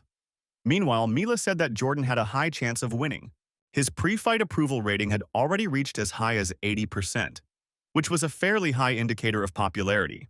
His opponent, the top 18th ranked Luna, was clearly lacking in experience, as he was facing a Blade Master. The Lunar representative took the initiative to fight in close combat, although he used a pistol. Mila noted that it seemed like Dr. Rick Yankee was right, they really had reached a turning point. Dr. Clemens asked Mila, puzzled, which side she was on, to which the girl replied that she was on the side of humanity. Rick Yankee thought that in some way this victory would be good for the morale of the Earth. But the problem was that the representative of the Milky Way was surprisingly not particularly smart and arrogant. Meanwhile, Catherine yelled at the boys to watch the fight carefully. After all, this was not just a competition. Many of these people would become the foundation of the Earth, its ruling class, in the future. However, David noticed that Jordan was in big trouble now, so he didn't see anything else to look at. Hearing this, Catherine, as always, was shocked, because she had never expected anything like this about one of the seeded players. On top of everything else, Tolstyak also said that she was following the match, and so far it seemed to him that something was wrong. Jordan's opponent was the moon boy Antonio Balao, who smiled and noted that his mentor from Earth was too cruel. However, Jordan seriously told him to stop talking nonsense. He still didn't understand his tactics. But this guy also dared to smile, so Jordan thought that now he would make the people of the moon pay. He rushed to attack. The trajectory of his movements was very unpredictable, but Antonio managed to block everything. It was even a little strange because Jordan's speed was quite high, but with all that, the representative of the moon managed to avoid a collision with his blade in time, deftly dodging. But he miscalculated and didn't notice how Jordan swung his leg, sending the guy flying. The Earthling thought that this was a good chance to end everything, so he prepared for the final attack. His sword glowed an unusual turquoise hue, indicating the concentration of quite a lot of power. But then something happened that no one expected to see, especially not with Jordan. Catherine, who had been watching the fight closely, was delighted when Jordan kicked his opponent. But David thought that the Luna fighter, who was ranked in the top 18 in the points rankings, simply couldn't lose so easily. Dr. Rick was also surprised by this. The bad feeling did not leave him, although everything was going smoothly so far. This Antonio put himself in a disadvantageous position throughout the entire match, which is not at all like his level. However, everyone soon saw why he did it, because when Jordan pounced on him with the final attack, the guy smiled again, saying that he had fallen into his trap, which he had planned from the very beginning. When Jordan was almost near him, Antonio suddenly turned around in midair and pulled out a gun. He aimed it straight at the Earthling, saying that perhaps this was where they would say goodbye, and then pulled the trigger. The shot from his gun was quite unusual. It was some kind of ball shape that absorbed Jordan. Although he put out his blade to block it, it was all in vain. Antonio smiled at him one last time, saying that Earth hadn't produced any good players in all that time. Then came an explosion that left Jordan with no chance to continue the fight or dodge. Dr. Rick thought with annoyance that what they feared most had happened. The people of the moon were well prepared. Jordan's teammates, the other 4 seeded players, looked on in amazement, shocked that the boy had lost. Phoenix thought that his opponent was deliberately pretending to be weak, making Jordan believe that he would win easily. Angela also thought that the power of the moon people was never limited to hard power. They were also expert tacticians. When it was all over, the winner Antonio waved to his new fans, and Jordan, annoyed, did not even dare to stand up. Dr. Clemens noted that they had won the fight, even though it was very awkward for Earth. He thought to himself that such tactics could still be useful, since Earthlings had a vice in the form of complacency. Dr. Rick thought that this Antonio was not so simple because to achieve such a victory is an art. But then he suddenly smiled, and Dr. Clemens, seeing his smile, turned to him. He added that it seemed like Earth was still behind them, but Rick replied that it was too early to relax, since Asia was their weakest continent. Clemens, however, did not want to listen to such confidence in his colleague's words, so he started the quarrel again. He added that he was ready to conclude that the top 8 in this goal would be completely monopolized by Luna. Mila, who was forced to listen to all this, hoped that there would be no problems during the broadcast. She finally decided to end the argument, saying that she would witness their bet while they moved on to the next fight. Dr. Rick thought that his colleague was deliberately angrying the Earth participants, so that there would be more blood. Meanwhile, Jordan, who had returned back to his comrades, was given a different address. The guy himself thought that he had trained hard for this day, but in the end he not only lost, but also became a bad example for others. Emotions of despair overwhelmed him, and Jordan began to hit the floor, wanting to throw his bitterness out. However, Peter addressed him, saying that the boy should control his emotions. Jordan, however, thought that he shouldn't have wasted his seeded participants' quota on the Asian region. But the real test for the guy was David, who also said that he had become a disgrace to Asia. This made the guy completely angry. He told David to shut up, because the situation was not better without him. He also told the fat man that he could continue playing with his idol toy and eat all day long. However, David replied that the guy should not run away from responsibility, because if he had been a little more prudent, he would not have lost. To this, Jordan said that even though he lost, David and Magnus were still more hopeless. David noted with a smile that it seemed to him that the 2 of them would be the ones who would bring 2 victories to Earth. Peter said the guys from the Asian region were actually quite funny, referring to Jordan. Then Angela intervened in the conflict, telling them all to calm down, because they were all inhabitants of Earth. The girl thought that the situation was out of control, and if it continued, big problems could arise. Jordan told her that it had nothing to do with her, so she could consider the conflict resolved. Catherine noticed that in the current situation, Jordan wanted to vent his anger, but who would have thought that David would respond to him? The head woman thought that now the boys would probably have to rely only on themselves and their own strength. Meanwhile, one of the main leaders in Luna was raising the morale of his players even more. In the 7th and 6th fights, the moon won again, and only in the 8th round did the Earth finally win. By the end of the day, 32 battles had been fought, of which Earth had only managed to win 3. In the comments under the live broadcast, people ridiculed the Earthlings, saying that tomorrow they would not get a single victory. Catherine grabbed David by the sleeve, telling him that they had to go and that the boy shouldn't pay attention to this news. And David thought that this Marco was really a professional, because he got hold of recordings from the training grounds of his opponents. Humanity was slowly sinking into darkness, and the students of the moon were a vivid example of this. And the guy Walter was still one of the most likely traitors. The family must have already recognized him as the head. David smiled, and Catherine, watching him, wondered in surprise if he could still smile in such a situation. She was now unsure whether this was really the David Gaydon she knew, because it seemed less and less like that to her now. The night in the dorm was different for everyone, but none of the Earthlings could boast of a good night's sleep. Angela was looking at Michael's information about Luna's enemies on her phone, and Catherine just couldn't sleep. One of the few who succeeded was David, but his dream was similar to the previous ones. The boy was lying all in sweat from what he had experienced in his dream because he was again in his adult soldier body. This time his armor was intact, but that didn't make it any easier because there were many aliens lined up right in front of him. They were doing something, but David couldn't understand what exactly. He only saw a large sphere in front of him. The guy thought with annoyance that he had to fight tomorrow, but he was having this dream right now. Besides, he didn't understand anything from this dream because he had never been so close to strangers without them attacking him. Apparently, this was an unusual type of alien because they even, one might say, looked at him with surprise. Then, David decided to get closer to the mysterious sphere, which became even larger and now resembled a portal. Only then did a silhouette appear from this portal, and this made David very surprised. After all, the silhouette was not only human but also resembled his friend Magnus, who was supposed to be dead. David was more than sure that this disaster really happened due to the fault of some people. So seeing Magnus in front of him, David suddenly thought that his friend might have been the traitor. He pounced on him, or rather on the silhouette, asking who he was and why it was necessary to arrange all this. David really wanted to know why all this happened, because he should have prevented it. His hand was about to touch the silhouette's throat when it suddenly changed and took on the appearance of his living friend. However, at that moment, David froze in place because his whole body was suddenly seized by severe pain. He almost screamed at her, but at that very moment he woke up. He was covered in sweat and breathing heavily. It was night outside, but the dream was ruined and David understood that now it was unlikely that he would be able to fall asleep again. He looked at his hands and noticed that they were scratched by something, as if he had actually been wearing his armor. The guy couldn't explain it, but one thing remained clear to him. These dreams were definitely not just happening. Deciding that he wouldn't be able to sleep anyway, David got out of bed and headed to the shower, wanting to wash these memories away. In fact, these dreams meant that he was getting closer and closer to the truth, and the guy understood this. Moreover, now he no longer simply felt hatred, because the events he had experienced in his dream seemed too real. This feature must definitely be connected to his travel into the past, and the disaster must definitely be connected to people. There was a traitor among humanity. One can come to this conclusion simply by seeing the calmness of that silhouette in the circle of strangers.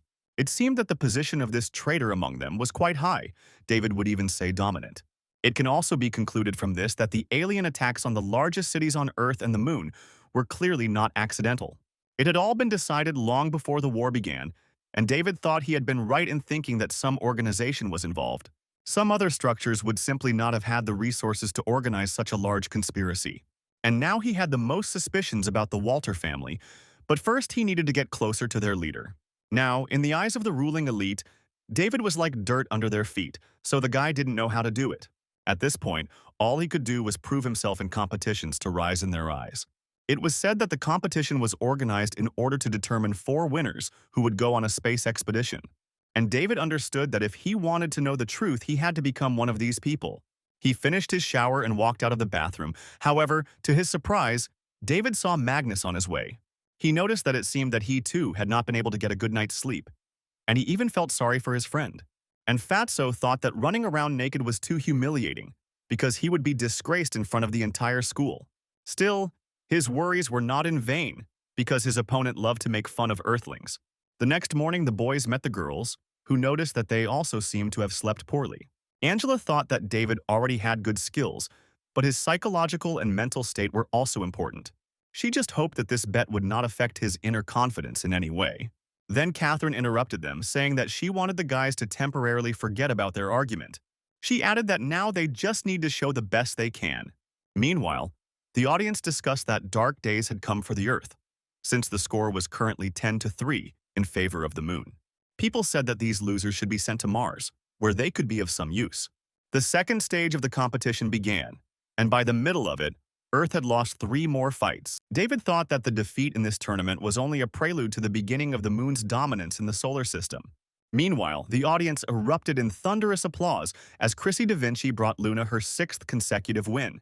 David, by the way, noted that he actually met Chrissy at the training ground back then. But then Mila announced the beginning of the next duel, in which Earth was represented by Angela. The girl was a little nervous. She felt like there was a mountain pressing on her, but she had to go on stage. Moreover, David also encouraged her to do this, saying that it was a great chance for her. He added that she should hurry up and show everyone what the Earth Federation was capable of, and Angela took up his ardor, telling them to just watch as her power was recognized not only by the people of the Moon, but by all of humanity. The fight began. Both participants were girls, but Angela immediately assessed her opponent and understood his plan. The girls fought at a long distance, not getting close to the lunar student. For this, she used many weapons. However, this arrangement completely suited Angela because she wanted to win with the help of her tactics. Moon Girl also seemed to notice that she wasn't fighting up close, and even told her Earth sister not to be afraid.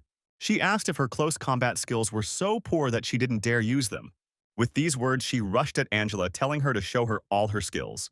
This time, the attack came from the lunar challenger, who was going to finish everything at once. The girl said contentedly that the moment of death had come for Angela and used some technique. She was quite skilled at throwing her knives, which ordinary rank 1 students would not be able to dodge. But Angela succeeded. She was even happy, because everything turned out exactly as she planned.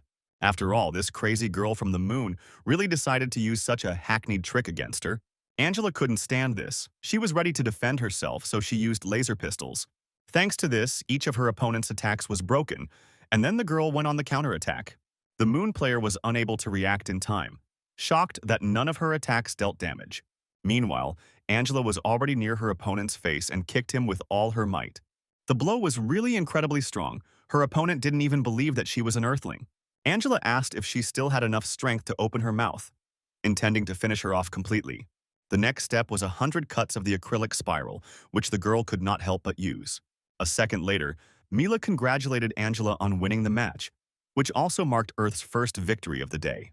Dr. Rick was also happy about this, and the girl herself returned from the stage completely pleased with herself. Coming to her guys in the waiting room, she smiled, and everyone again congratulated her on such an important victory. Catherine said it was absolutely amazing, and she was amazed at how beautifully her friend was able to finish the fight. Peter also added that he hopes that some Earth players can learn something from her. Meanwhile, Mila announced the start of the 16th battle, saying that the Earth would be represented this time by the school's head boy. Dr. Clemens noted that, on paper at least, her performance left much to be desired. However, Dr. Rick advised him not to jump to conclusions based solely on a person's performance. He added that a real fight was always more difficult than any test, and the men glared at each other again. Angela wished Catherine good luck, telling her friend not to care about other people's prejudices against her. Magnus also wished her luck, saying that he was confident of her flawless victory in this duel. And Catherine was a little surprised that the guys could still smile, even though there was such a big stake at stake. As the girl passed by David, he beckoned to her and whispered something in her ear that no one else heard. Catherine looked at him in surprise, as if asking if he was sure, but the guy calmly asked her to trust him. The location of the battlefield was the same for everyone, but inside, everything felt completely different. So far, Catherine was not in the best position. She was defending herself, but she was doing it quite successfully. Her opponent said that the girl's end was inevitable, and she could just keep running around like a rat. Catherine thought he was pushing too hard, and she couldn't even find the right moment to respond. She had watched the footage of this guy from the Moon's battles dozens of times, and yet it was all useless. After all, the enemy was head and shoulders above her, and now he was simply overwhelming her with his technique. Suddenly, the guy fired a powerful blast towards Catherine, saying that he had finally driven her where he planned. Everyone, including Catherine herself, was very surprised, because this guy just used zigzag shooting. To do this, he used the arena's terrain to make the projectiles ricochet, which was quite clever. It seemed to the girl that with each bounce, the final striking power of the projectile would only increase. Moreover, this moon jelly was even able to break through the wall of her shelter, and Catherine was sure that she was safely hidden. The guy didn't stop firing. He fired a burst of shells, and his weapon itself looked like a hunting weapon. The girl felt her cover crumbling, just a little more, and the bullets would start to reach her too. This could not be allowed to happen, but her colleagues from Earth already thought that they were likely to suffer another defeat. It seemed that only her friends were sincerely rooting for Catherine. Angela was very worried about her friend. But David thought he had given Catherine a full report on her opponent's strengths and weaknesses. Therefore, victory or defeat in this duel depended only on her. But the head woman herself understood this. She remembered David whispering to her that the man's shooting skills were dependent on inertia. So he sometimes has to lower his gun, and it was this window between using his skill that was Catherine's chance. The guy meanwhile said that he had almost destroyed her shelter and his next shot would destroy the girl. He was completely sure of this, but he did not calculate that the enemy knew more about him than even he did. The guy used the zigzag shooting again, and this time his threat seemed very real to everyone. Angela, Magnus, David, and even Catherine herself realized that if she had a chance to win, it was now. The girl waited for the shell to hit her shelter, but at the last minute she jumped up. Peter noticed that this was extremely unreasonable, because the girl just flew out of her barricade. Seeing this, her lunar opponent was glad that they were working together again, and added that he would definitely finish her off now. As if to confirm his words, he changed the charge of the laser, and the power, on the contrary, increased. He said that this time the bullets would be smaller, and there would be more of them, so the girl should prepare. The guy even compared their situation to the movie The Matrix, where the main character faced the same problem. Only in the movie he did it in slow motion, otherwise no human could have done it. And Catherine understood this. She caught the moment when the guy lowered the weapon and used it for her attack. Everyone who was in the Earth's waiting room was surprised and envied by such dexterity in the moment. The doctors and Mila were also shocked by the skill of both participants, but Dr. Clemens only looked at Catherine's injury. The girl really couldn't dodge one bullet, and it hit her stomach, but her attack took off her opponent's head. Catherine leveled out in flight and landed safely. She immediately looked at the moon boy. But he did not move, and soon the system reported confirmation of the death of the representative of the moon, which indicated Catherine's victory. The girl was glad that the victory was again awarded to Earth, although she still got a little injured in the process. The three representatives of the ruling families of the moon looked surprised for the first time in all the fights at the competition. They didn't understand how something like this could happen, but the Earth team was very happy. From that moment on, more and more viewers in the audience began to support the Earth thanks to these two girls. Alan Doyle, meanwhile, even contacted his subordinate, telling her to find information about this Catherine. Alan analyzed the girl and noticed that she needed to open up completely in order to counterattack.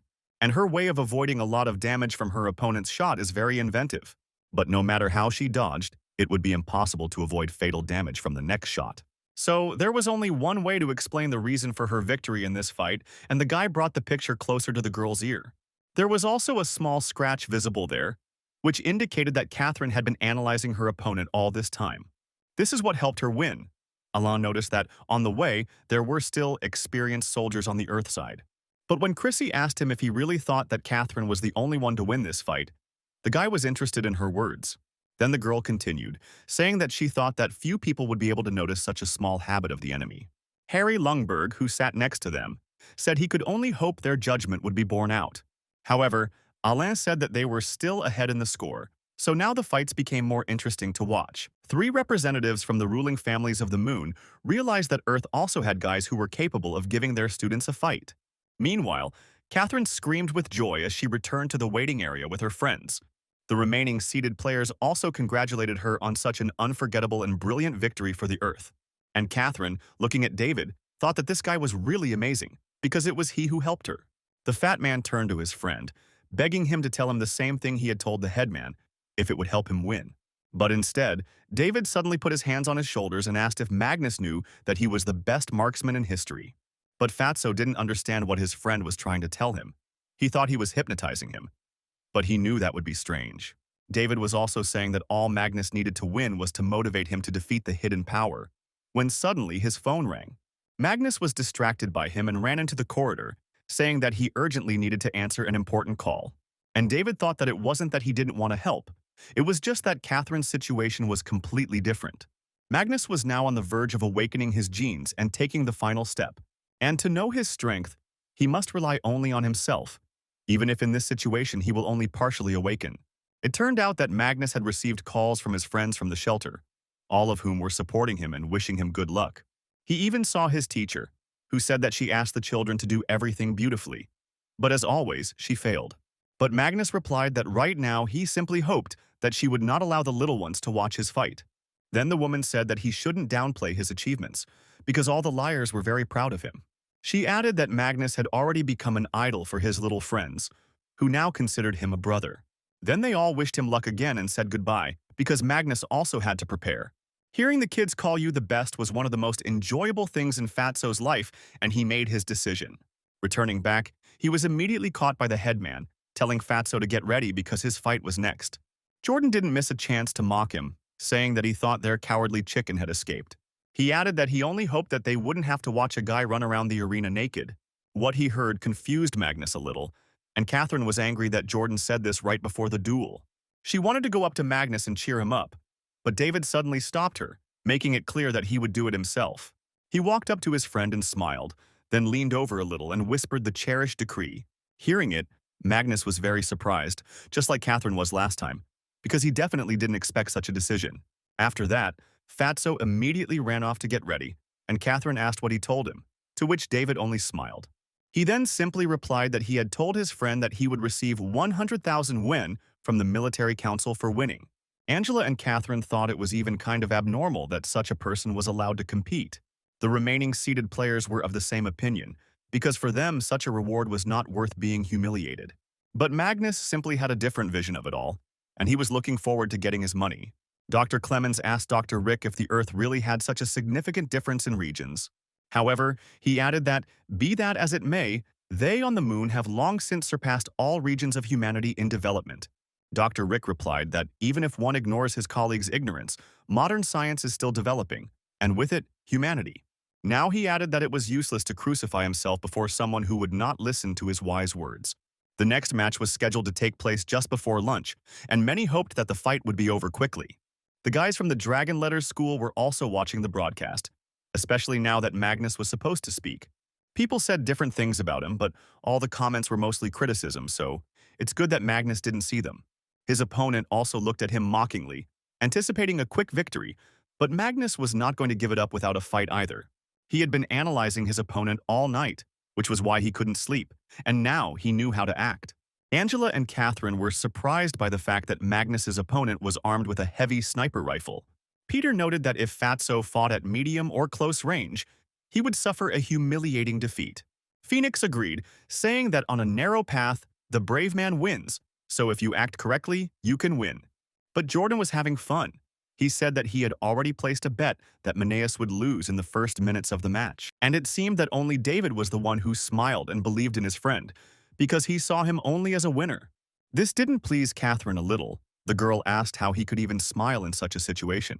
Meanwhile, the renowned lunar expert aimed his weapon at Magnus, waiting for the fight to begin. The fat man, unlike his opponent, was armed with a less cool rifle and he only had one. Both opponents opened fire on each other, and shells flew in all directions, but so far none of them hit the players.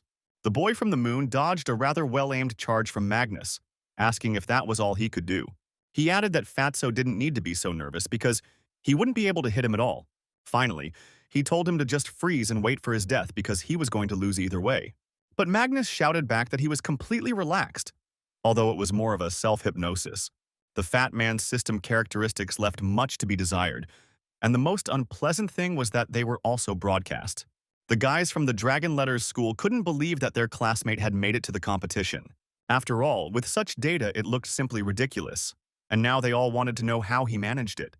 All the guys agreed that it would have been easier for Magnus to give up right away, and he wouldn't be hiding from the enemy now. In fact, Magnus was just waiting.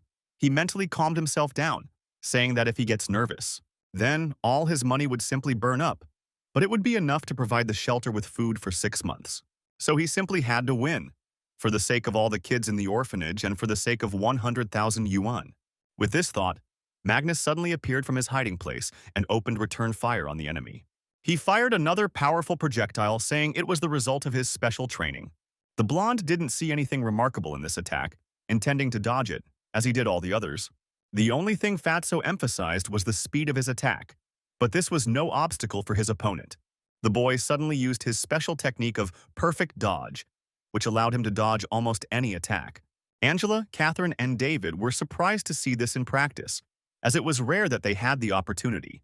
Seeing someone who had such a technique, Magnus thought the same thing. He panicked again. Meanwhile, Mila decided to tell a little more about the opponent who represented Luna in this fight. His name was Buster da Vinci.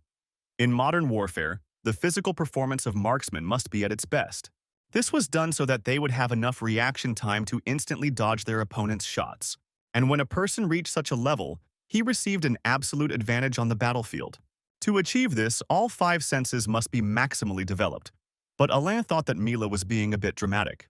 Harry called out behind him, saying that apparently the regular lower-class spectators were enjoying it. Meanwhile, Buster spread his arms, telling mages to feel free to shoot at him as much as he wanted. The Earthlings, of course, didn't like this. They all wanted to go out and shoot this impudent fellow from the moon. But the lunar audience was delighted with their representative, awarding him a quick victory in the match. Magnus himself thought that he had never heard of such a skill as perfect evasion. But it didn't matter. After all, no matter what skills his opponent adopted, he had to die for the 100,000 wen that Fatty fought for. With this thought, he gripped the rifle tighter and continued shooting, trying to hit the enemy. And Buster thought that he had to admit that this fat boy turned out to be better than he thought. But he lacked composure, which was a prerequisite for a good sniper. In an instant, the boy was behind Magnus, saying that it was time for him to embarrass himself in front of everyone. This was the first time the lunar expert had encountered such an opponent. But now it was all over. At least that's what he thought, as did all the spectators, saying that the difference between them was really too great. Peter said it would be better if this farce ended sooner, because right now they were losing their reputation again. The fat man, meanwhile, was able to hide behind another barricade, gathering his strength to continue the battle. He ran around, using the arena map in his head as his guide, since he remembered it well from the very beginning. However, Buster followed him relentlessly, telling Fatso to continue running in fear. He added that the boy shouldn't have stirred up the anthill, and Magnus was only thinking about how to avoid getting a fatal wound. David's endurance training really did come in handy, otherwise he would have been hit by the barrage of shells long ago. But one of them did touch Fatso, and he realized with great surprise that he was feeling quite a lot of pain. He fell down in surprise, thinking hard about what to do next, because his situation was only getting worse. Magnus took a breath to get more air, because breathing had become much more difficult and even painful. He quickly discovered the reason for this. He had been shot in the stomach, most likely damaging vital organs. However, his opponent did not stop there. A new projectile was already flying towards Magnus. This time the guy barely managed to move his head away, but he was still slightly hurt, and this injury was much more serious. He actually almost lost his right eye, as it was filled with blood, which greatly impaired his overall visibility. And Buster said mockingly that Fatso shouldn't have turned his head like that, because he didn't mean to shoot him in the eyes. He advised Magnus not to delay the inevitable, since he himself probably understood what awaited him. Magnus himself thought that this was not what he wanted to achieve at all, and he felt sick from his own uselessness. Catherine screamed at the boy to cheer up, because now was not the time to give up, even though he couldn't hear her. Buster added meanwhile that in the final fights, this would happen to every insignificant Earthling. Finally, he said that it was time for Magnus to go back to his miserable orphanage. But that was a mistake. Hearing the mention of the shelter, Magnus immediately changed his thinking. He told Buster that he could say whatever he wanted about him, but he would never allow him to insult the orphanage. After these words, he looked at his opponent, and now he was a completely different person. The children from the orphanage also watched the broadcast of the fight. They said that Brother Magnus should quickly get up and beat up this moon fool. The teacher closed the eyes of the youngest of the girls, because the match was held virtually. But the injuries there were not at all toy-like. The woman was very worried about Magnus, and sadness was visible in her eyes. The fat man, meanwhile, was encouraged by the thought that from now on, he was fighting for his younger brothers. Rising from his knees and standing firmly on his feet again, he reloaded his rifle and prepared to go out. Now it was his turn to attack. The first thing Magnus did was go behind the wall, forcing the enemy to think that he was trying to escape again.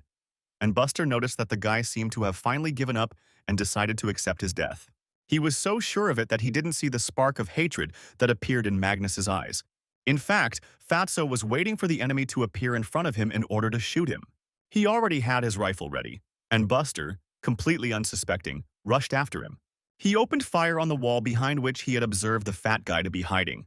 The children from the orphanage thought so too, and could not calmly watch as bullets pierced the wall and everything behind it.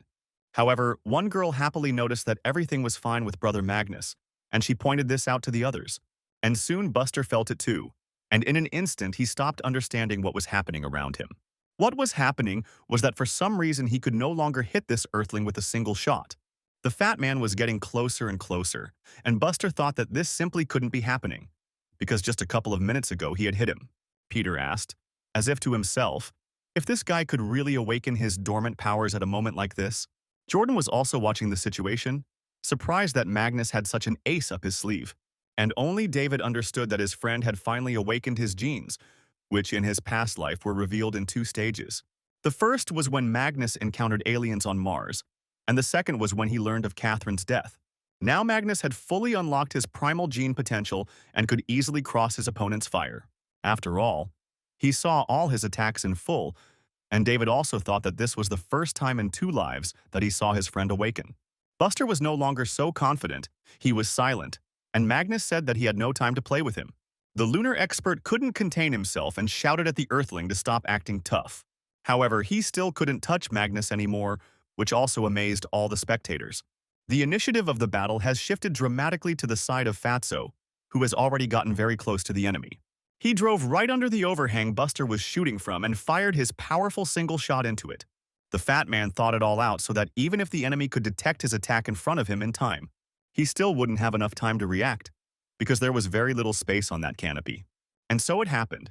His projectile hit the target straight on, and Buster remained imprisoned in the place from which he was going to finish off the Earthling. Only now did everyone see how the representative of the moon screamed from the pain piercing his body from the powerful projectile. Angela and David were delighted because it meant that Magnus had won, and Catherine was the happiest of all. The system confirmed the death of Buster Da Vinci and announced the victory of the student of the Dragon Letters School. Thanks to Magnus's victory, the score difference between Luna and Earth was reduced and now stood at 10-6 in favor of Luna. The fat man came out of his capsule, not believing his eyes that he had won, but it made him very happy. He was especially struck by the thought that now 100,000 wen were his, and he would be able to provide for the children in the orphanage. However, he shouldn't be too happy because only the finalists will receive the prize, and there will be very few of them left. Dr. Clemens was surprised by the Earthling's reaction, and Dr. Rick explained that the winners of the first round. The ministry will reward him with 100,000 wen, so although it's a bit ridiculous, Fatso won. The inhabitants of the Earth were happy and surprised at the same time, but the lunar viewers did not believe that such a thing was even possible. Buster Da Vinci, meanwhile, also emerged from his capsule, but he was ashamed to show himself in public. And in this situation, the pain was transmitted at 100%, and it seemed to him that his body was about to fall apart. But Magnus was incredibly pleased. He happily ran to his friends in the waiting room. The first thing he asked David was if he could already get his reward and if it would be taken away from him if he lost. And David thought that with his strength, Fatso could easily become the commander of an entire corps. But now he was so careless. The guys also saw Jordan standing next to them, looking very stern and serious, as always. Magnus awkwardly said that he shouldn't be like that because they were just joking. He thought the guy would attack him. But Jordan just grabbed him by the jacket, saying that Fatso hadn't even buttoned all his buttons. He said that he shouldn't forget about his image because, after all, he is a representative of Earthlings. He added that if they continue to win like this, it won't be difficult for him to run naked at least 100 times. Meanwhile, it was David's turn to show himself in the fight. In fact, he had been waiting for this moment. General Hugo watched the students from Dragon Letters through a camera in the waiting room. He thought that they were truly amazing, and whatever the outcome, the spirit of the Earthlings must be reborn again. Jordan, meanwhile, said that a man is obliged to keep his promises, and therefore he too will not go back on his words. The guy started to undress, and the general was very surprised, asking what this Asian was even allowing himself to do. Buster finally returned to the Luna waiting room, standing in the corner, not daring to look his comrades in the eyes. One of the older students approached Harry Lungberg, telling him that he should return Luna's good score. And the guy assured him that he would return everything 100-fold, but Chrissy suddenly warned him. She advised him not to underestimate his opponent, but Harry replied that he had carefully studied the information about him. The guy knew that David was a close combat fighter, but they would only be able to experience each other's true strength in a duel. Both participants took to the stage, and the audience immediately burst into thunderous applause, shouting Harry's name. The boys met eyes again. Harry was sure he could crush this boy from Earth. David seemed surprisingly calm. He was even a little amused by his opponent's attitude. Angela thought that this Harry Lungberg had become famous for his skills as soon as he entered the school. They said that over time this guy would become as great a fighter as the Three Musketeers of the Moon. All this only made things worse for David, and Angela began to worry when Mila announced the start of the match. Since students did not indicate a preferred standard battlefield, a random one was selected. The location was called Mountain Peak, and the arena itself was located at the very top, making maneuverability difficult. The guys from the ranks of the Earth's spectators began to be indignant at such a selection, because this arena was created for close combat. Also, David's opponent had a 100% win rate at this location, which played into his hands. Harry Lungberg turned to David, saying that he would allow him to do something, but he did not finish and froze in place. Dr. Clemens asked his colleague if this was Earth's secret weapon, because it seemed like the guy thought he was already a champion. Dr. Rick hoped that David Gaydon knew what he was doing. Otherwise, the morale that had been raised with such difficulty would quickly fall. Mila explained all the circumstances, saying that the participant from Earth took a close combat stance and, apparently, did not select any weapons. At this time, many of his relatives were watching the live broadcast, including Dina Gaydon. Her friend, who was standing behind the girl, asked if everything would be okay with her brother David. But, seeing Dina's look, the guy quickly remembered that he still had homework to do. But Dina still couldn't stand it, and asked how he could say such things about her brother. The girl added that even if there were 6 of the best moon fighters there, David would have destroyed them all in less than a minute. She was not the only one who thought so and watched the matches. Michael also watched the live broadcast. He noticed that David's aura looked completely different during the fight, which was very different from his calm temperament. Catherine thought that David was indeed an amazing fighter, but she didn't know if his skills could match Harry's. Still, you can't compare the selection on Earth with the fights of the final stage of the competition. The level was too different. Meanwhile, David asked the surprised Harry Lungberg what else he expected from him in such a situation. And Harry thought that he had never seen anyone treat a practitioner of the lunar martial art with such disdain. He also thought that today he must definitely teach this impudent fellow from Earth a lesson. With this thought, the guy attacked David, his weapon being a special sword from his lunar combat art, a sharoon. Harry held out the blade, which suddenly produced many smaller blades of similar shape. He used some technique and spun them around himself, then launched something that looked like ancient spears at David. David managed to dodge the attack, but noted that the guy's speed was quite highly developed and his techniques were honed. Moreover, his lunar opponent had a good intellect, since his spears turned out to be explosives. The rock behind David, where the attack hit, split from the explosion, but the debris did not reach the guys. Meanwhile, Harry attacked him now himself. He was very angry and wanted to finish off the Earthling as soon as possible. But he still had to admit that he had good close combat skills, particularly defense. Harry jumped back a few feet, quickly assessing what attack to use next. This time he used aura. The ground beneath his feet cracked from the power that filled his body. David simply prepared himself for another attack from the enemy. He was well acquainted with the character of this guy. After all, when analyzing an opponent, it is important to understand not only his strengths and weaknesses, but also the psychological aspect. And David understood this well in Harry, because all the attacks of the Moon Karateka were quite predictable for him. The only thing that could have spoiled the picture a little was the power of the attacks, because, whatever you say, Harry Lungberg was an ace of his craft. But the same could be said about David. The guy realized that the best thing to do in this situation would be to take the hit. So he covered his head and prepared to hold back the onslaught of the attack Harry had already directed at him. And so it happened. And although the lunar representative put all his strength into her, David was able to stand still. In fact, the power of this attack also showed how high the level of gene awakening was in Harry. Dina thought that if we add to this the most professional training and education in the entire solar system, there was only one way out. Her brother was in a complete trap from which she saw no way out for him. Meanwhile, David was still unable to completely hold back the onslaught of the enemy's attack and flew back a little. Wiping the blood from his cheek, he said that perhaps they had played enough and should finish quickly.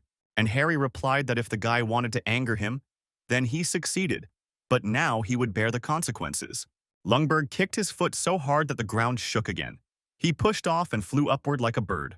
David noticed that his aura was still there, which was a little strange, but he decided not to let his guard down. Harry, meanwhile, froze in midair with another kick, about to bring it down on him and saying that the Earthling would finally know his death. The Moon audience seemed to think the same thing, because they shouted Harry's name with increasing enthusiasm. Mila. seeing the situation that had unfolded on the battlefield, raised her hand and happily congratulated Harry on his victory. But she didn't finish saying the name of the lunar representative, because suddenly another picture appeared before her eyes. Mila corrected her mistake by saying that the victory was despised by the representative of the dragon letters. Even the Earthlings themselves did not believe this, asking what kind of nonsense the commentator was talking about, because this could not have happened. Dr. Clemens slammed his fist on the table, asking the same thing, as Harry had dominated the entire fight. He added that their boyfriend was a master of lunar martial arts, so he felt like David had cheated somewhere. The doctor then demanded a replay of the final confrontation, convinced that the verdict had been incorrect. At his request, they showed him a recording of the last fight when Harry attacked the still calm David. The lunar expert then swung his leg with a murderous aura, so it seemed like victory was truly his. However, David even allowed himself to close his eyes because he was completely confident in his plan. The guy ducked. He moved only a short distance away from his opponent's leg, but it was enough to counterattack. David found himself face to face with Harry Lungberg, who was at a loss to understand how he had managed to dodge his attack. But David didn't give him time to think and assess his situation, because he had already swung for the decisive blow.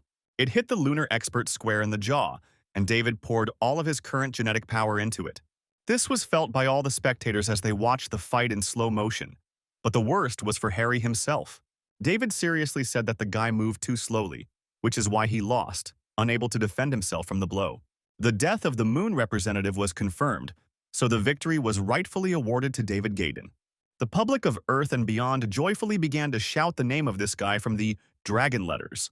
After all, he managed to defeat Harry Lungberg, who was an ace in martial arts, and David's friends were also happy. But the boys noticed that their friend was quite calm despite his great victory and achievement. Dr. Rick thought it was no wonder there was so little information about this guy, since he really was their secret weapon. Dr. Clemens thought that if it were just a lesion, there would be no problem. However, to suffer such a humiliating defeat was much worse. Both doctors looked at each other. Dr. Clemens was forced to admit that it seemed that the Earth was indeed well prepared for this year's competition. But Dr. Rick responded that his colleagues should stop joking, because luck is luck, but he doesn't need to explain their merits. He added that now they can only pray that the rest of the soldiers can learn from all these battles. Dr. Clemens replied that he was glad that his colleague understood this himself, because getting into the top 64, which is what Earth achieved, does not mean much. And then he added that the brutal part of the competition is actually just beginning. And he was right, because there were still a few seeded players who didn't play, and then the second stage began. Dina's classmates said that everyone online was discussing her brother's victory, and their team even acquired nicknames. Dina really liked what she heard. She said it was quite good and nodded approvingly. Now David and his friends were spoken of as the 4 dragons who would rule wherever they went. Meanwhile, in the canteen, which was also offered on the list of services for finalists and applicants, Michael sat with David, asking why that shot looked so good. The young journalist added that if he were a woman, he would have married him long ago. David looked a little puzzled. He didn't really like hearing so much praise addressed to him. He replied that if Michael really were a girl, he would beat him to death for such a desire. David asked him not to say such nonsense anymore, because it would be better if he told them whether they had made any progress. Then Michael replied that his research had been very fruitful and he had managed to find out that in recent years the 3 families had been working together on some kind of common project, and it seemed to be related to space exploration. But David said that the guy was teasing him again, because this fact was already known to the whole world. Then Mike reminded him of his great intuition, saying that he could always rely on it. So he asked David if he knew how many ships had been sent out to explore space in the last 10 years. David, of course, did not know the answer to this question, but he already understood that the 3 families had allocated much more. Michael decided not to keep him in suspense and told him that we were talking about tens of thousands. Some had returned, but some had gone missing, and Michael was sure that it was connected with something that they didn't even know about yet. And perhaps only 3 families had this data. David figured that 9 times out of 10 these ships hit something, but they didn't want it to be known. But Michael said that if you look at the situation from that point of view, then everything began to even lose its meaning. Then David asked if he knew anything else, but the guy shook his head, because who among the 3 families would share information with him? He added that if he continued digging in this direction, then very soon the security service would knock on his door. David thought that this data was already of great value, since most likely, the lunar families managed to discover something. It also turned out that when the fourth places in the competition were taken by lunar players, Earthlings would definitely lose control over the situation in space. This time, David had no right to make a mistake, and although he did not know what awaited him, if he failed, the fate of humanity would repeat itself. He told Michael that he had to be careful, because this was a case that 3 families were so involved in. It should be a huge moneymaker, but Michael replied that he and all his friends knew what they were getting into. At that time, David simply said that he had simply warned them, but he also greatly appreciated their work. Meanwhile, Magnus was sitting in his dorm room looking at his computer monitor. There was a video call activated with his younger siblings at the orphanage, who were waiting for him to win the next round. The fat man replied that he would try not to disappoint them, and when he returned, he would definitely treat them to a delicious dinner. At the same time, General Hugo listened to complaints from the leadership that only 10 Earthlings made it into the top 64. They told him that they did not expect to see such disappointing results under his leadership, and the general wondered whether the representatives of the moon were really so superior to Earthlings in development and strength. But this George, the chief admiral, doubted the correctness of the Earth's gene policy. For a very long time, the development of the moon took place in the shadows, but if you look at the political side of the issue, then its representatives. They had always tried to be on the same level as the Earth. Now the moon had an overwhelming advantage. Speculation by ordinary people or the opinion of the inhabitants of the moon about their superiority looks too childish. Then the general thought about the expedition that had been planned for several years, which the lunar representatives were aiming to get to. It turns out that their real goal is to show Earth the futility of investing in their soldiers. Looking at it from this point of view, the general thought that there could be no doubt. The representatives of the moon were hiding something. And now everything depended only on whether the Earthlings could get at least one of the expedition places provided. Meanwhile, Mila welcomed everyone back to the competition after a short commercial break. She added that Dr. Clemens and Dr. Rick Yankee will be commentating the matches with her again today. The latter thought that, fortunately, Earth had 10 more participants, and if it weren't for that, he would have completely lost his face. Mila announced that the main fight of today could be considered the confrontation between Sybil and Chrissy. Dr. Clemens suggested also considering the situation of Catherine, who also moved forward, but only due to her speed of reaction. Dr. Rick thought about Magnus. He was at a turning point, because his new opponent was one of the top 5 shooters on the moon. Things were even more interesting with David, who was to face his older brother Harry in battle today. His name was Paul, and he had already experienced many battles in his 4th year, so the fight promised to be interesting. Dr. Rick thought that David had shown some serious lunar martial arts skills in his last fight. That's why this Paul wanted to return his honor, because for a representative of martial arts this was very important. And if we look at everything from the position of a master of the martial school, then he must have given Paul an order. Meanwhile, David and Magnus were called over by their friends, who said that they had already prepared snacks and could watch the game together. Phoenix noted that although the situation was not going well for them, Dr. Rick was doing a good job. And all because the first 5 fights took place between representatives of the moon, and his predictions turned out to be quite accurate. But now the time had come for the fight that everyone had been waiting for. Dr. Rick was a little nervous, because this was the first fight on Earth today. It was also the highlight of the day because it featured one of the 3 families of the moon fighting in it. Chrissy Da Vinci thought that if they defeated the robot Sybil, Luna's morale would definitely increase. This is also the first confrontation between pre-seeded participants. This fight will be able to show the level of each. The fight began. Chrissy immediately activated her aura with genetic power to suppress the enemy with power. She understood that the weakness of the Earth contenders was that they lacked fighting power. As a result, the robotic Sybil dropped her guard when Chrissy appeared right in front of her eyes. Now she had a perfect angle to attack, and the girl planned to take full advantage of it. Magnus was showered with unexpected compliments in the waiting room where he was told that he had to try the same techniques as Chrissy Da Vinci, and Fatso was pleased with such a comparison. David noticed that there were more and more people trying to please Fatso, and his friends seemed to like it. David also analyzed the fight between Sybil and Chrissy, noting that the former made defense her priority.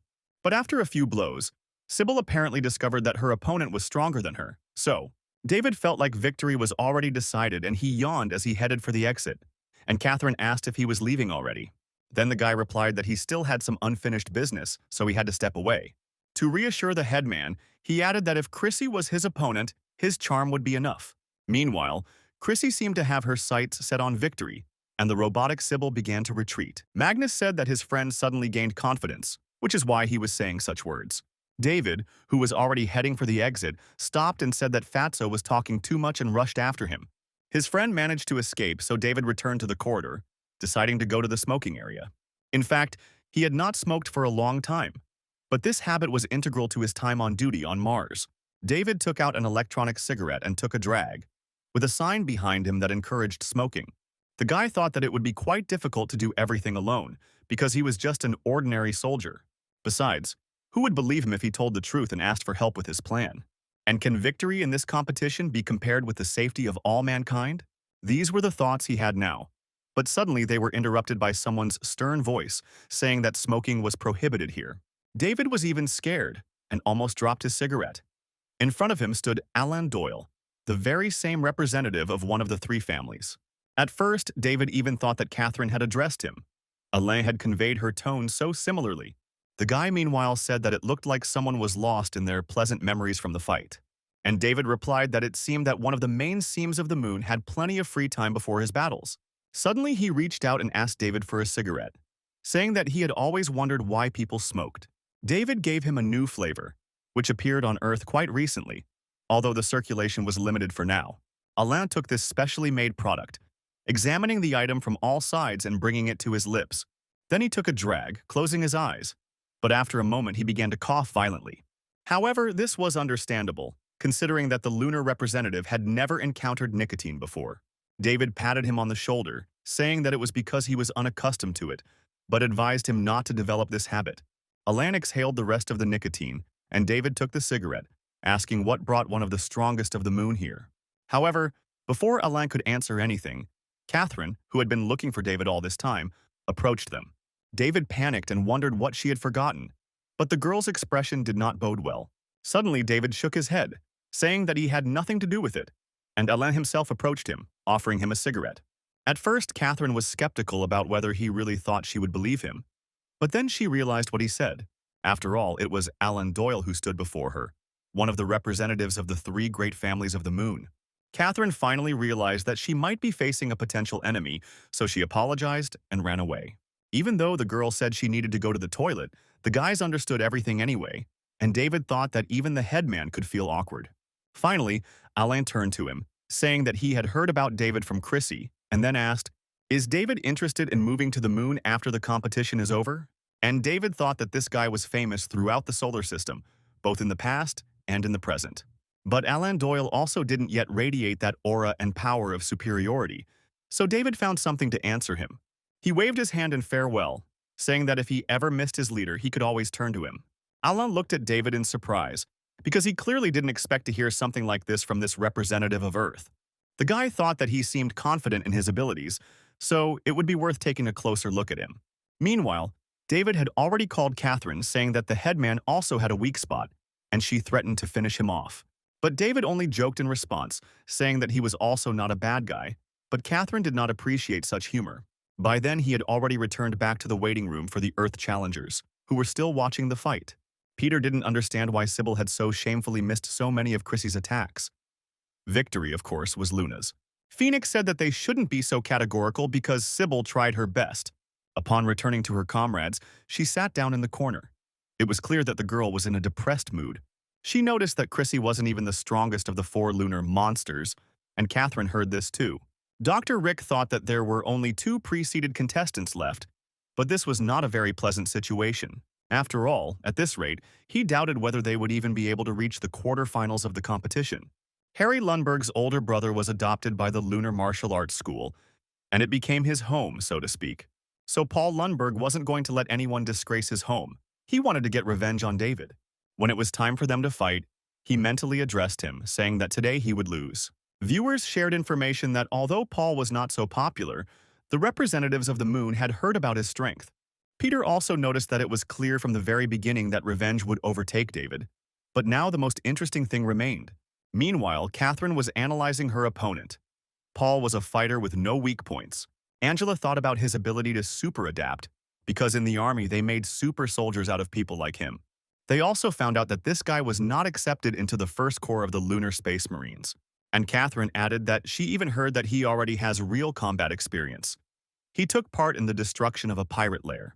However, David, it seems, was not at all worried about such significant achievements of his opponent. Catherine even told him to stop smiling, telling him to be more serious every now and then. And David didn't miss the opportunity to tease her and asked if the headman really wanted him to look like Alan Doyle. This, understandably, angered Catherine, and she said that he had better win now, otherwise he would die by her hand. She told him all this through the earpiece that David put on, as the rules allowed. However, in reality, he was more serious than ever, because he himself understood what kind of enemy he would be fighting. The first thing Paul Lundberg did was salute him, which slightly surprised some of the spectators who were far from the army. But David understood everything perfectly well, because it was a gesture of respect, so he appreciated it and did the same. This somewhat surprised even General Hugo, who watched every duel, like everyone else. But for some reason, these two guys who were about to fight in a duel inspired respect in him. Meanwhile, the competition battlefield simulator launched, and this time, the location was the depths of the forest thicket. Dr. Clemens began to talk quite a bit about Paul, saying that he had a sniper rifle that was very suitable for such a place. And as a mature warrior and soldier, he is able to remain cool in almost any situation.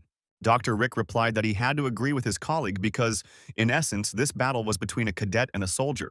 However, only time will tell which of them will win, so soon the spectators happily awaited the start of the fight. However, the next moment, both doctors of science and Mila asked in surprise what was going on here. After all, the challenger from Earth, David Gaydon, decided to fight without weapons, as evidenced by his empty hands. Such frivolity did not please Catherine at all. She threatened that one day she would definitely finish off the guy. The fat man, oddly enough, supported her radical position, saying that it wouldn't hurt to put David in his place. And Catherine added that Magnus should remember well that he shouldn't repeat what he says. Everyone else in the Earth waiting room thought David was some kind of crazy person, and only he knew what he was doing. Dina's classmate said that this time he was almost 100% sure that her brother would lose, but Dina didn't like it. She attacked the guy, saying that she had already told him not to speak badly about her brother. Meanwhile, in the arena, David seemed to have completely forgotten that he was on a battlefield because he acted as if he was taking a stroll. In fact, he already knew where his opponent was hiding because it wasn't that difficult to guess in such arenas. David also thought that if they did not engage in combat within 5 minutes, their locations would be displayed on the map. And suddenly everyone present in the waiting room was surprised to notice that David began to actively approach Paul. The lunar representative himself noticed this too, his rifle aimed at the silhouette of the man approaching him. But the guy didn't understand what this earthling was even thinking about, approaching him without a weapon. Some of the lunar viewers said they had never seen this kind of error before. One of them even shouted that he would give up his last name if David managed to win, but Alain and Chrissy thought otherwise. Alain remembered how the girl had already warned him that this man was very strong and needed to be given more attention. And if he treated his opponent so carelessly, that already said a lot, especially for Paul too. Yet his lunar opponent didn't expect this guy's self-confidence to be beyond imagination. Deciding that he would finish him off now, Paul aimed his rifle at David, setting the sights directly on his head. He fired a shot. It was clearly seen by all the spectators and many thought that the fight was over. However, when Paul lowered his rifle, he was surprised to notice that his opponent remained unharmed and invisible. The other participants saw the same thing and were no less surprised, amazed by David's skills. It turned out that at the last second he managed to dodge and the bullet hit the tree, as if the guy expected it. Paul didn't understand then how he managed to do it, so he decided to quickly continue the attack, turning it into shelling. His rifle shook from the volley of shots, all flying straight in David's direction. However, he dodged all the projectiles with extraordinary dexterity, not allowing them to hit him. As he did so, he also continued to get closer to the enemy, so the enemy was forced to change his location. Paul moved to the branch of another tree and prepared to continue his line of attacks on David. He fired his rifle quite accurately, so every projectile was bound to reach its target. But the target was constantly moving and very dexterously, so the guys were on equal terms no matter how strange it might seem. But David had already caught up with Paul to such an extent that it became unprofitable for him to shoot, and he used another weapon. They were steel blades that the boy was using at close range when David approached. And he actually expected just that. He blocked Paul's first attack and prepared to dodge the second. Paul had already pointed his other blade at him, intending to pierce his opponent in the side, which would have been a serious wound. However, David of course understood this, so he carefully watched his every move and was able to dodge in time. In Paul's eyes, he was moving too fast, to the point that he couldn't even keep up with him. However, the lunar representative was no slouch either. He had well-honed hand-to-hand combat skills. At one point, it seemed to everyone that he was about to hit David with his knife, but he kept dodging. Paul then moved on to his secret fighting tactics, the first of which was the 7 deadly steps scheme. David tensed and braced himself as he saw his opponent suddenly change stance and become more focused. Now he had a special aura about him that looked quite impressive and powerful, so much so that David even became worried. His worries were heightened by the fact that Paul's speed had also increased noticeably, making it increasingly difficult to dodge. However, while he was still able to do this, David thought it was time to end his show. First, he had to dodge his opponent's blows because he was delivering attack after attack without stopping. So David used different backward jumps which allowed him to get some distance away. But Paul didn't want to let him do that and threw one of his knives at quite a high speed. Luckily, David noticed this and was able to avoid the collision after he landed, even though he had a head start. However, just as the boy thought about this, he was suddenly hit by an attack with another blade from Paul. The guy was not ready for this. He was knocked down and grabbed his stomach, and all the spectators gasped at this moment. The Moon audience cheered, saying that at last their representative had shown this scoundrel that he was not vulnerable. But Paul thought that he hadn't heard the knife enter the flesh, so he felt like something had gone wrong. With this thought, he turned to David, telling him to stop pretending already because the attack had not affected him. At first, the Earthling did not answer him, but this was for a slightly different reason than Paul thought. The thing is, David caught his blade with his teeth, which was the height of hand-to-hand combat. He took it in his hands and said that Paolo shouldn't have put so much pressure on him, because now he had a weapon too. The audience, meanwhile, appreciated how he caught the knife with his teeth, because courage alone was not enough to do this. Catherine wondered why she hadn't noticed before that this guy had such excellent abilities. But the girl immediately thought that she didn't yet know how he would decide to use the blade, so it was too early to rejoice. But Angela replied that David would have no problem with this. She remembered how skillfully he cut the apple. Meanwhile, Paul agreed that now his opponent also had a weapon. But would he be able to use it? And David thought that this representative of the moon was not one to give up easily, so the fight would not be easy. However, this feeling was exactly what he was missing, and a man who had already put his life on the line more than once would understand him. With this thought, David looked Paolo straight in the eyes, and Paolo had the feeling that another person was standing in front of him. To be more precise, now he reminded him more of a monster that had crawled out of the darkness and blood. David was prepared for the attack. He had already mentally created a picture of the battle and was ready to begin practice. The guy took a stance, and the spectators and Paul himself noted with surprise that this was a special formation. Paul wondered if it was meant for the 7 deadly steps, but it was too late. They rushed at each other. This time David was the first to attack, and he did it with extraordinary speed. It seemed that he was fighting to the death, because in the movements of the Zuparnia, there was no sense of fear of being wounded in return. So far, Paul has managed to avoid all the blows. He was also not bad at catching, but still lagged a little behind. David's attacks landed right next to the opponent's body, and the latter managed to jump back at the last second.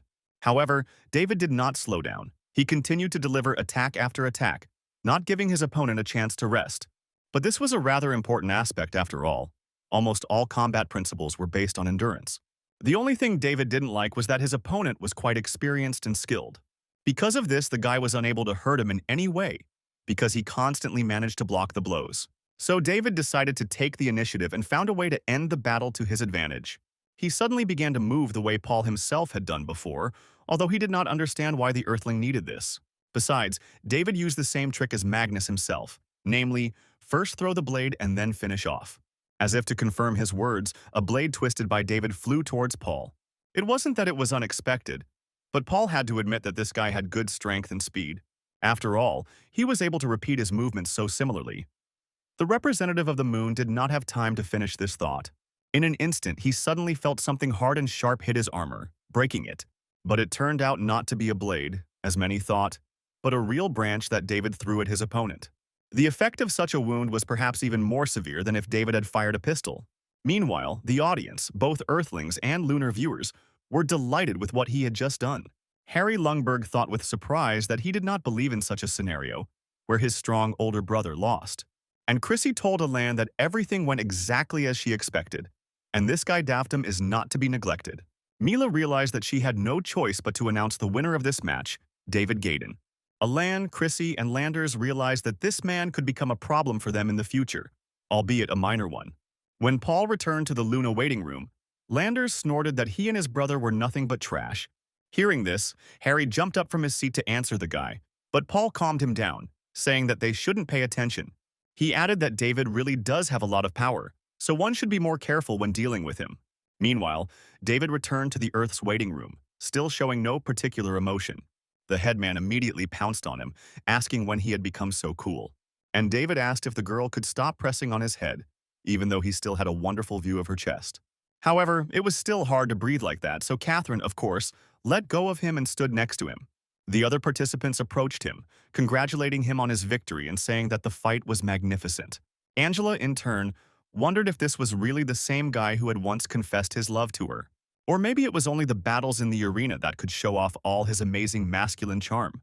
The girl extended her hand, joining in the general congratulations, and David smiled and hugged her. He said that the congratulations should look more sincere, which embarrassed Angela a little.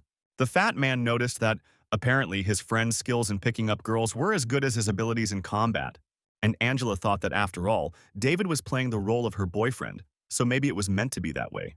They finished hugging and looked at each other. David took the girl by the shoulders and smiled again. He thanked her and Angela smiled back. Then David turned to his friend. He told Magnus to come to him quickly, because he noticed that he also wanted to hug, but did not dare. But Fatso replied that he didn't want anything, and perhaps David's eyes were beginning to fail him.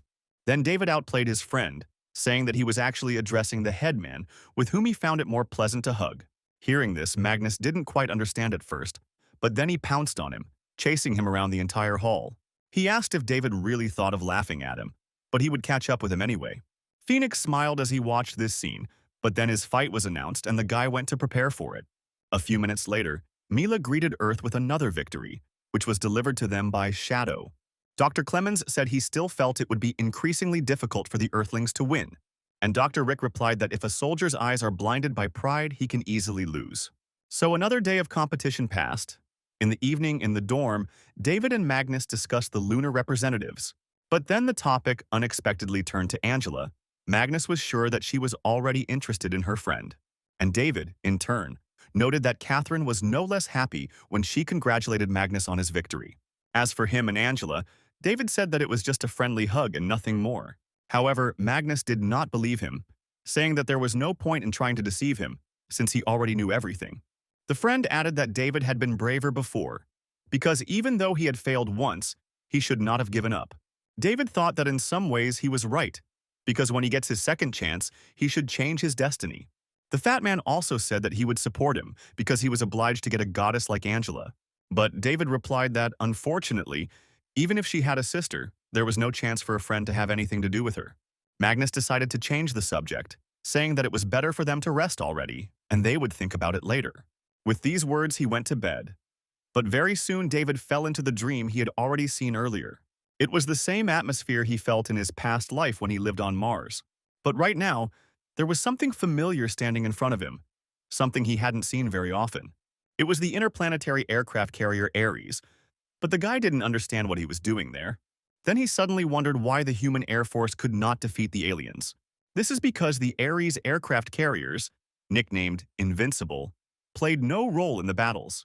David was also curious if she would be able to see the same silhouette of a person as last time. Meanwhile, the door to the aircraft carrier opened and, judging by the rhythm, it was definitely a person and not an alien. And besides, the strangers didn't open the doors at all, they just knocked them down. So there was definitely someone inside. However, when David approached the aircraft carrier to look at the man, he froze in surprise. After all, what he saw was simply impossible, and the guy refused to believe it, which is why he even screamed. At that moment, he woke up sweating, breathing heavily and clutching his shirt in the chest area, where he felt pain again. When he stood up and went to the wash basin, he was in a very depressed mood, which made him feel unwell. In the reflection of the mirror, he saw that his scar had changed even more and now resembled the shape of half a flower. David asked himself if he had gone mad, or if the world had gone mad and turned against him. Unable to contain himself any longer, he screamed, waking Magnus, who realized that something had happened. David thought it was all his imagination, a manifestation of his madness, so he smashed the sink. His eye and hands were covered in blood, and the guy himself was shouting that there was no Mars or aliens. At that moment, Fatso knocked on his door, but without waiting for an answer, he went inside himself and saw David. He was very surprised and even frightened by his friend's appearance, because he looked like he had just sparred with someone stronger than him. And David looked at him with distant eyes, asking Magnus to tell him if he was crazy. It all ended with David almost losing consciousness, and his friend having to carry him on his back into the room. Magnus thought that if David continued like this, they would have to sell themselves into slavery to pay for everything. The fat man put him on the bed, asking what had happened to him since he went to bed normally. Then he remembered that last time he had a hard time dealing with Angela's rejection, and if that was the reason, it was stupid. Magnus continued by saying that of course if you like something you should own it, but with girls that doesn't always work. And David lay on the bed and slowly came to his senses, feeling that it was better not to talk now. Besides, he still couldn't get over the shock, because the man he saw in his dream was near the aircraft carrier. He looked exactly like Angela, and David couldn't even ask her anything then, even though there were a ton of questions. Then David thought that in his past life the fleet to which she belonged had died heroically in battle. But this explained to me why he saw the girl alive, and moreover, in an enemy combat zone. The fat man saw a different picture. David was tossing and turning and muttering something unintelligible about Angela. That's why Magnus said that what you see is not always reality, and you should always listen to your heart. He added that in this aspect, unlike himself, David was not as experienced, but the guy did not care. He kept thinking about what to do next based on the data he had received, but it was difficult. In particular because Fatso kept talking, so David couldn't stand it and told him to shut up. And Magnus thought that it seemed he was right, and that David must have been too proud of himself for having performed well in battle. Most likely, he ended up going to confess his love to Angela again and was rejected a second time. David thought there was some truth in his friend's words. What you see is not necessarily reality. With this approach, it was much more likely to assume that Angela had not become a traitor, but was under the control of strangers. Then the dream could mean the opposite, because if the problems were with Earthlings, then perhaps humanity has not rotted at all. There was another point. Angela was only the ship's commander, and she did not have such outstanding opportunities. Although, on the other hand, Angela's group was the largest shipping company on the planet. David thought he should pay attention to this. Every time his guess was correct, a scar appeared on his body. And even if Angela was under control, it can be assumed that enemies were around her. Meanwhile, his thoughts were interrupted again by the fat man, who continued to say that there were still many fish swimming in the sea. Many people wrote that they became fans of David, calling him the hope of the earth, so everything will be fine. Magnus added that he should communicate with the fans, and in the future, even if he loses, he can get a good position. Seeing that his friend was gradually beginning to understand him, Magnus wondered what he would do without him. But David quickly put him down by asking if he was ready for his next match, which didn't make him very happy. Magnus was in no hurry to answer, but David wasn't expecting an answer. He just needed his friend to be silent. He thought that if one could not avoid fate, one had to face it. Then he looked at his friend, and Magnus guessed that he was now using the same method that he once used. It was a threat. David held out his hand, saying that if Fatso lost, then he would immediately tell the headman that he liked her. And Magnus replied that he could not continue to threaten him with this, because then their friendship would come to an end. But David understood perfectly well that Magnus simply had nothing to say, and he was trying to threaten him with something in response. The next day they were walking together with a tray full of food, and David reminded his friend about his fight. He added that in fact his opponent was not that strong, but Magnus did not answer. He was offended. Then David handed him his steak, saying it was as an apology, and Fatso couldn't help but take it. He took a bite, and David told him not to forget now. Once he ate the steak, he was obliged to win. The fat man thought that this was probably not up for discussion, but he told David that one steak was not enough for an apology. And although he didn't want to be the center of attention, winning this match now seemed entirely possible to him. Besides, everyone would be happy about this, and the headman would also be pleased. He liked this idea. Meanwhile, some spectators noticed them on the observation deck, recognizing two of the dragons. Everyone thought that David Gaydon was the real dark horse of the earth in the current competition. A few minutes later, Mila welcomed everyone back to the arena of their new trials. She added that this time they would be very harsh for the representatives of Earth, and David was thinking about his own.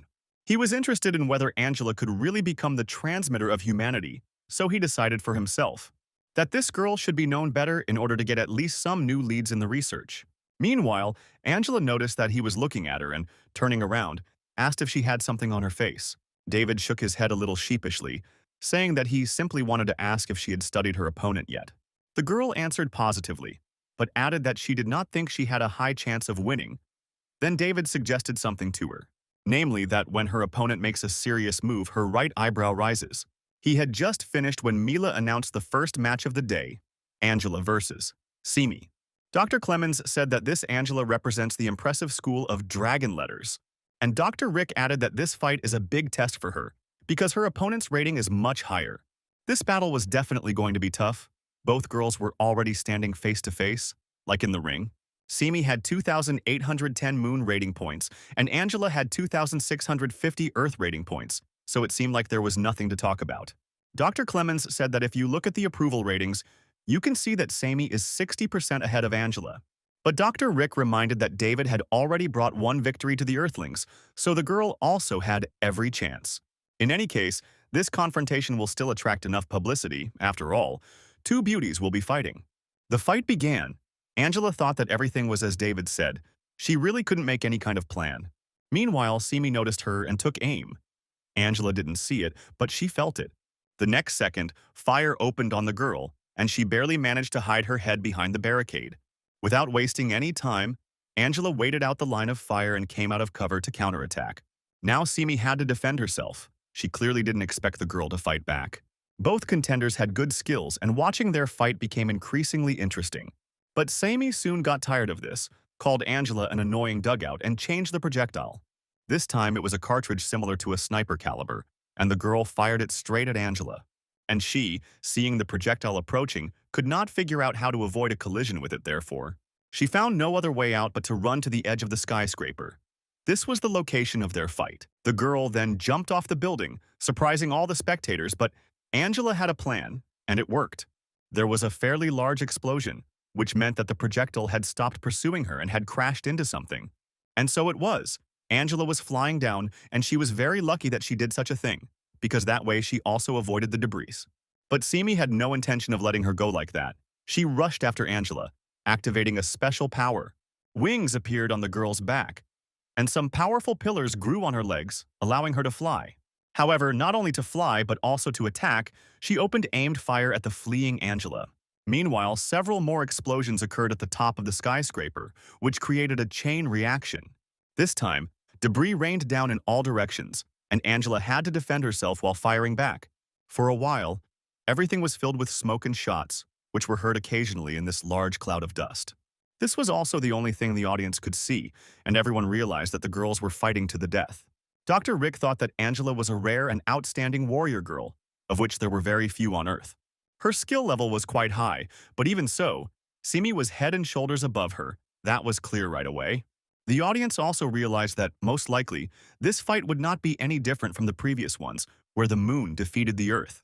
David thought about Angela, and for some reason he remembered a moment from his past life. He sat with Magnus over a cup of punch, and they talked about good memories from their time on Mars. As for Angela, information about her was constantly coming in.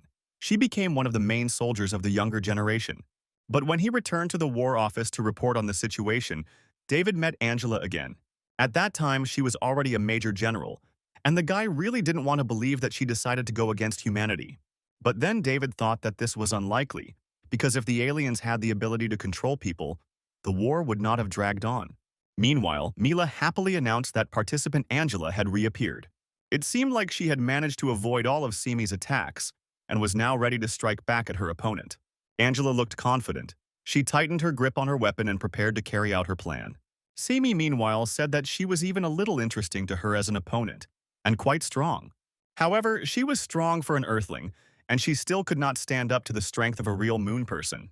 With these words, the girl opened fire on Angela, saying that this was the end for her, but the first one did not think so. She noticed that everything was just as the elder had said. An opportunity had arisen to draw her into close combat. After thinking it over a bit, the girl made a plan and Paula threw a couple of pieces of debris towards Simi flying towards her. Two boulders wouldn't have done her any harm, but Simi couldn't ignore them and not fight back. She activated her laser, which she used to shred both fragments into even smaller ones. However, this was just what Angela needed. The girl took advantage of the smoke screen. Then Simi saw a salmon appear out of nowhere and grabbed the weapon in her hand. It was so unexpected that the representative of Lun did not have time to react in time and paid the price. And when she felt the weapon fall from her hand, she saw the one who controlled the salmon from the shadow of the smoke. Angela was already running towards her and pounced, intending to crush her opponent with a decisive blow. Simi quickly assessed that it would be difficult for her to repel this attack, but she still had one free hand. She held it out to block, and when Angela reached for the blade, she grabbed her dark knife too. They clashed weapons again, but this time the battle situation was on Angela's side, as she had the advantage. It was her last burst of despair, which was accompanied by the girl stepping on the gas in the installations on her feet. At that moment, Simi made a powerful acceleration towards her opponent, but Angela held on. She understood that she had to endure, otherwise all efforts would be useless, so she did not back down. One of her hands was still holding Simi's weapon with a tightly pulled shad, while the other was protecting itself from the blade. But then Angela hit her opponent on the hands that were holding the firearm, and it fell out of Simi's hands. The moon representative could only sigh heavily as she felt the bullets pierce her body. It turns out that Angela was able to take the weapon for herself and opened fire directly at Simi, who was flying in front of her. This caused many more explosions on the skyscraper, but soon it was all over. Both girls were lying on the roof. Debris was scattered everywhere, but then the girls noticed each other, which indicated the beginning of a new battle. Both Angela and Simi were serious about each other. Their desire to win was incredibly high. Harry Lungberg, in the Luna waiting room, said he was surprised by the behavior of a girl he knew. Landers, hearing this, snorted in displeasure, thinking that the guy himself was in fact a nobody, even though he was from the moon. Meanwhile, in the Earth's waiting room, Magnus and Catherine were arguing, urging Angela to win quickly. Dr. Rick thought that the fight had moved into the close combat stage, where she had much more opportunities. Simi screamed and prepared to use all her remaining strength to defeat the annoying Earthling. She, too, gripped the blade tighter and loomed over Angela, who already knew what she should do. Each of the girls was confident of their victory. Simi swung and struck the blade at the place where Angela was. However, the latter managed to avoid fatal damage. She jumped back and realized that the time had come. Time to use the 100 cuts of the acrylic spiral. First, she threw daggers at Simi. Although she was able to fight back, she still spent a lot of energy on it in order to not allow a single attack to touch her. But Angela was already waiting for this moment and was running towards her to pounce from close range, as David advised. This was the very moment when her technique of hundreds of cuts in the acrylic coil worked like a charm. The enemy was disoriented, not understanding how the girl had suddenly become so fast. Simi retreated. Angela saw this, but she was not going to let her go so easily. She knew it would all end now. For some reason, Simi thought the same. This was exactly the moment she was waiting for. But the girl simply overestimated her strength. She knew that when Angela used this skill, a hole would appear in her defense that could be punched through. Simi was sure that she had timed it right, but to her great surprise, it didn't hit Angela. Everything happened exactly the opposite, and the girl felt a blade on her neck. It was Angela. She was ready for such antics, so she did not allow her opponent to do such a thing. Meanwhile, Simi quickly turned around and also extended her blade. They touched, but the outcome was already clear. The last thing the lunar representative managed to think was that this Earthling turned out to be better than her, and Angela proved it by swinging her sword to give it more force and overpowering the resistance of her opponent's blade. It cracked, but so did her weapon, so Angela decided to just squeeze the rest tighter. It turned into something like a blade, which she aimed and then struck straight at Simi's throat. It goes without saying that the Moon Girl was unable to block the blow and felt incredible pain, which is why she couldn't even scream. Mila confirmed the kill, declaring the Dragon Letters school student the winner. Fatso and Catherine shouted their friend's name, supporting her and congratulating her on her victory. But David remained calm. Dr. Clemens looked dejected. This was already Luna's second loss that day, and he said there wouldn't be any more. And Dr. Rick seemed to be on cloud nine, saying that the Dragon Letter School was wonderful. Angela, meanwhile, was already hurrying to the waiting room. She really wanted to see Devt and say thank you again. After all, what he said really worked, and it couldn't help but make the girl happy. She wanted to pass this joy on to him. However, when she finally saw the guy, she noticed that he looked somehow strange. This was also evident in the way he responded to her greeting, which was rather dry and reserved.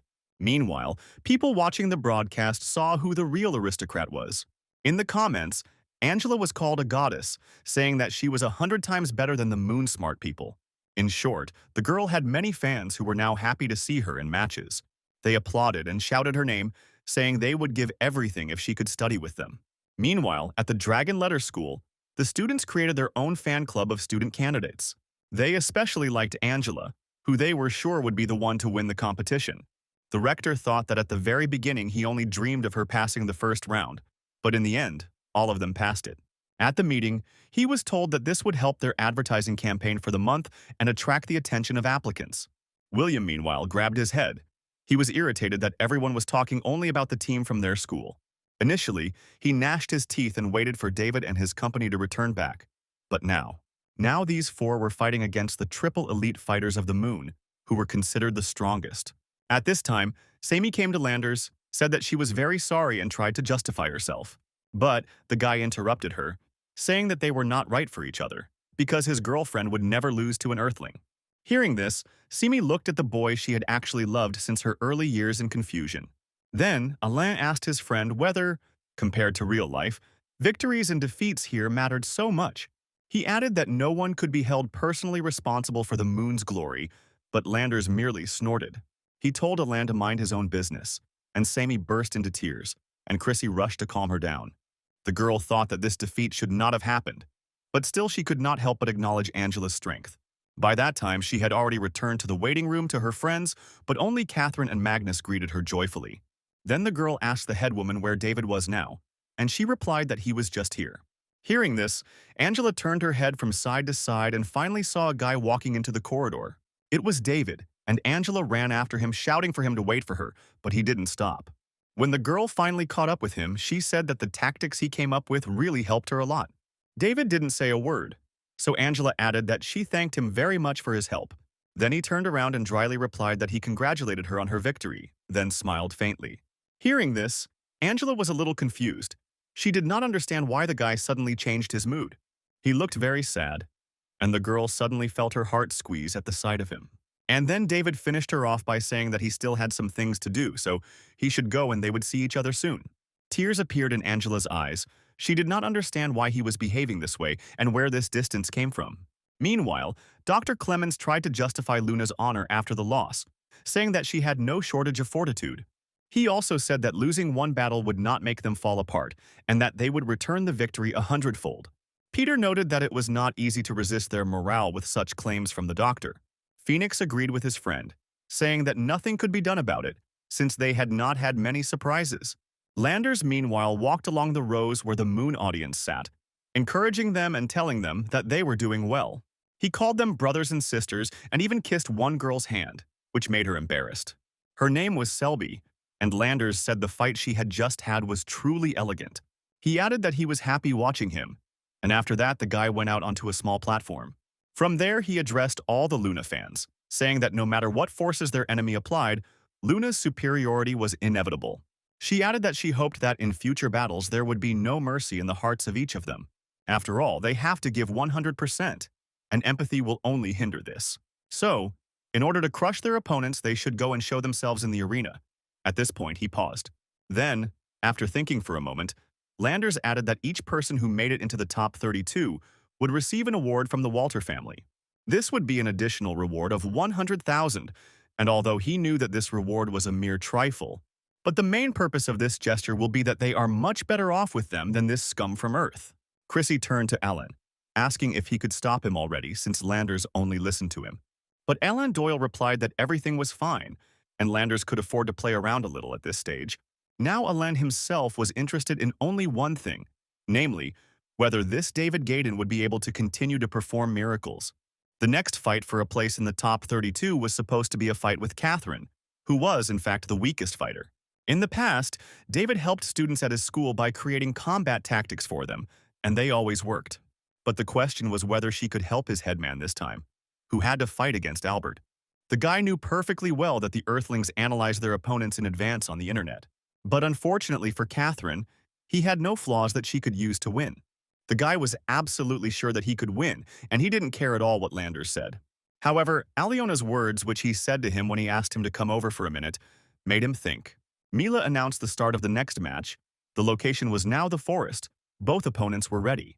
Albert thought he was lucky, because this forest thicket was made for super powerful sniper rifles. Catherine spent all of last night watching footage of her opponent's fights. He even had his own channel on social networks, where he taught how to shoot with sniper rifles and even had several courses. In them, he shared knowledge that helped snipers of any level learn to shoot more accurately. Now, however, Catherine thought that she simply had to use the method she had learned yesterday. After all, even if she can imitate at least half of what she saw, she will achieve incredible success. In fact, Albert was her idol, and she was very grateful to him for all the advice and lessons in his videos. But what the girl didn't expect was that her next opponent would be him. Albert smiled sweetly and said that he heard from Alain that he was her idol, which made Catherine blush a little. But the girl responded positively, adding that his educational videos on the channel helped her a lot. But Albert said that even if he was her idol, the girl should not expect him to be merciful to her. However, he allowed Catherine to choose the arena for their match, and the headman in turn said that their opinions coincided. She said that they both used all their powers, but Albert thought that he would have no reason to do so. Dr. Rick and Dr. Clemens agreed that the dense forest arena was ideal for two snipers. Mila added that, in simple terms, this arena was created to equalize the chances of all fighters as much as possible. Angela thought that Albert was very strong and perhaps had the best sniper skills among humans. He was certainly not to be underestimated, and Fatso asked David what secret plan he had developed this time. But he replied that this time he simply promised the headman to reveal one secret if she won. Hearing that his Catherine would fight without prior advice on winning, Fatso became worried. If we evaluate only sniper shooting skills, then Albert surpassed her by 60 to 70%. David thought that this was the first duel where the chances of winning were negligible for Earth. Meanwhile, Catherine thought that she hadn't seen Albert take the disguise with him. The girl even wondered if Albert was really so sure that she wouldn't be able to find him. The forest thicket is an arena for ultra-long-range combat, with duels reaching epic difficulty. And if you add to this some means of camouflage, it will be impossible to remain calm. Catherine understood that very soon she would have to see Albert and his rifle. She entered an optimal combat state and had already used her camouflage skills looking for a comfortable position. Dr. Clemens thought that both competitors were using the best sniper rifles, which had one peculiarity. They had a counterintelligence device built into them. But Mila interrupted his train of thought. She said she thought the two snipers were feeling like they were on a knife edge right now, and Dr. Rick agreed. So they decided to see what would happen next. But to their great surprise, no one saw Albert. There was no trace of the guy anywhere in the place where he had just been, and Dr. Rick knew who would be the winner in this round. Meanwhile, Albert was already standing in a completely different place. In fact, he had an idea where Catherine was hiding. The skill that allowed him to move to a new place so quickly was called perfect mimicry. Now all that was left was to do something small. The guy also began to look for a suitable place for himself. The Earth's audience slowly began to become less and less supportive of Catherine, saying that she would not win here. And Phoenix said that the mimicry skill does not make a person completely invisible, but it is still very confusing. Albert finally found Catherine's position and prepared to take a shot, hoping to end everything in one blow. Catherine, in turn, pointed her rifle at the guy, whom she also managed to spot, although she could not see him well. The girl's sensors didn't react in any way, but she knew that the guy couldn't just fall through the ground. And David already understood everything, as did the three elite families of the moon. They all already saw the winner. Albert Weather was a fairly well-known sniper on the Mars battlefield and could even be transferred to a special team. But instead, he chose to remain an ordinary soldier, and he himself said that he enjoyed shooting at heads. This man was a sniper during the battles on Mars. The ability of mimicry for an ordinary warrior would be laughable. However, for a sniper, this ability was simply irreplaceable. But then the question of the moon remained open. Meanwhile, Albert had already found his first target. He still managed to get around the girl's position from behind. He held her at gunpoint. Not looking away, the guy prepared to click the trigger, which, however, turned out very well. Catherine felt supported by her friends, who were perhaps the only ones who scandalized her name. However, in an instant, the girl felt another feeling, which was even a little painful. Catherine didn't understand what was happening, but for some reason her body suddenly changed, and these changes occurred on her face. She still didn't know what it meant, or why she had this problem now, but most importantly, why she felt something like this. Catherine gripped her rifle tighter, realizing that the enemy was close. She could feel his presence. But it was difficult to notice the exact location. The girl was spinning in all directions, trying to find Albert. But it was all in vain. She didn't see where he was hiding, although she understood that he had probably already found her. Dr. Clemens noted with satisfaction that Catherine seemed to be in confusion because she could not see her opponent. Dr. Rick didn't answer his colleague. He was mentally telling Catherine that she needed to calm down. Otherwise, there was no point in continuing. Chrissy Da Vinci asked Alain if he wasn't happy. because in the current situation it was absolutely clear that the victory would be for Luna. But Alain thought that after people learned to influence genes for their development, this method was transferred to soldiers. Catherine never showed any signs that her genes were close to awakening, even after all this. There was only one question. Would anything change under such high pressure, or would everything remain as before? The answer to this question was revealed to them a few seconds later, when Catherine suddenly stopped shaking with nerves. The girl suddenly swung her rifle, intending to prove to herself that she was not weak. With that thought in mind, she knelt down, taking up a special, top-level sniper stance. A sniper has reached the highest level only when all that remains of him is his eyes. These were the words David had told her before the fight, but Catherine didn't understand what it meant or how it was supposed to help her. Suddenly, the girl felt very stuffy, and this was reflected on the panel of participants' indicators at the doctor's. Dr. Clemens asked if she was that nervous, and Mila reported that her body temperature was rising. Magnus was no less nervous, and even David was wary of such a sudden change on the battlefield. But if Catherine doesn't do something about her composure, she will become an easy target for Albert. However, it wasn't only Alain who thought so, but also Albert himself, who had already set his sights on the girl. He thought that he didn't even expect that his abilities could scare someone so much. Deciding that there was no point in delaying any longer, the guy adjusted the sight one last time and pulled the trigger. He said that this shot was a hello from Alain, who advised him not to underestimate Catherine. However, in the end, everything turned out as Albert did. The battle turned out to be rather boring and short. At least that's what it seemed to him at first, because Catherine, to her surprise, felt and saw the bullet. As if in slow motion, she turned around, seeing the bullet flying at breakneck speed straight towards her head. Another moment and it would have passed through her skull, but the girl was able to avoid it thanks to her new skill.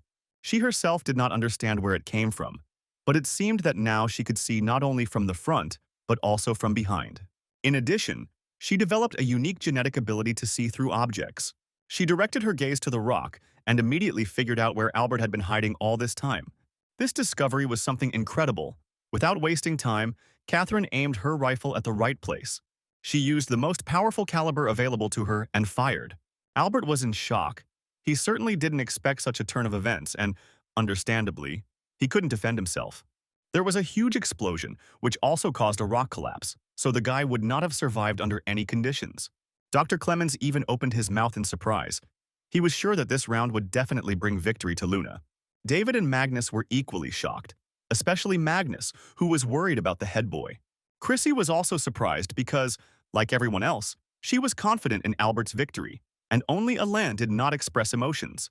Mila hastened to calm everyone down, saying that the result of the match was being checked right now, since it was hard to see anything because of the smoke. Dr. Clemens tensed up. He wanted the result of the duel to be a victory for the brilliant shooter from the moon, and Dr. Rick thought that this was Catherine's last shot, so there was no doubt that the enemy was dead. However, the doctor did not understand how the girl managed to detect it, especially considering her crazy indicators. Having analyzed everything in more detail, the doctor said with great surprise that this could not be. But it seemed that this was exactly what had happened. And Chrissy turned to Alain, asking if this was what he had expected. Mila called for emergency medical attention, saying that both fighters' capsule sensors were out of order. This was especially true for Catherine, because her genes were truly awakened in real confrontation. The medical team was already rushing to the capsules with the soldiers who had suffered an overload on the battlefield. 3 of them took Catherine's capsule and took it straight to the department, while Albert's capsule could be examined on the spot.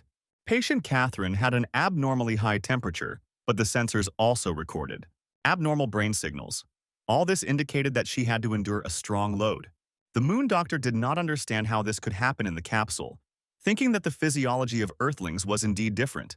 Meanwhile, Albert had already left his capsule, and Mila reported that the doctors were now trying to bring Catherine to her senses. She was currently in need of urgent medical attention, so the results of the fight will remain temporarily unconfirmed. Albert thought about how she could have discovered him. He even went through the options of physiological deviations and deception. Meanwhile, Dr. Rick was quick to defend Catherine, saying there was no reason to believe she had taken anything illegal. However, the audience didn't think so, especially the lunar audience, who began to blame Catherine. It was hard for Magnus to listen to this because they were saying that the Earthlings could not afford to lose. That's why they resorted to cheating, but Fatso wasn't going to just endure and listen to this nonsense. He said that Catherine would never use anything to win, while Angela was thinking about the reason. In short, it seemed to her that her friend's genes were unlocked, and she received amazing abilities. Therefore, the fact that the headman saw through Albert's mimicry was truly amazing and could only be explained in this way. Then Peter added that usually the awakening of genes occurs at 15 to 16 years old, and this is the same for all people. Phoenix added that awakenings are quite rare, but David said he was confident in Catherine's case. The Moon people are still researching this phenomenon. They have found that humans adapt well to new genes. The awakening of recessive genes occurs extremely rarely, but in such cases side effects appear. In fact, the best way to get genes to awaken is to be in a life-threatening situation. And everything that was happening now with Catherine reminded him of awakening, because he had seen this more than once in the army. Then Peter said that if this is really so, then another strong warrior will appear on the side of Earth. For some reason, it began to seem to him that these competitions were organized specifically for their school. But David said that it was not that simple, because after awakening there is a period of weakness in a person. In other words, it is likely that Catherine will not be able to participate in the next round of the competition. Besides, even if she does awaken some skill, it will most likely only be auxiliary. Meanwhile, Mila reported that the results of the medical examination revealed that Catherine did not use anything illegal, but due to the heavy load her body was exhausted. Now she needs to stay in the hospital, but the girl was confirmed to have won the fight. Dr. Clemens said that, in short, what happened to Catherine was an incredibly rare phenomenon. Meanwhile, at the Dragon Letters School, the students couldn't get enough of the news of Catherine's victory. Many said that from that moment on she became their goddess, and others boasted that she was their headmistress.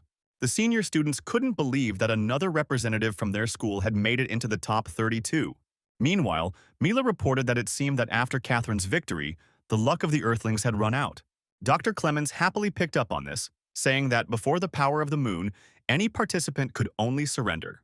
After all, it was time for the last fight in the top 32 qualifiers, in which Magnus fought. His opponent was a guy named Fabio, who had a rating of 2,600, and Phoenix had already fought him once. Magnus's friends in the Earth waiting room encouraged him before the fight, telling him to give it his all. Davey TD also said that everything depends only on him, and he believes that his friend will definitely cope. Suddenly, Fatso's gaze fell on the stands, where he saw how an expert from Asia was also supporting him. This made a big impression on the guy, because just recently he said that they would lose after the first round. But everything turned out completely differently. So now Fatso was full of confidence and headed towards his capsule. In the arena, they met Fabio, who outwardly reminded him of a hero from a famous manga. However, the guy behaved a little differently. He shook his hand, but said that this was the end of his luck. He then added that today, Fatso would understand on his own skin why he was given the nickname by which he is known. Hearing this, Magnus became a little worried, because he knew very well what this lunar expert was talking about. The fat man even took his hand back, and it was a little abrupt, which showed his anxiety. The lunar audience started screaming for Fabio to smash the fat guy into the wall and send him flying back to Earth. Dr. Clemens asked his colleague if this guy was really afraid or if he was pretending to be a pig to eat the tiger. Fabio thought that according to the data about this Tolsiak, he was absolutely hopeless in a fight against him. And even if he had some ranged combat skills, that was the extent of his arsenal. Both participants took their places in the capsules and were soon transported to the battle arena in full gear. It was a 5-level flying saucer destruction battle. The rules of this arena were quite simple. The first one to destroy all 100 flying saucers will be able to attack the opponent openly. Dr. Rick noticed that the opponents were standing 5 meters apart from each other, and the target in front of them was the same. But the winner will be the one who is faster and more accurate. At the same time, they should keep an eye on each other. But Dr. Clemens said that was just the basis, and the real argument was the speed of the reaction. It can be said that, unlike Catherine's duel, there will be no mysteries here. No luck, only the one with the greatest psychological fortitude and the best aim can win. The Polar Star was a standard lunar precision pistol that had a high rate of fire. It has low recoil. Its accuracy at close range is amazing, and there is almost no delay between its shots. Peter said that in an arena like this, such a pistol was the standard choice, even the all-rounder. That's why the guy said that Magnus should also choose something similar. At least his weapon would be good. Phoenix agreed with his friend, but the next second he cried out in surprise, amazed at Fatso's choice. After all, he chose a high-type weapon, Tiger's Det, which was generally not bad, but was clearly inferior to the Star. Dr. Clemens noted that this weapon was developed on Earth and although it had good performance, but it had too much recoil to fire, requiring almost constant trigger pulls. Dr. Rick thought it was still a weapon that required ammunition, so he hoped Magnus knew what he was doing. Meanwhile, Mila announced the countdown, after which the participants could begin shooting. The Earth viewers were also disappointed that he did not change weapons, saying that this would definitely mean Fabio would win. Angela wondered if Magnus had used the weapon on David's advice, which would have been quite logical. David himself sat next to the girl and thought about how his friend fought during the war on the battlefield of Mars. In addition to the heavy sniper rifle, Magnus always carried the Tiger Duty with him, which he continued to use. But David never videotaped him using it while studying at the academy. Considering Catherine's recent awakening, it seemed like he had some influence on events. Now it was difficult for David to even imagine how many points Magnus could score. It was obvious that the friend had not really calculated his strength, because it was already difficult for him to stay on his feet. Fabio, of course, noticed this too. He said that it seemed like it wouldn't hurt for some people to visit the gym from time to time. He added that Fatso's knees were shaking and he couldn't even say that he was so scared. Still, he said that if Fatso could win this confrontation, he would take his last name. Magnus remained silent. He did not answer and did not succumb to the enemy's tricks, although they did not pass without a trace. Mila announced the start of the duel, and Fabio finally thought that it was hard for people like that to control themselves. It seemed to the guy that victory was already within his grasp, but neither he nor anyone else even suspected how it would all end. Dr. Clemens, as always, was confident that Luna would win, the smile never leaving his face, unlike Dr. Rick. Both contenders opened fire at targets that looked somewhat like a training test. After all, the targets here were also moving. But the problem was that Fabio was faster and had already destroyed 10 targets. All this was accompanied by explosions, and Peter shouted for Fatso to move and start shooting too. I was leading him while he was just standing in place, but even David was worried, because the main thing here is speed. And while Magnus was clearly inferior to his opponent in this, Dr. Clemens laughed contentedly. He said it was the first time he had seen a competitor so intimidated at a shooting competition. The targets kept falling in all directions, and Fabio managed to shoot them all down. So far, his skills have been expressed in the fact that he has not missed a single target, but he has not yet revealed his main trump card for victory. Peter said that if he continued to do nothing, he would very soon lose and be left in even greater shame. Phoenix and the others echoed this sentiment, with David seeming to be the only one who remained calm. Meanwhile, Fabio realized that his opponent would not do anything and decided to pick up the pace. He continued firing his pistol, by which time he had already knocked down about 30 targets, almost reaching half of them. But Magnus still stood motionless, as if waiting for some opportune moment. Toggled Fabio turned to him, saying that if he didn't want to move so much, then he would take over his plates too. As if to confirm his words, the guy aimed at Fatso's targets, intending to destroy them too. Suddenly, everyone saw and heard a big explosion, as if someone had fired a powerful weapon. It turned out it was Magnus. At some point, Fabio's words made him act, and he fired one shot. However, this was enough to completely seize the initiative, because everyone was surprised at what he did. This gave Magnus a chance, and he took it, firing his machine guns in all directions, hitting the targets. And he did it quite quickly. Despite the weight of the chosen weapon, he had already shot down no less than 20 targets. It all ended with the Earth audience cheering and shouting the name of the winner of this round. It's not hard to guess that it was Magnus who became the winner, and Dr. Rick was especially happy about this. Mila announced another victory for the Earthlings. Even the girl showed that she was announcing it without much enthusiasm. Even taking into account the generally unfavorable situation for the Earthlings, the 4 dragons still made it into the top 32. The students of the Dragon Letters Academy, who appeared out of nowhere, almost single-handedly defended the honor of the Earth. Reporters were already pestering General Hugo with questions, asking if they could interview the students. But the man apologized, saying that at the moment the team is not ready to give any interviews. He explained this by saying that their matches were quite tough, so now they all need rest. The general kept glancing at David out of the corner of his eye, since the guy had really interested him with his fights. The man did not even expect that he and the people around him would be able to create such an incredible miracle. Meanwhile, the lunar representatives listened as Landers said he wanted only one thing, and that was a crushing victory. But in the end, he couldn't believe that 6 Earthlings had made it to the next stage. But Chrissy answered him that the guy shouldn't underestimate David Gaydon's strength, to which Landers just chuckled, saying that everything was just beginning. Doctor said that Catherine was physically and mentally exhausted. However, her current condition is not dangerous.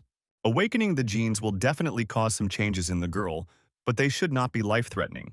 The doctor said that now her body is constantly receiving nutrients, so her long sleep will soon end.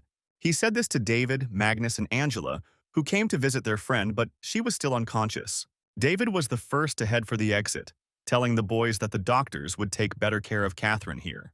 Finally, he said with playful sarcasm that the headman should get well soon, since he was able to get into the top 32. Meanwhile, General Hugo returned to his room and opened the door, stepping inside. The first thing he did was throw his sweater down, then he sat down on the bed and started looking for the TV remote. At that time, they were different, like all pieces of technology. But soon the man found the remote control and was able to select the right channel. The remote control resembled a slightly enlarged telephone, and if compared with the best models, it looked like a telephone. The general listened to the report about the 4 students in the top 32 and thought that if they were to be judged, they all had their shortcomings. When you're playing as a dark horse, your morale is sky high, but it has its downsides too. After all, it's easier to crush dark horses than the rest, the general thought until the next stage. Meanwhile, David thought he still cherished the hope that he would be able to take Fatso to a special training session. But contrary to his expectations, he was unable to wake up his friend. Perhaps this was a reaction to the awakening of genes. Now it seemed to David that Magnus was no different from his future self on Mars, although something like that would only please his friend. Suddenly, David's bracelet with a built-in phone vibrated. It was a message from Michael. He wrote him briefly that something bad had happened, and they needed to meet urgently, so David went to see him. After some time, the guy arrived at the place, wondering why Michael had called him to such a deserted semblance of an alley. Suddenly, Michael himself appeared from around the corner of the building, and to David's surprise, he looked tired. The young journalist even had bags under his eyes, which indicated sleepless nights in recent days. When he saw David, he told him to follow him faster, so he decided to act rather than analyze. Then Michael whispered in his ear that something was wrong with them because there were several friends with whom Marco constantly communicates. They suddenly stopped communicating for completely incomprehensible reasons. David asked if they had discovered anything recently, and Michael replied that there had been some progress. Some of his friends also became very interested in their research subject and helped him. In particular, one of Michael's friends worked at Walters Corporation, thanks to which Michael received the password this morning. Hearing what the password was for, David's face even twisted a little because they were getting closer to solving it. So, to avoid prying eyes and ears, David grabbed Michael by the collar of his sweater and dragged him along. They headed to the dining room, which David considered an excellent place for various kinds of meetings and the transfer of information. He treated Michael to some juice and then asked him to tell everything slowly and clearly, in all the details. Then Michael told him about his friend, whose name was Sid, and his nickname on the internet was Stalker. No one knew where he came from. However, he was among the top 10 hackers, but he and Michael were not close friends. The guy then went on to say that they immediately started working on his requests about the Walters, but before they could blink, people started disappearing. Then David asked the guy himself if they would figure him out, but he replied that it was unlikely. After all, none of them will reveal their identity even if some danger arises. They will immediately try to eliminate it, even though there was a huge population on the moon, which is why Michael's hands initially dropped. And in fact, everything would have continued like this, but this stalker sent him that PIN code. He left it only to convey one single message: Doomsday. Michael looked at David with an excited look, and David responded in kind because he himself did not understand what it meant.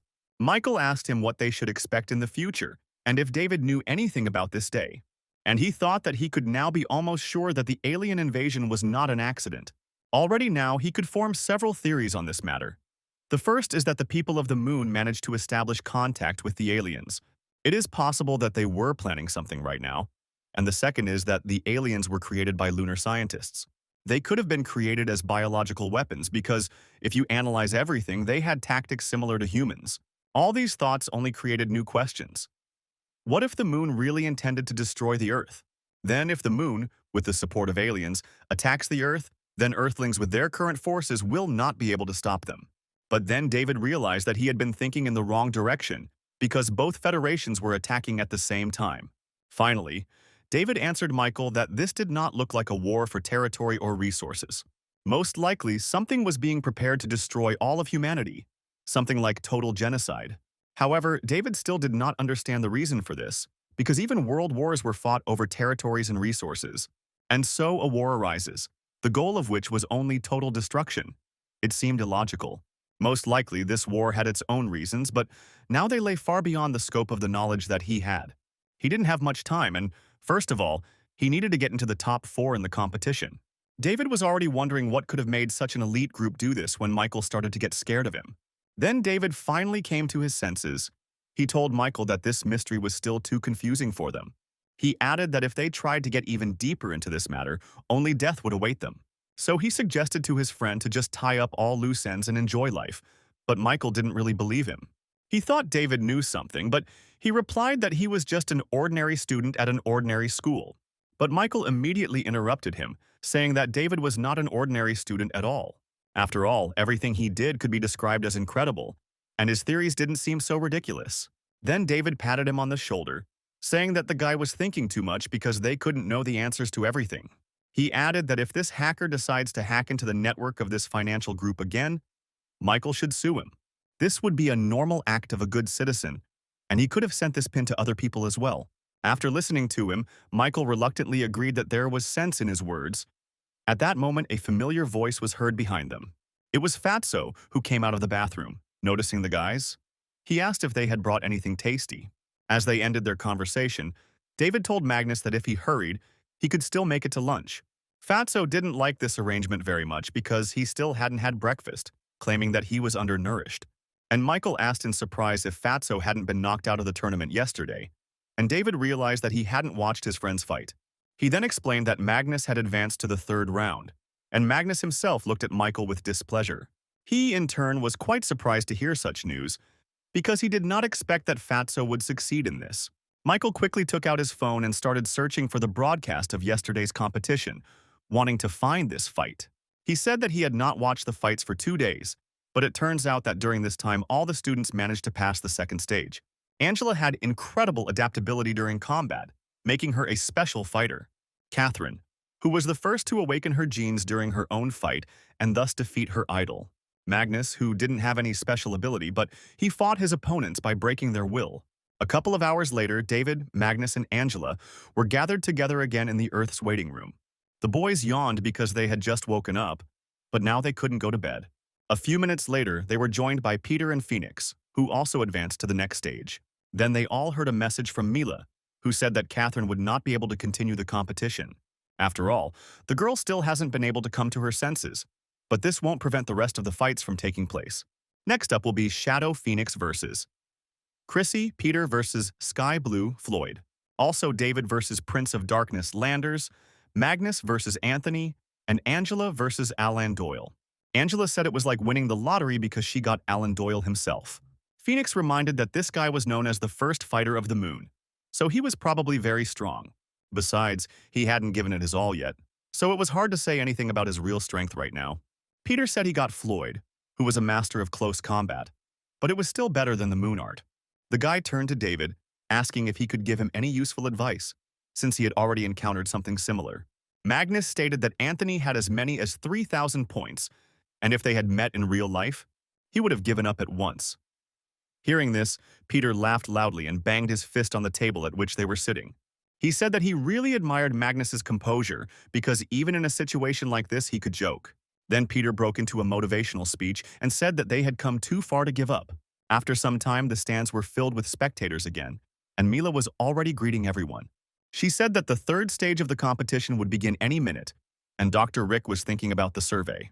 It was held by the competition organizers, and based on its results, 60% of viewers believed that not a single Earthling would make it into the top 16, and only 1 person in 100 believed that all 5 candidates from Earth would make it to the next stage.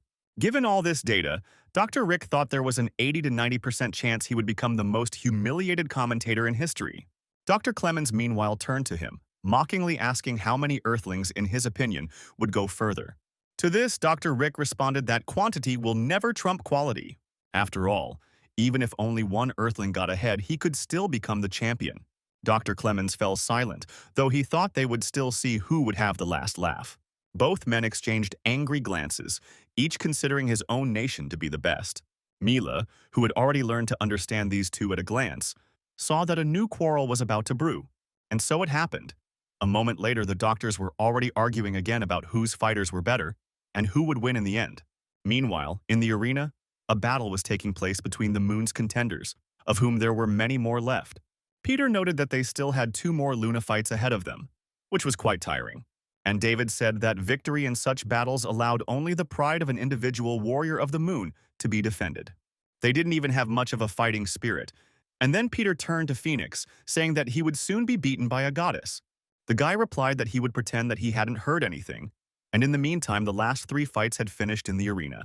Dr. Rick concluded that they had ended quite well, but the most interesting part was yet to come.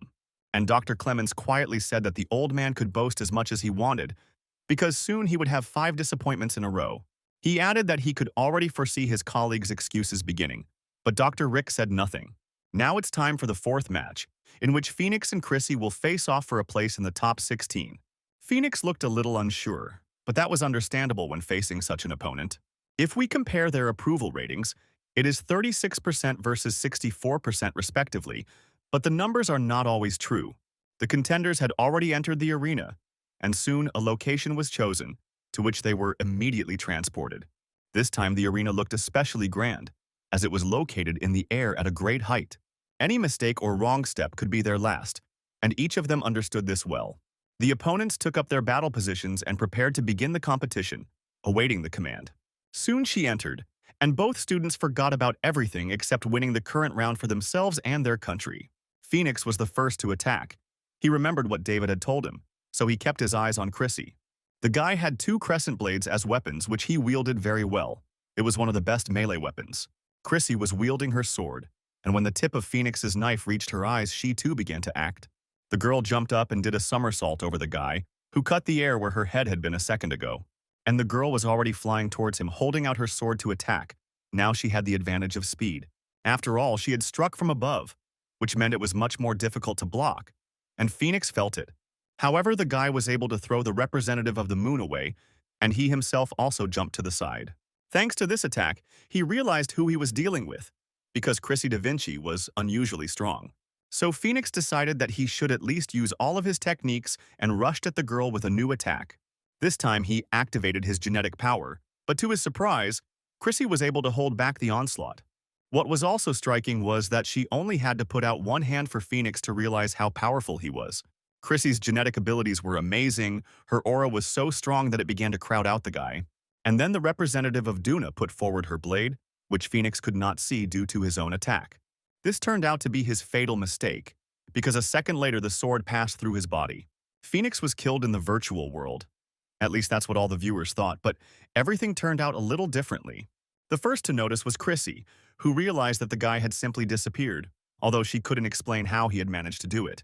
The body she had punched dissipated into a dark cloud that began to envelop the entire arena. Visibility soon became almost zero, but Chrissy knew that the enemy was somewhere close. Her fears turned out to be correct. Soon the girl felt someone approaching her at high speed. Chrissy couldn't react quickly, so she became nervous when the guy suddenly knocked the gun out of her hands.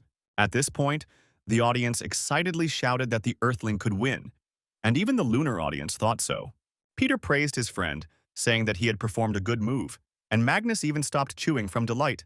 But Chrissy wasn't going to give up so easily. She prepared herself for Phoenix's second attack and tensed up. Now her genetic abilities, namely increased sensitivity, came into play. From that moment on, the girl could sense every attack directed towards her, so she was able to dodge. Even though she couldn't see her opponent, that didn't stop Chrissy from getting hit by his attacks anymore. Phoenix used his special gene ability effect to make himself invisible. Suddenly, the girl noticed something flying behind her, but it wasn't an attack, so she didn't pay any attention to it. It turned out that it was the Phoenix blade, which for some reason the guy threw in a certain direction. Chrissy's ignoring this moment was a fatal mistake, because Phoenix created a ring of lightning.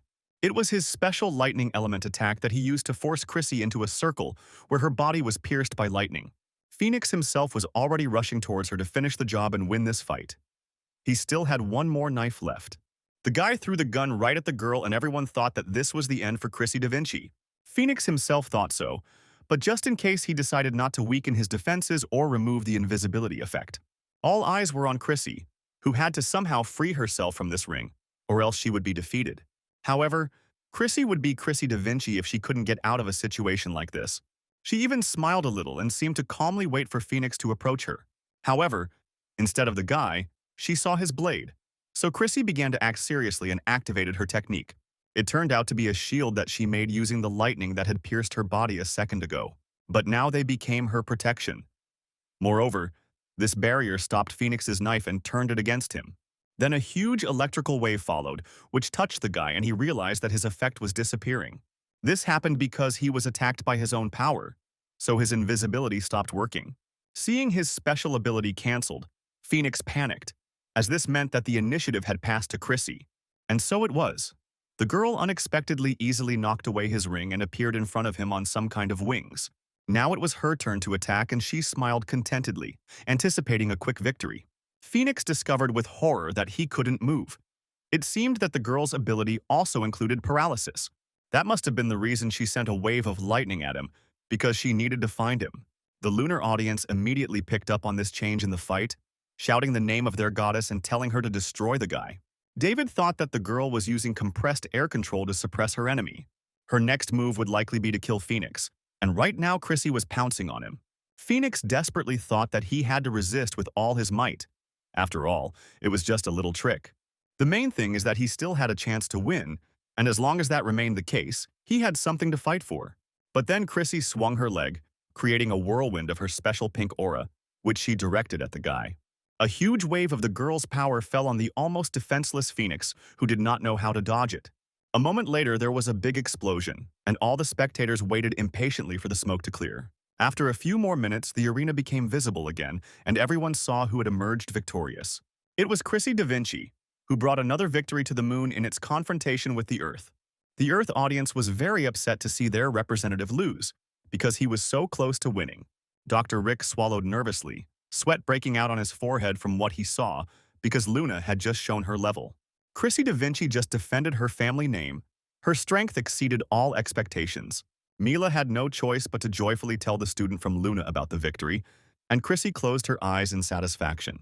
Landers laughed slightly, saying that it was an incredible ability both Chrissy and Phoenix had. The girl's attack, enhanced by her ability to control air, resembles a volley from a jet weapon. The guy added that only a madman would fight her in close combat, and then he turned to Alain. Landers added that, as his friend could see, the Earthlings somehow knew the weaknesses of their fighters. But Alain replied that they would discuss this after the end of the competition, since there was no point in going into it now. However, Landers was not satisfied with this answer, and then Alain assured him that he had thought about it, that the source of their problem was on the side of the Earthlings.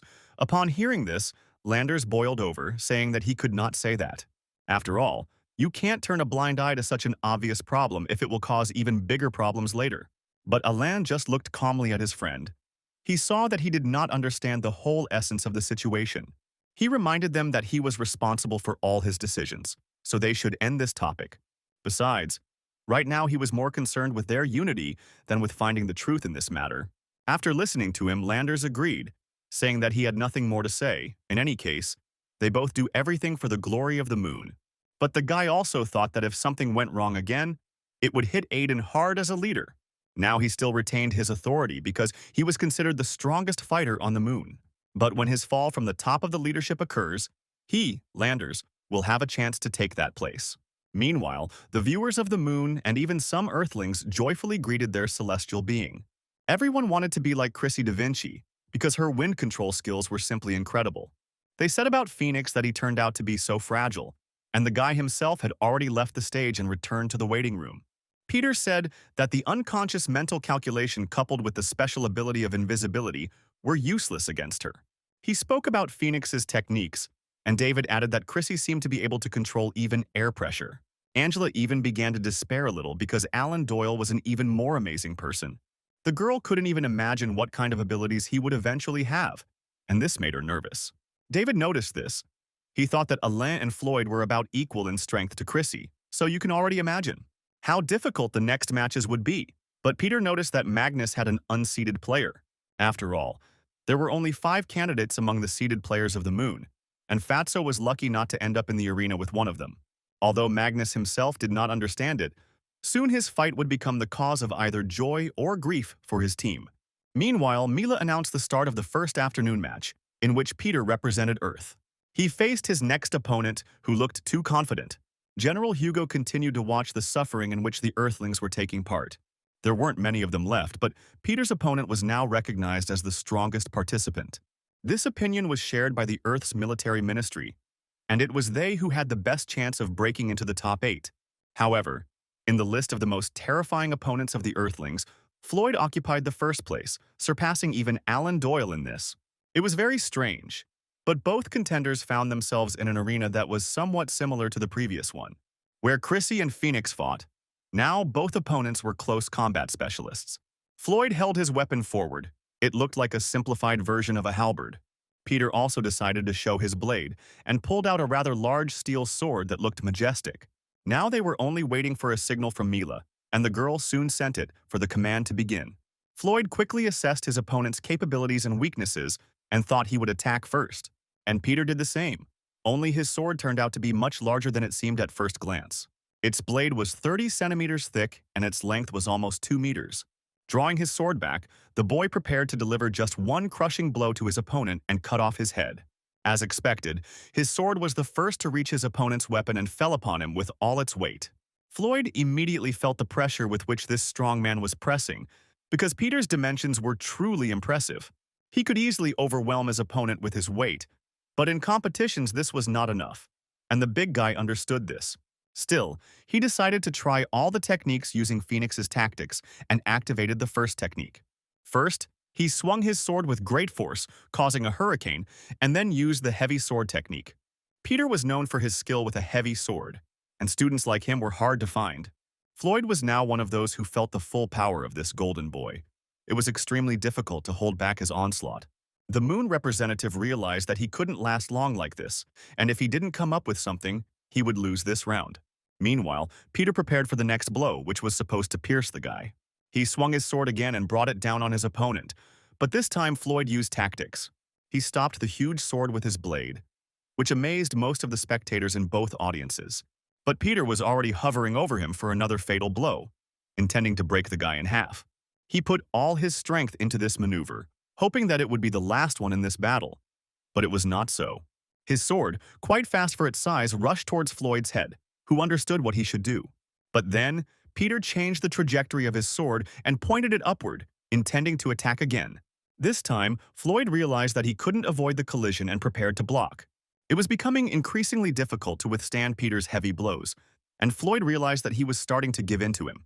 Therefore, the representative of the Moon decided to play his trump card. He used the aura, which was red in color. With her help, the guy managed to throw back the enemy's sword and gain some time to maneuver. Peter was pleased to notice that even though his attack hadn't gone completely through, blood still appeared on the guy's face. And yet the Earthling prepared to attack again, taking up a new position that only the swordsman understood. Floyd, in turn, adopted a similar stance, although the dimensions of his weapon were much smaller.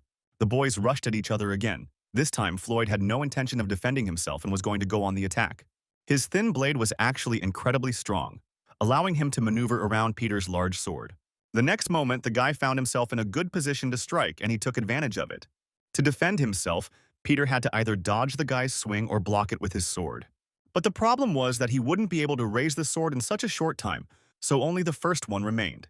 The big guy dodged, but he had to sacrifice his weapon, which he let go of. In addition, Floyd's attack slightly grazed his body, which was evidence of the guy's good skills. Peter even liked his excitement. Being without a sword, he decided that he would continue to fight at any cost. He lunged at Floyd and spread his arms, intending to grab him, but Floyd did not immediately realize it. As a result, Peter grabbed the guy by the waist as if hugging him, only this hug was suffocating. Floyd's blade also fell out of his hands, but he decided to act preemptively and began to press hard on Peter's hand. The big guy didn't really feel any resistance yet, but he never underestimated his opponents. The Earth audience watched in horror and delight as Peter firmly twisted his opponent's neck. However, Luna's audience noticed what their representative was trying to do and were surprised that he knew jujitsu. David also saw that instead of freeing himself, Floyd was trying to crush Peter's hand. He soon succeeded, because suddenly Peter's wrist turned red. But what was most striking was not this. The big guy felt severe pain in his hand, due to which he simply could not maintain his grip. This is exactly what Floyd was hoping for, thinking that the Earthling would now let him go, but Peter did otherwise. Through the pain in his arm, he only squeezed the lunar representative's neck tighter, leaning on his elbow this time. In fact, right now, Peter was using his trump card, a special move that made him superhuman. Floyd felt it too, realizing that in a little while the Earthling would crush his trachea, and he couldn't do anything about it. Watching him, General Hugo noticed that this technique was called burning blood, but it had consequences. The effect gave the user incredible strength, but if he remained like this for 2 minutes, his heart would not withstand it. But in these 2 minutes his strength will double, the pain will disappear, and his flesh and bones will be significantly strengthened. The general thought that in the current situation this would be enough. All that remained was to wait for some time. Peter himself suddenly remembered how David said that his opponent's special ability was flame. And then Floyd finally took action and used his fire control ability for the first time. It was an incredibly powerful flame that swirled in the shape of a tornado right around Peter. Of course, he got hit by it, and even in the burning blood mode, he felt quite a lot of pain. It was comparable to the fire from hell. At least at that second, Peter thought that was where he found himself. His body began to burn alive, and even the special state and its effects did not help to free himself. Floyd didn't even have to wait 2 minutes, as the flames acted on their own and dealt with everything faster. All that was left for the lunar representative to do was to straighten up to show that he could still fight, unlike Peter. Of course, this meant victory for him. And Mila didn't think twice when she announced the outcome of the battle in Floyd's favor. Moreover, Peter was found to be in an abnormal physical condition in the capsule, so the order was given. Prepare a medical team immediately, because a shock of this level is quite capable of causing considerable damage to the soul. Dr. Rick thought with annoyance that it was only the first day of the fight for the top 16, and all of their fighters had already been routed. The doctors who analyzed Peter's condition concluded that he lost without showing an ounce of self-control. After all, burning blood was such a minor ability compared to Floyd's super flame. Looking at the reaction, Dr. Rick realized that Floyd had deliberately allowed himself to be caught in order to use the flames more effectively. He picked the right opportunity at such an exciting moment, and it was the right move to win. Meanwhile, the spectators on the balcony said that there was nothing else to see here, so they would come tomorrow. David was a little upset to hear this. He knew that Floyd had everything under control from the start. Whatever you say, Floyd is one step ahead of Peter in the development of his genetic abilities. And although the Earth also began to develop its genes with the start of the competition, it lags far behind the Moon in all aspects. And whether he would be able to join the leadership group and gain access to secrets depended only on his battles. The current situation was not very good, but not bad for David. He just had to avoid making a mistake. The guy thought that by tomorrow, only 3 of the Earth candidates from their school remained. On the second day, the same jury team gathered and the first fight was supposed to be between Alan and Angela. When Mila announced this game, she felt a little embarrassed. It was clear that she also liked Alan Doyle. All the girls chanted his name, which slightly irritated Fatso, who did not want to listen to these screams. Meanwhile, Alan and Angela had already met on stage. The guy looked into Angela's eyes for a long time. The girl couldn't help but think that she didn't think she could count on winning this match. She could only do her best to knock out Alan's aces because he always knew more. The duel began, and this time the rental was a spacious map in the form of a labyrinth, where it was convenient to hide. However, the opponents specialized in both long-range and close combat, and Angela was the first to attack. But Alan Doyle had no problems defending himself, and managed to escape unnoticed from under the hail of shells. And then, when Angela was sure that at least one bullet had hit him, Alain appeared behind her. He said that time was up and perhaps they should end things, so he would make her death quick. Before Angela could understand the situation and put up some kind of defense, Alain's powerful attack struck her down. The girl didn't even understand where it came from, but a powerful laser column swallowed her up with no chance to escape. Mila merely stated the outcome of the battle, in which the representative of the Moon, Alan Doyle, undoubtedly won. The fat man said that he dealt with their Angela so easily, but David reminded that the guy still scored more than 3,000 points. Therefore, there was nothing to say here, and among the participants of the Earth, only the 2 of them remained. And this meant that soon one of them would be invited to the arena. Meanwhile, the finalists had gathered at the gathering place for the final competition. Upon entering the break room, David and Magnus were immediately besieged by reporters trying to interview them. David was asked what he thought about the current situation and whether it was possible that Earth's educational system was outdated. Among other questions, he was also asked if he planned to join the Lunar Federation, and the boy raised his hand. He was about to answer them all, while General Hugo's assistant was rushing to him with a report. However, when he entered the general, he reported the problem that had arisen. which was now unfolding in the restroom. Namely, it consisted of David Gaydon giving an interview and reporters completely surrounded him. They won't have time to stop them. So now David's words will have great weight, because he represented all the warriors of the earth. Of course, this was not a favorable situation for them at all, but it seemed that they really couldn't do anything about it.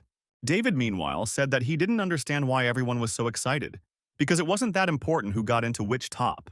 After all, their goal at these competitions was only one: first place, for which there are no tops. What they heard shocked all the reporters, as well as the other participants who were watching it live. After this, David was bombarded with more questions, asking if he had any secret to winning. General Hugo, who arrived in the restroom with his assistant, froze in surprise. Reporters, meanwhile, said that it seemed like the questions here should have been about his IQ rather than his strength. The next day, new publications appeared in the magazine and newspapers, which spoke about David's sensational statement. Two people were going to storm the first place in the competition, and David was aiming for the final. However, not all people were excited about this news. Angela, although happy for her friends, had her own problems. Besides, in addition to David's courage, he has now put himself under fire with this statement. When David re-entered the break room, his own associates met his statements with mixed feelings. Peter said he had better keep his word and do what he promised reporters. Phoenix added that they had already embarrassed themselves enough, and David should not have made things worse. Angela also addressed him, saying that he should have waited with this statement until the final part of the competition. However, David replied that the Earthlings had almost no fighting spirit left, so why should he just sit back and watch? Angela then wanted to remind him about his next opponent, but David interrupted her again. He said that for him there was no difference between them, and very soon the girl would see this for herself. Phoenix thought that anyone could brag in words, of course, but it seemed that everything was already over. He sighed with annoyance, thinking that it had always seemed to him that David was calmer than all of them put together. And Magnus thought that whether they lost or won, the idea of having a little fun was not bad. Meanwhile, David's phone rang and the guy wondered what kind of message he could have received. It was a message from his sister, Dina, saying that he needed to be taught the art of showing off. But she also had good news. The girl added that she gives his pride 99 points out of 100. She also said that his parents also watched the interview, so if he loses, he will have nowhere else to return to. For a moment, there was silence in the break room, as everyone turned their attention to the replay of David's interview.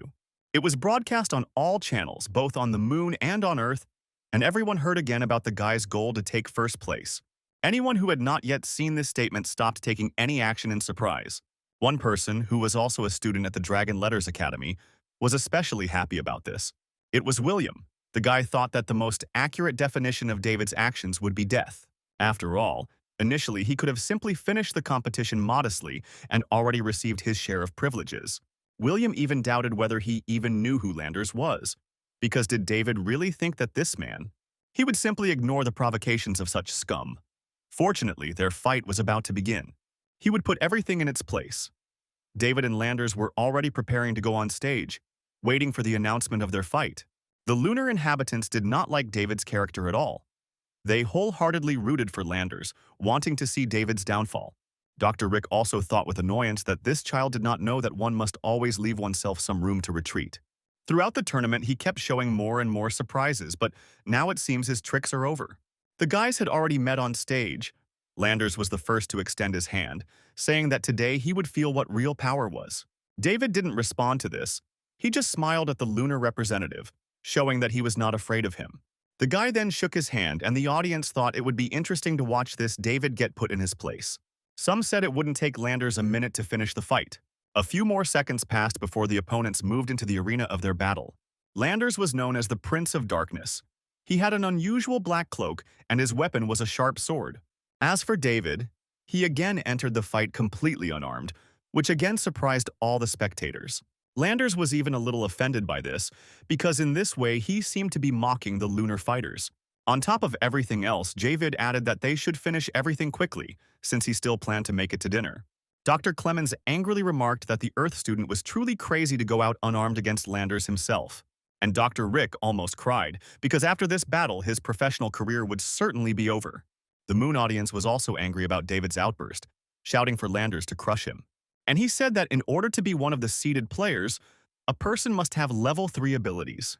Among the Earthlings, their Phoenix could be singled out, but its invisibility ability could be rated at a maximum of level 2.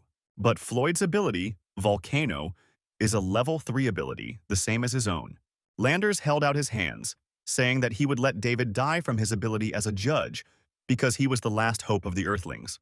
Even though his ability was also level 3, it had simply incredible potential and effectiveness. David felt as if someone had covered his eyes with their hands.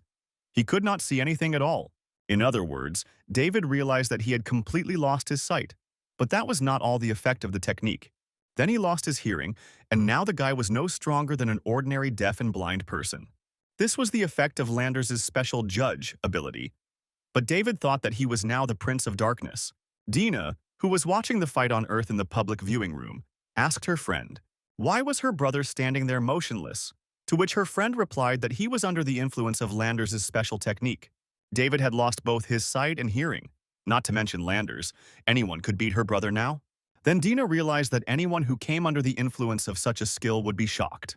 She was very worried about David, but then was very surprised when she saw that for some reason he was smiling. And so it was. David suddenly smiled and did not change the stance he had taken from the very beginning.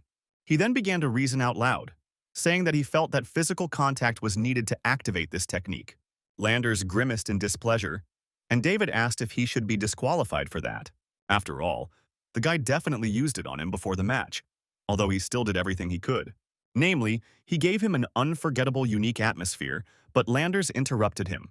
He screamed that David had lost his sight and hearing, but for some reason his mouth continued to work just as well. With these words, the representative of the moon pounced on him, intending to finish off the guy. His blade almost pierced David's chest, but to everyone's surprise, he blocked his attack. Or rather, David managed to predict when the opponent's hand would be near him and was able to intercept it, after which he pressed hard, and the weapon fell out of Landers' hand, who was unable to do anything due to the pain shock. However, David didn't plan to stop there. He used some kind of blind strike. It turned out to be a kind of improvised counterattack, but what was striking was that one of them saw and heard absolutely nothing. For David, the battle was purely a matter of feeling and intuition, which allowed him to anticipate Landers' actions. But the lunar challenger didn't like this at all, because he was already planning to deal with this Earthling.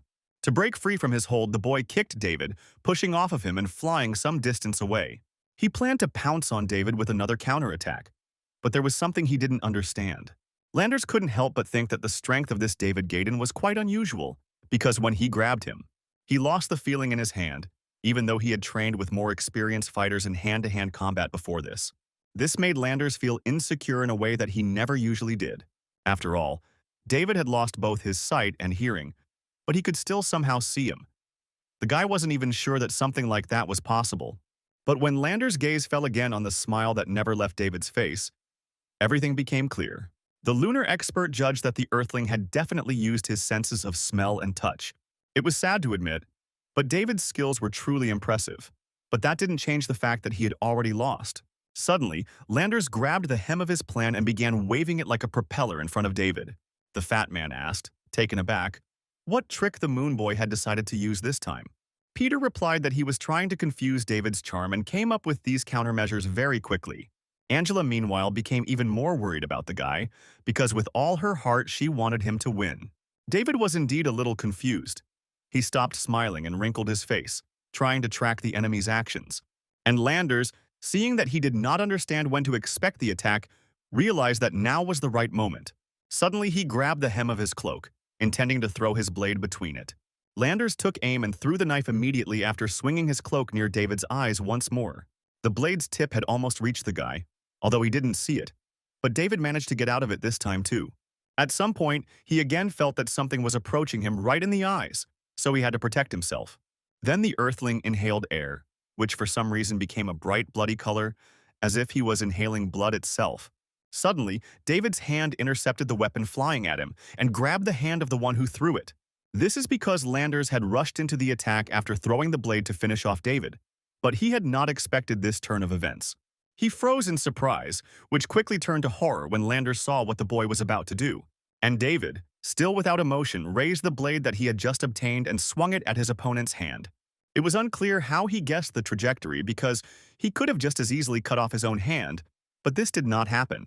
The next second, viewers saw Landers' hand fly away from its owner, as if Dave had chopped off part of the sculpture. Meanwhile, everyone who was not too lazy was watching the fight, and these onlookers included Catherine, who was in the hospital. She recently came to and immediately asked for a TV to be provided to her in the room. So the girl wanted to be aware of all the events at the competition, but right now she jumped up from her seat. All because right now the broadcast of the fight between Devil and Catherine was on, and I saw the moment when the hand was cut off. Magnus, who had also been watching the entire fight attentively, opened his mouth in surprise. Landers screamed in unbearable pain, looking at the place where his hand had been just a second ago. Dr. Clemens was extremely unhappy with this turn of events, and Mila and Dr. Rick were very surprised. But David didn't finish there. He swung his right hand, still being blind and deaf. Then came a hard slap, which should have knocked Landers out of his stupor. He couldn't believe that he was being beaten. But the most amazing thing was that everyone suddenly realized that this was the end of their fight. David hit his opponent on the head with such force that it flew off just like his hand before. When this happened, David's eyes suddenly opened and he spoke quietly so that only Landers could hear him. He said that a green kid like him couldn't know anything about real power. Alan Doyle and Chrissy, who were watching all this, thought that their friend had lost his life in a rather strange way. They were not the only ones who thought so, because the entire audience also shouted that this could not be. David Gaydon, like Catherine before him, was suspected of fraud, so an investigation was announced. Dr. Rick himself didn't understand what had just happened because he had never seen such techniques. Both participants had meanwhile left their capsules. Landers wanted to tell David one last thing. He approached him, and he was already waiting for the Prince of Darkness, smiling slyly as he came closer. Landers screamed that he would kill him, and David's tables did not think that he had won, because he could consider that he was already dead. And David couldn't even answer anything because the guards who were putting the guy down ran up to Landers. They dragged him to safety, while Dr. Rick smiled contentedly at his colleague.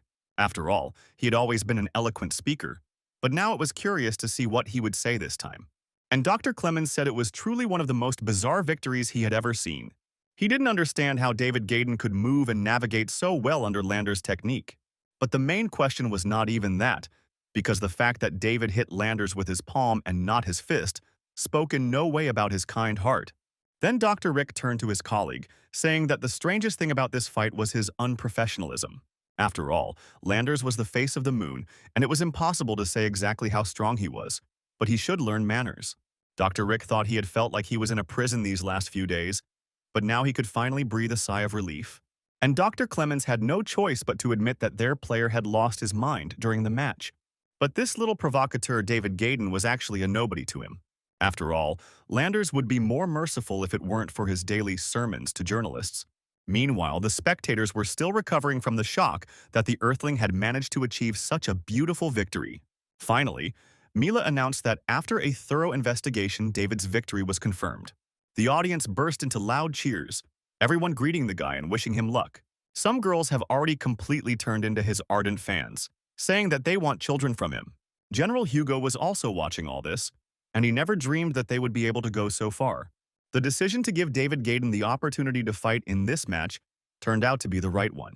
After all, just 5 minutes before the start of the match, the Earth's military council decided to severely punish the guy.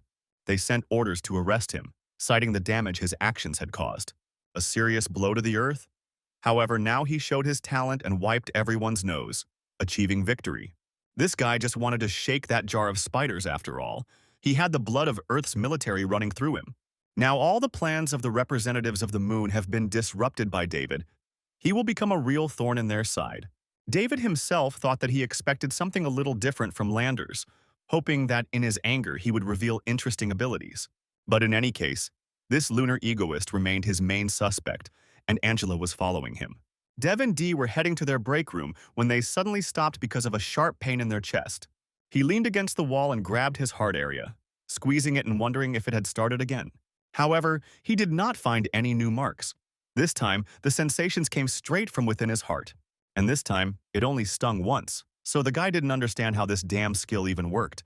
Deciding that he should return to his room anyway, he continued walking and soon entered the hall. There he was a little surprised because he saw all his friends in front of him, who surrounded him from all sides. Their faces expressed respect, delight, and concern at the same time, and David realized that the boys wanted to tell him something. At first, they were a little confused and looked at each other, waiting to see who would speak first. And David, who did not yet understand what to expect, looked at them in surprise. His gaze fell on Angela, who for some reason did not dare to look him in the eyes and constantly hid them. Then, David himself asked why they were all looking at him like that, because he had said those words in the interview on purpose. After all, the last few fights had been completely one-sided, and if he had lost two, it would have meant ruin. Therefore, the guys had to understand that their strength was in unity, and if even his friends did not support him, then he could definitely give up. The boys and girls looked at each other.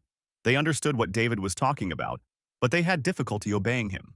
Peter suddenly laughed, saying that he was glad that David was able to avenge him. He added that if he really has enough skills to become a champion, then he should do it. Phoenix added that they are not such petty people either and understand everything perfectly well. But Peter clarified that, of course, no one will be able to name the winner until the end of the final battle. It's easy to talk about it, but when you meet these monsters in battle, Luna becomes invincible.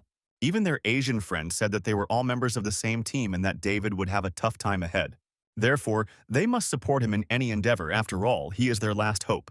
Listening to all this, David even felt a little awkward and said that the guys were doing well so far. Then Phoenix turned to Magnus, saying that it was his turn to go on stage. And Fatso thought that if this was a long-distance confrontation, then there was a small chance. But if it's a close combat, then it's over. He lowered his head and sighed heavily. David thought that there was no point in continuing to motivate his friend, since he had already exceeded my goal. And it will be very awkward to force him to continue doing something he doesn't want to do at all. Meanwhile, Mila announced that it was time for today's final confrontation. Magnus's opponent watched David's fight, realizing that he won thanks to his perception. But Fatso was a different matter because his abilities were still unknown, and the guy had some doubts. After all, he watched his first two fights and concluded that Magnus draws strength from other people's provocations. Therefore, he should not give him a reason to release the accumulated excitement. It was supposed to be just a straight fight, without any provocation. The guys got their hands on it. It didn't matter to the lunar expert whether it was close or long-range combat, because he had already made the core of his tactics. They were served by a respectful attitude towards the opponent, without ridicule and threats, so as not to run into trouble. Meanwhile, on the way to the capsule, Magnus received a message from Catherine where she encouraged him. After reading this, Magnus became so charged that he was ready to move mountains to satisfy the desire of his beloved. The girl herself thought that her message would have almost no effect on the outcome of this fight. He did it anyway because David asked her to, which meant she couldn't refuse. However, to be honest, both Magnus and David had surpassed her, or so Catherine thought. After all, the guys were no longer the same as at the academy, and her physical condition had still not stabilized. The good news for the girl was that she went through gene awakening, but it wasn't enough. Everything that had been happening lately had confused the girl a little, because she didn't understand. Why did David suddenly become so powerful, and why is there now a permanent trace of sadness in the depths of his eyes? And he also developed some kind of indescribable trust in her.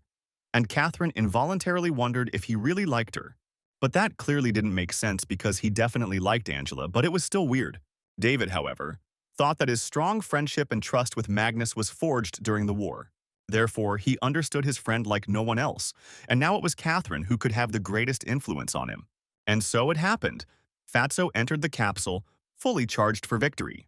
Dr. Clemens again allowed himself to say that this time their player would crush Fatso with one blow, and Dr. Rick said that his colleague shouldn't waste his time and that they should make a little bet. He stated that if Manus lost, he would run naked around the arena. Dr. Clemens became wary, asking what kind of childishness this was, since they were both respectable people. But Dr. Rick replied that it didn't matter now, and that his colleague had better make a choice. And Dr. Clemens said that he was not afraid of his intimidation, because he was completely confident in his player's victory. He added that if he wins, he won't even ask his colleague to run naked, but he didn't agree. He thought that Magnus had a lot of problems, but he was the type of person who showed incredible results. He just needs to be motivated, and it is precisely such people who most often create real miracles. The duel began. This time the player's arena was the location of a military base on Earth. Magnus's opponent had incredibly strong skills and immediately used aura. Magnus, for now, was simply observing how he was fighting to find possible weak points. The lunar expert's choice fell on the Gepard laser assault rifle. Magnus chose the Tiger's Duty dual pistols, which he had already dealt with before. Both guys were serious about winning, but there was something new about this fight. Dr. Rick recalled that, as everyone already knew, their players' shooting skills were at a high level. But Dr. Clemens didn't like this. He reminded them that all the participants from Luna were professionals, Mila interrupted their argument again, saying that both opponents were quickly moving towards rapprochement. She added that if you evaluate their weapon types, none of them are ranged weapons. Fat Man appeared on the screens who, to everyone's surprise, looked confident and even somewhat relaxed. But the audience didn't understand this. They asked with displeasure why he looked so carefree. His friends in the break room noticed it too, but David said Manus was simply trying his best. But Angela wondered with concern whether Fatso had simply underestimated his opponent. Or was this another of Davda's plans? Then she looked at the guy who was standing next to her and smiling. And he thought that he knew Magnus better than anyone else, and didn't even notice how he began to control him. However, this wasn't Mars, so he had to come up with a new way to make his friend want to win. So at least a few wins could help him get a photo with Lulu and maybe get closer to Catherine. Now Fatso was in his optimal state when he was throwing out his accumulated excitement. And this showed that he really wanted to win this fight, for which he entered his strange fighting mode. His lunar opponent watched every movement on the map carefully. And then finally he noticed Magnus, a little surprised that he had opened up like a target. But on the other hand, it meant that the guy was just giving him the opportunity to finish everything faster. His opponent took aim again and prepared to pull the trigger, wanting Magnus dead. Then he fired, his hand not even catching up, so the projectile should have hit its target for sure. However, suddenly someone's attack flew at high speed towards the shooter himself. The lunar expert literally felt it and could only lower his head at the last moment. But soon this attack was followed by another, and this time it almost hit him. Of course, it was Magnus who shot. He went out into the open area not to shoot at the target but to figure it out. The location of his opponent, who only now realized this and was even a little scared. But this guy looked completely defenseless, but he reacted to his appearance with lightning speed. The representative of the moon thought that he should try again, because perhaps the Earthling was just lucky. He emerged from cover again, preparing to open fire, but again felt the attack. Magnus was ahead of the curve, as if he could read his opponent's every move. Now they had switched places, and a barrage of shells was falling on the lunar player. Of course, it was almost impossible to avoid everyone, and something began to bother the guy. But Fatso seemed to be having fun. He shot quite accurately, imagining that he was at a firing range. And his opponent is one big target that needs to be hit.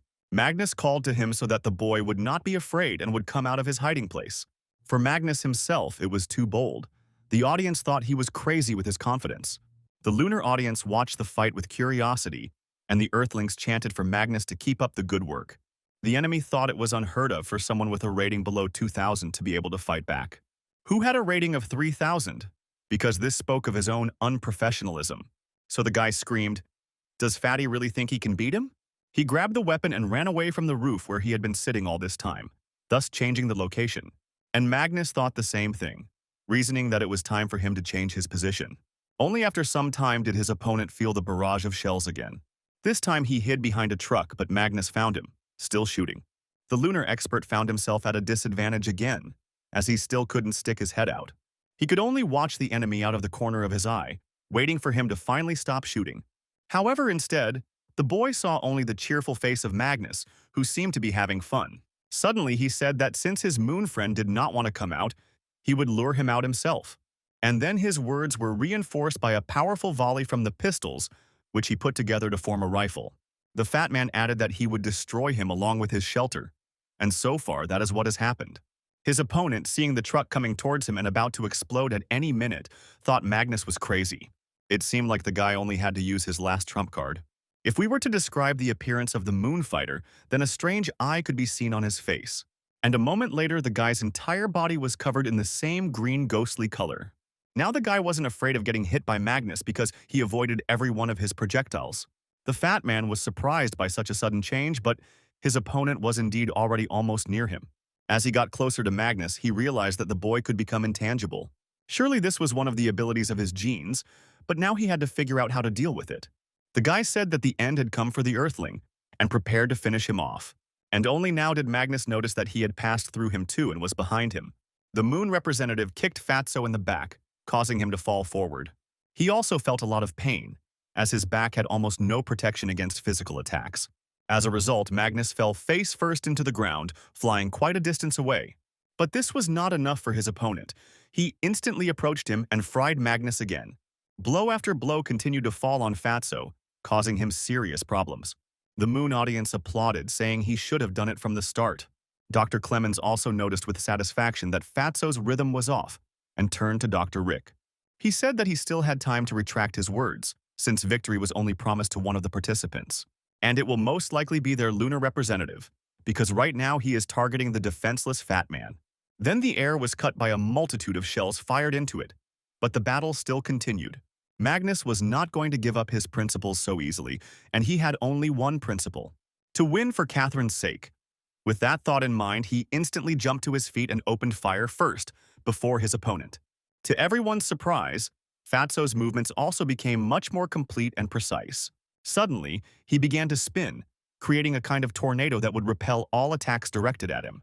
And his opponent, seeing that he was firing while spinning, just laughed, because it still wouldn't stop him from shooting.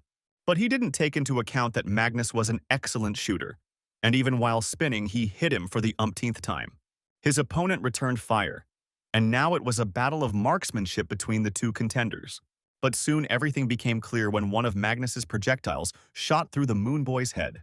Dr. Clemens' glasses flew off, and Mila froze in surprise, and only Dr. Rick smiled contentedly.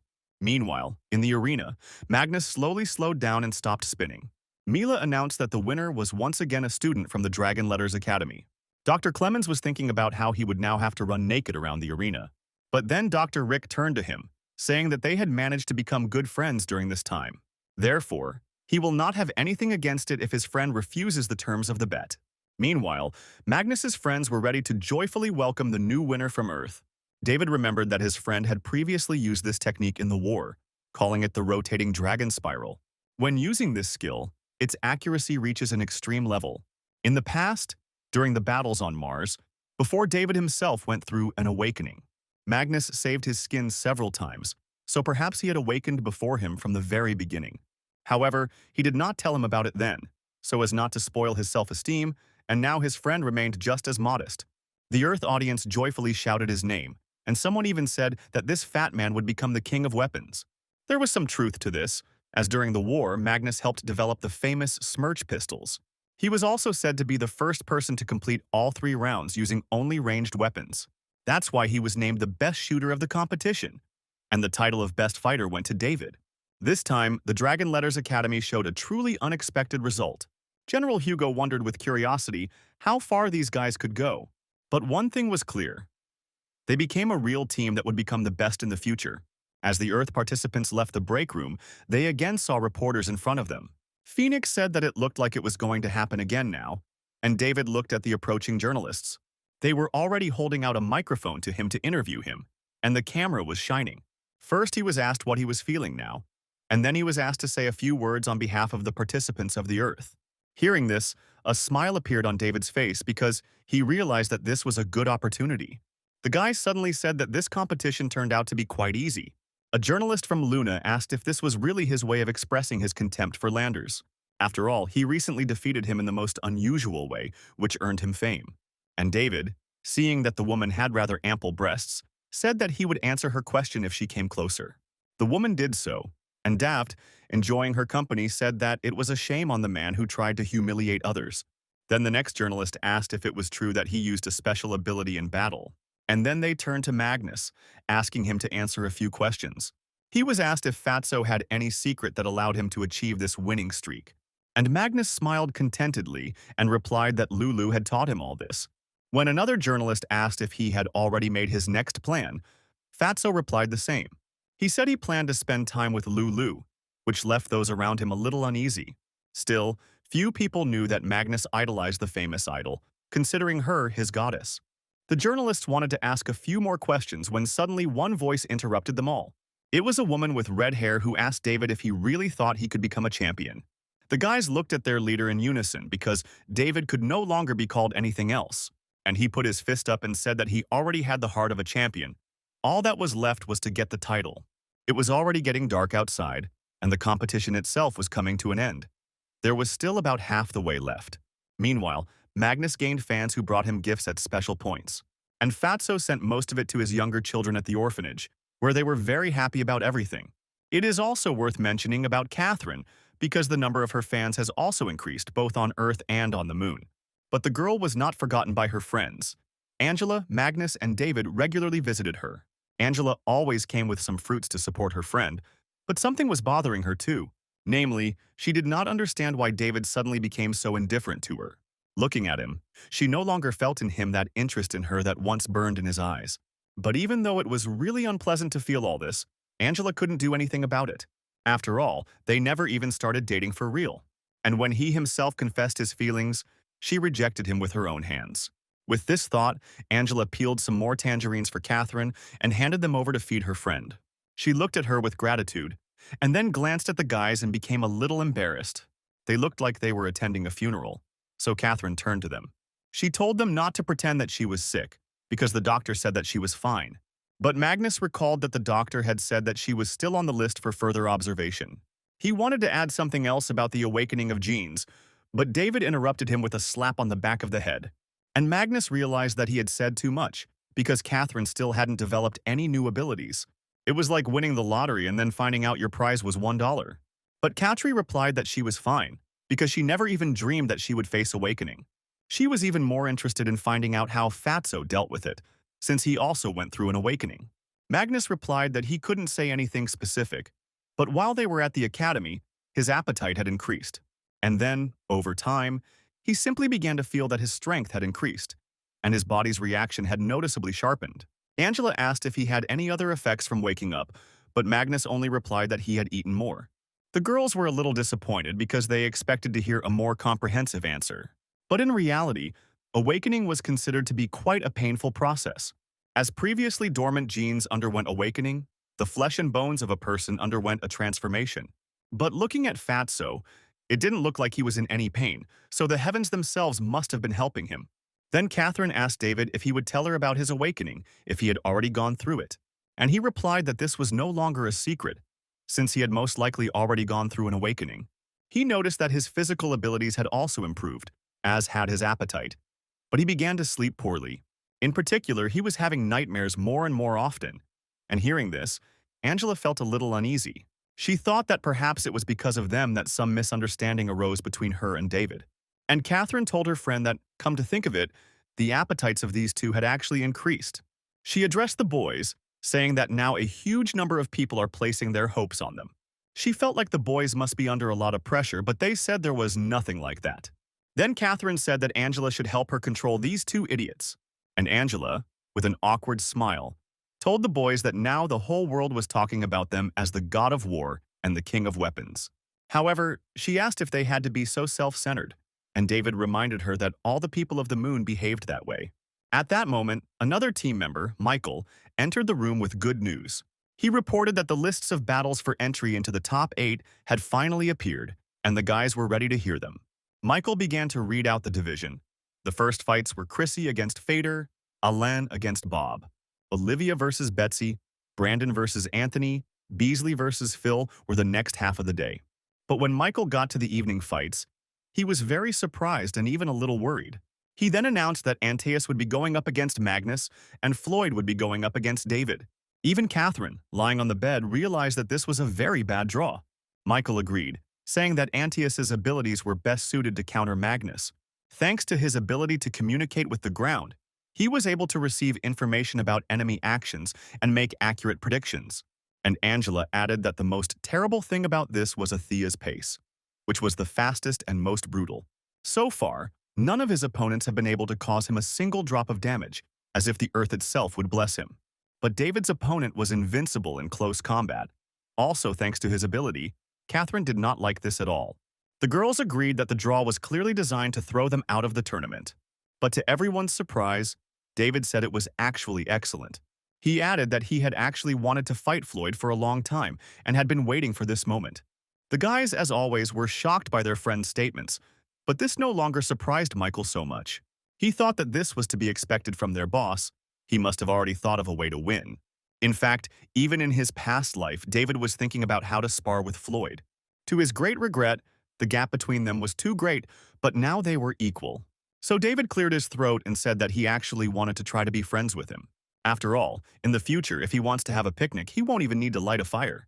Angela thought that only David could really laugh and joke in such a situation.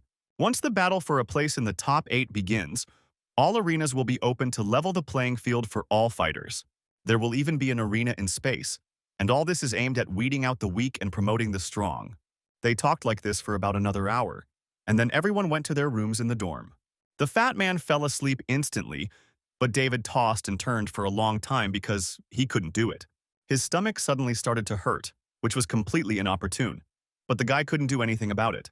He grabbed it, asking himself what fate had in store for him this time. However, the guy couldn't stand it for long and got out of bed, heading to the restroom. Entering there, the first thing he did was go to the mirror, wanting to look at his chest, where the scar was. However, the guy was surprised when he slightly lifted his t-shirt because during this time the scar had changed a lot. It kept getting bigger and bigger, and David didn't understand when or how it happened.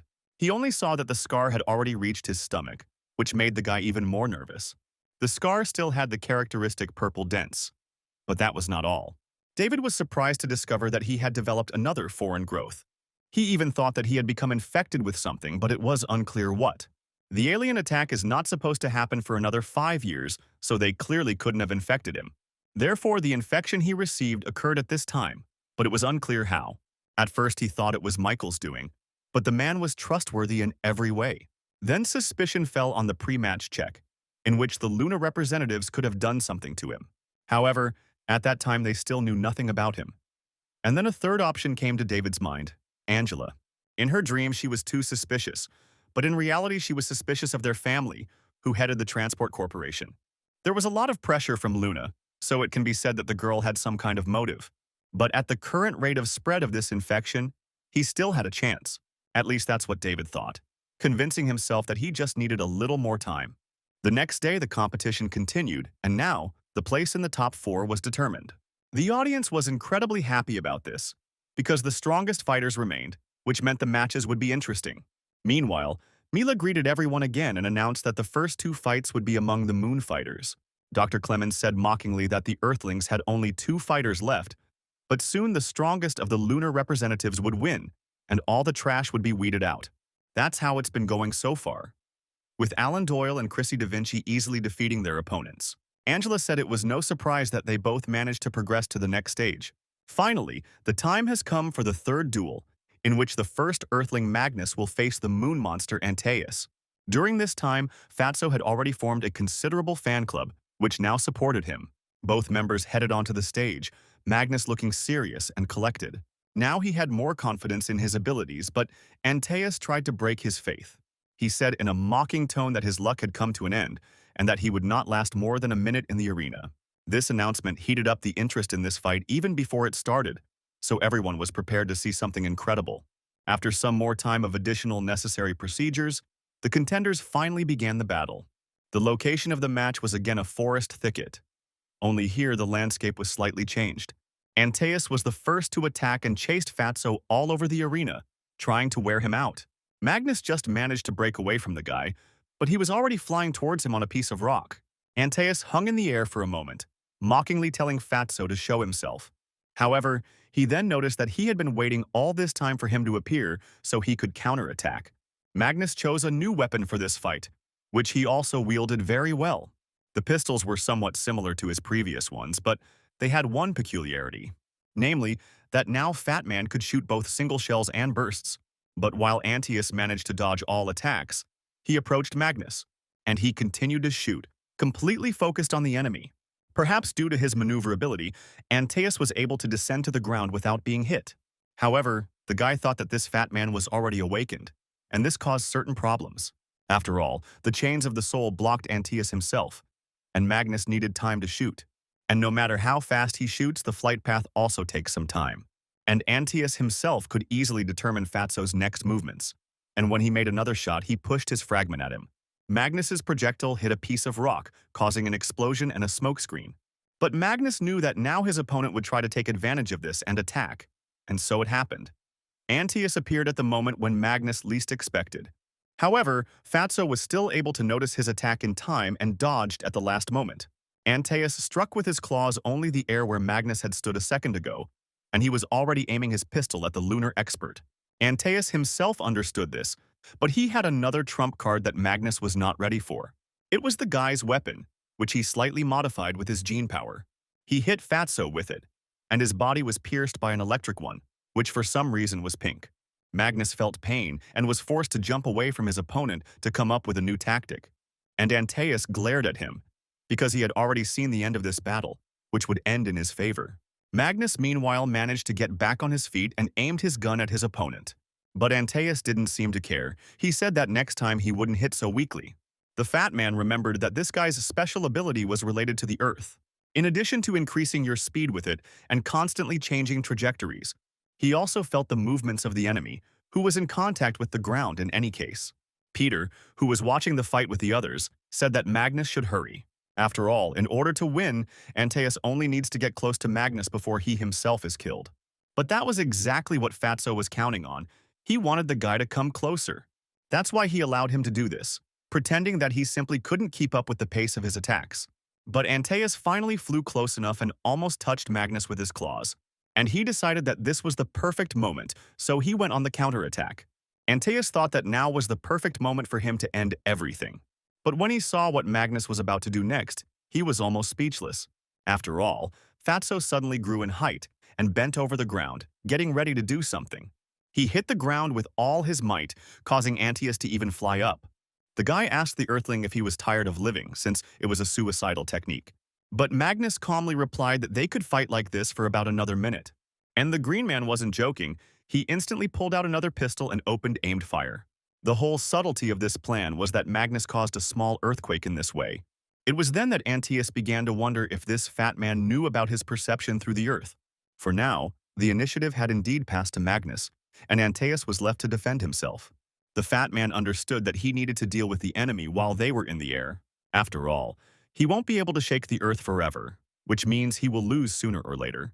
So he decided that he would do everything quickly, and the first step towards this had already been taken. All that remained was to time the moment when he could best inflict fatal damage. However, this was not easy to do because his opponent also understood his situation perfectly well. All Antaeus needed to do was get close to Fatso again and attack him. One attack was enough and everyone froze in anticipation of whether he would succeed.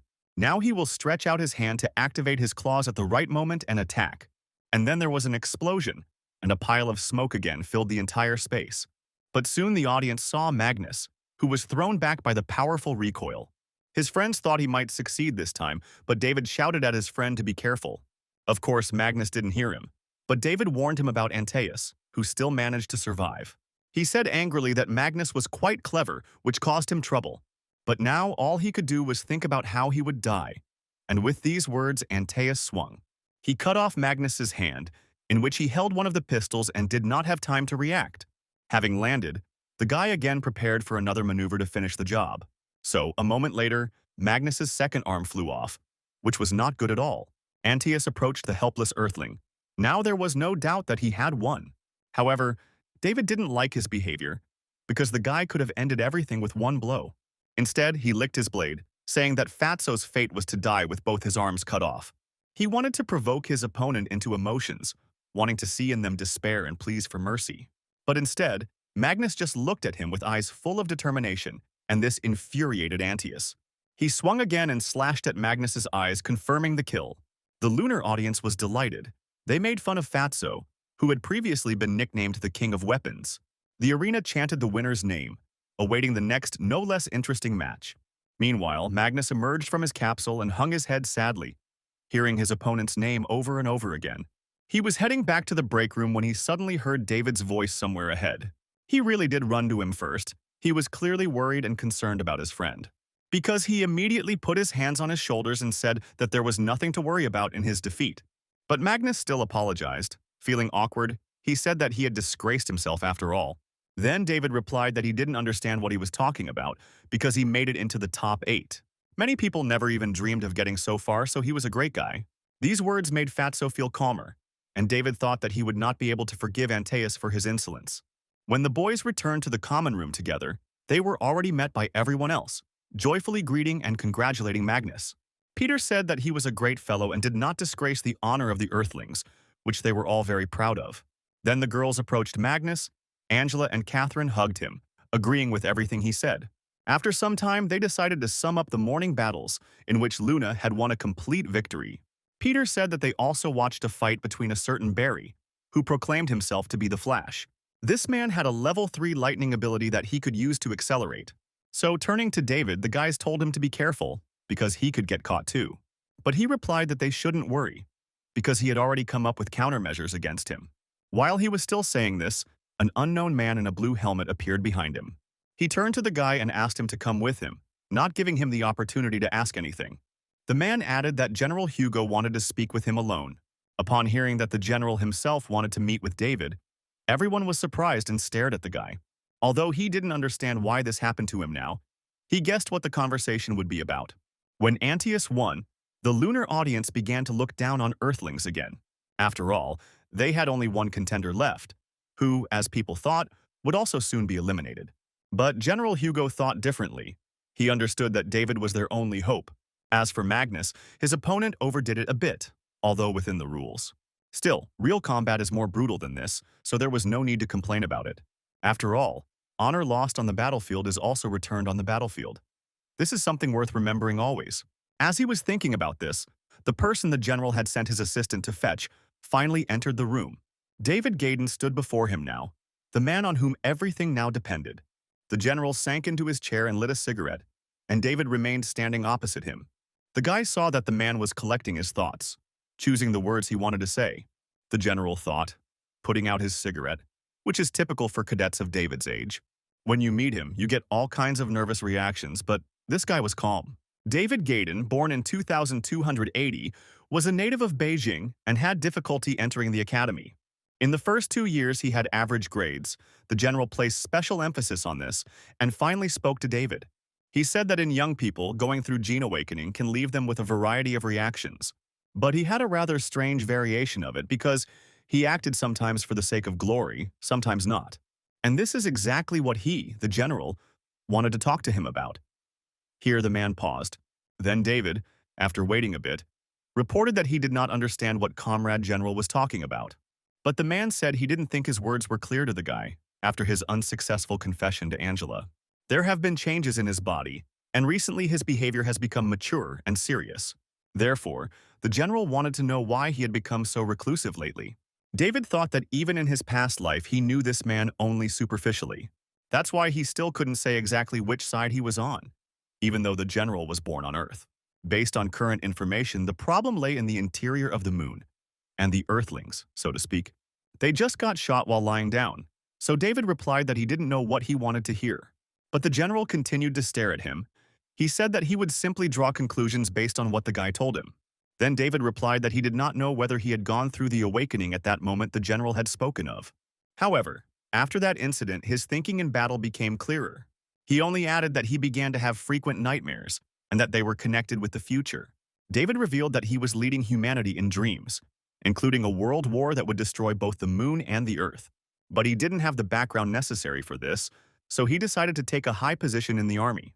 General Hugo knew that the people of the moon had most likely discovered a habitable star. They wanted to take it for themselves, and perhaps that was what David's dreams were about.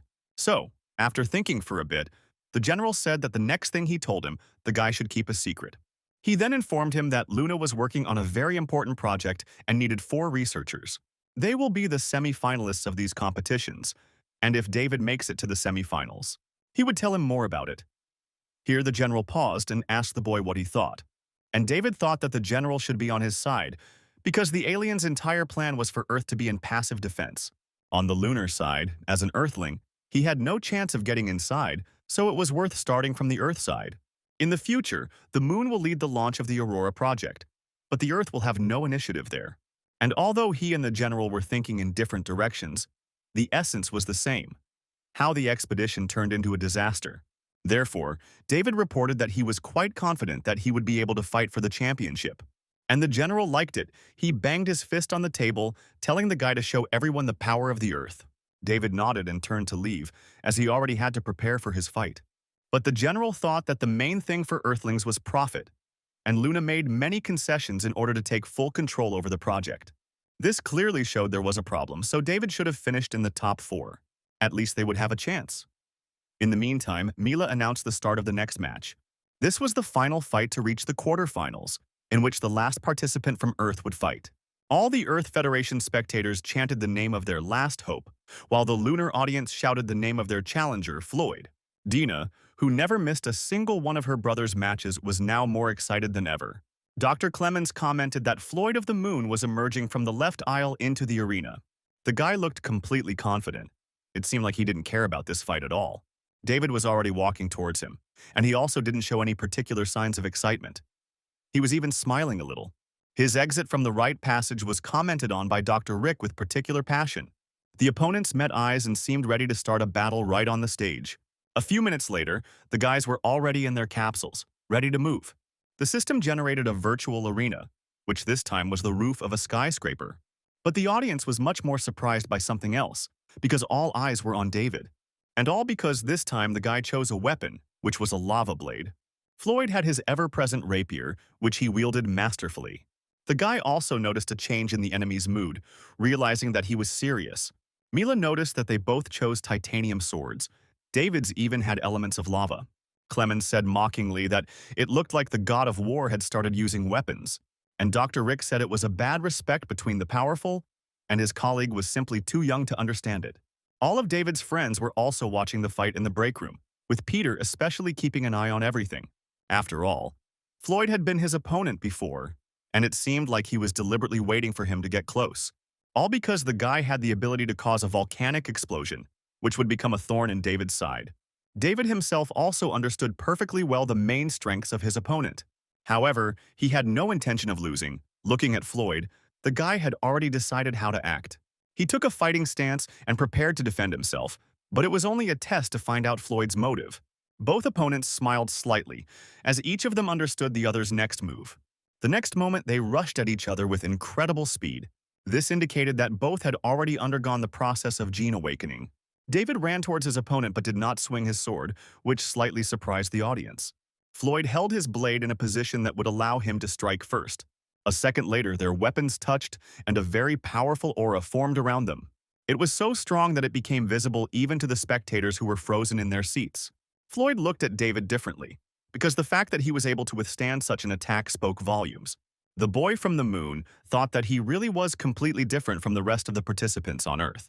More attacks by the contenders on each other followed, but they were immediately blocked. Floyd moved incredibly fast, managing to change the trajectory of his rapier strikes. But David was no less skilled than him in this regard. He also wielded the sword masterfully, using all sorts of tactics. Suddenly, Floyd screamed at the boy to come to him, but there was no hatred in his words. There was only a sporting interest in them. And David, with the same enthusiasm, replied that he was already on his way. The next moment, their blades met again, but again neither was able to outweigh the other.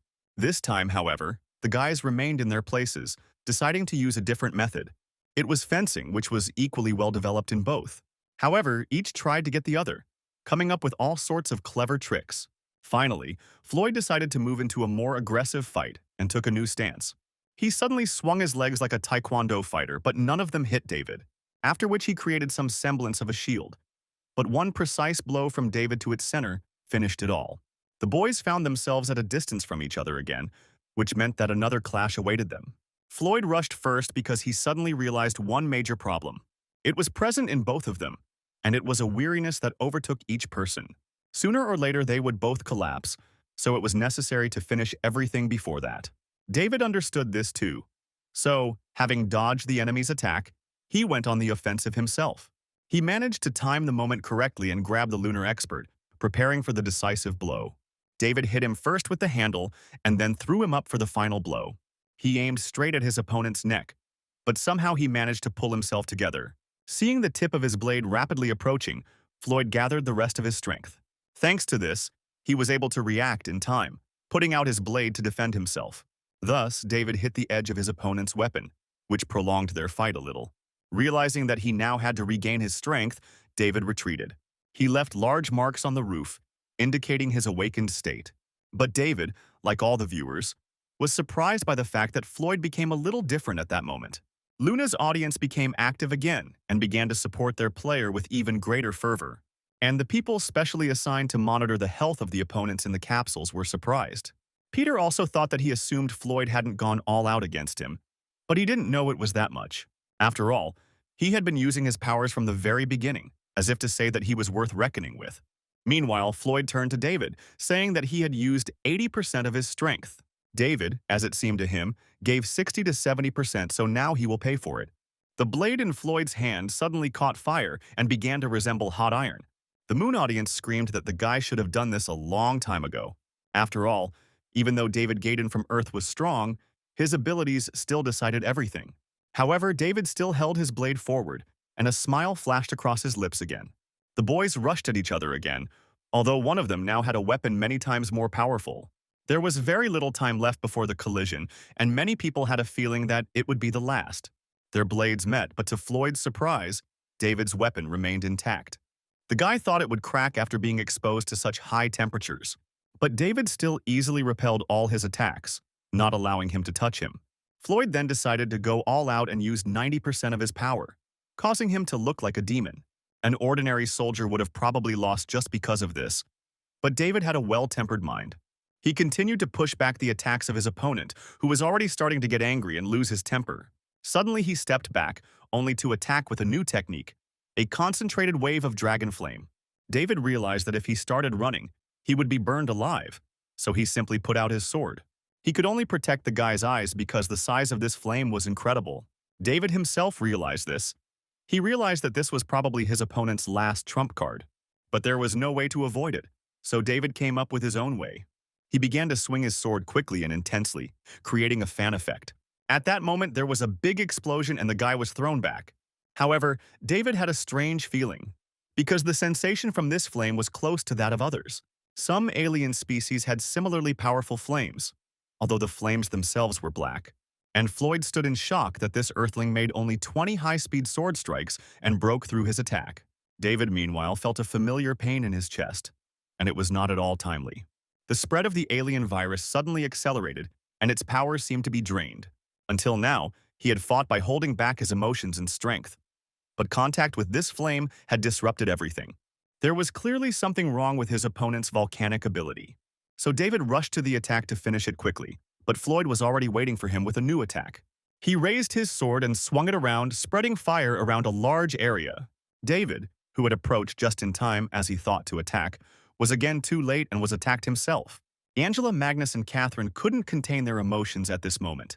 Angela thought that David had a really tough time, considering that the pain sensation there was 100%. But Phoenix noted that there was no confirmation of the murder yet, so there was still a chance. Meanwhile, Floyd finished swinging his sword and looked at the result of the new attack. At first, he was glad that he didn't see anyone, but then he suddenly became very surprised, because he saw David's silhouette right in the flames, which indicated that he was not dead yet. Moreover, the guy barely had time to put his sword out to defend himself when his opponent appeared in front of him again. David appeared out of nowhere and could have delivered a fatal blow if not for Floyd's protection. This was very surprising to both Floyd himself and the audience, but what struck them most was David's appearance. The earthling had half his face burnt out. He was all in smoke, and that was the only color he had. It was his eyes, filled with anger, and that was what gave him the strength to fight on. David continued to attack his opponent, who began to give in to him from shock. Soon David used a stealthy but effective armor attack, and it worked. The ends of their protective gloves were equipped with sharp darts, which David planted in Floyd's stomach. He did it with such force that he pierced the guy like meat on a skewer. It was impossible to survive after that, and David also pulled out his hand, taking the rest of the enemy's flame. Floyd screamed in despair because he could no longer use it in combat, and David thought that he had exactly the same weak point as the aliens who used flame. After all, somewhere in the area of their stomachs there was a sparkling crystal of flame, and when it was possible to break through this place and destroy the red crystal, these monsters lost their power. The aliens' fighting styles imitated those of humans, and the enemy probably already knew about it. But for now, all the spectators on Earth were loudly shouting his name, proud of this victory. Dr. Rick even burst into tears, because this David Gaydon was still able to defeat that fire monster.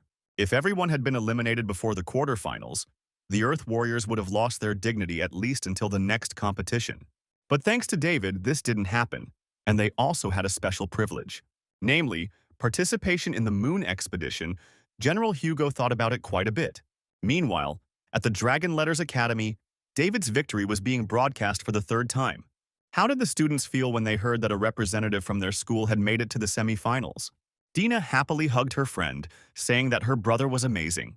And Landers, who was sitting in Luna's lounge, told his friends that he didn't expect such a turn of events. Harry also noted that even with the ability of the fire deity, Floyd still lost. And Chrissy noted with curiosity that perhaps he really was the god of war. Meanwhile, in the Earth's break room, everyone was happy for David, especially Magnus. Catherine even burst into tears, saying that the guy had given them a really nice surprise. Angela thought that her eldest was really a handsome man. The girl even noticed that she thought about him with increasing warmth, and now he was not just a friend to her. David, meanwhile, left his capsule and immediately headed to the corridor leading to the restroom. There were no people there, so he was able to lift his shirt and see what was going on. To his shock, David saw that the mutation of his virus had accelerated again. Meanwhile, one guy from Luna wanted to win favor on the internet. He wrote a post where he spoke about Luna's complete victory, saying that 7 of their contenders immediately advanced further. However, someone under the nickname the brightest star of the Gaydon family wrote under his post that David was with them. This was written by Dina, who now inserted this phrase under every similar post, which greatly irritated the Moon people. Meanwhile, David himself came to the civilian hospital of the Moon, wanting to sort out his problem. He also wanted to find out what was written in Catherine's report, so he asked about it at the reception. But there they told him to wait a little, saying that they would soon bring him from the department. David thought about how after the fight against Floyd, his tingling in the area of his heart had become more frequent. If this infection continued, he could very well even die, but he had to follow the plan. It was possible that it was a genetic variation, but it was clear that there was some outside interference involved. David also thought that there was definitely something wrong with Landers, because he said that he was doomed. After arriving on the Moon, each fighter was examined, and Landers may well have had access to the results. David decided that he absolutely had to win the semifinals, but until he slowed down the mutations, it would be difficult. During this time, he came to Catherine's room, where the girl shared that this trip to the Moon was like a dream. Then, David told her that she just needed to do her best, and the rest would be decided along the way. But Catherine still said it was a shame, because it was a miracle she had gotten this far. The girl then asked David if he thought she should try the B12 reagent. But David answered her rather rudely and sharply so that she wouldn't even think about it, because she already had the best outcome. Catherine was a little surprised by this. She said that she was just asking his opinion. Then David apologized, looking down guiltily, but said that it still wasn't worth doing. Catherine nodded, and suddenly said with a smile that she knew he was doing this for her own good. The girl added that she didn't know about this powerful side of him, but now it was clear why Angela liked him. Hearing this, Angela felt a little awkward and then downright sad. David didn't even look in her direction, again thinking about different theories about the appearance of aliens. Michael suddenly ran into the room and reported that there was a crowd of media people outside.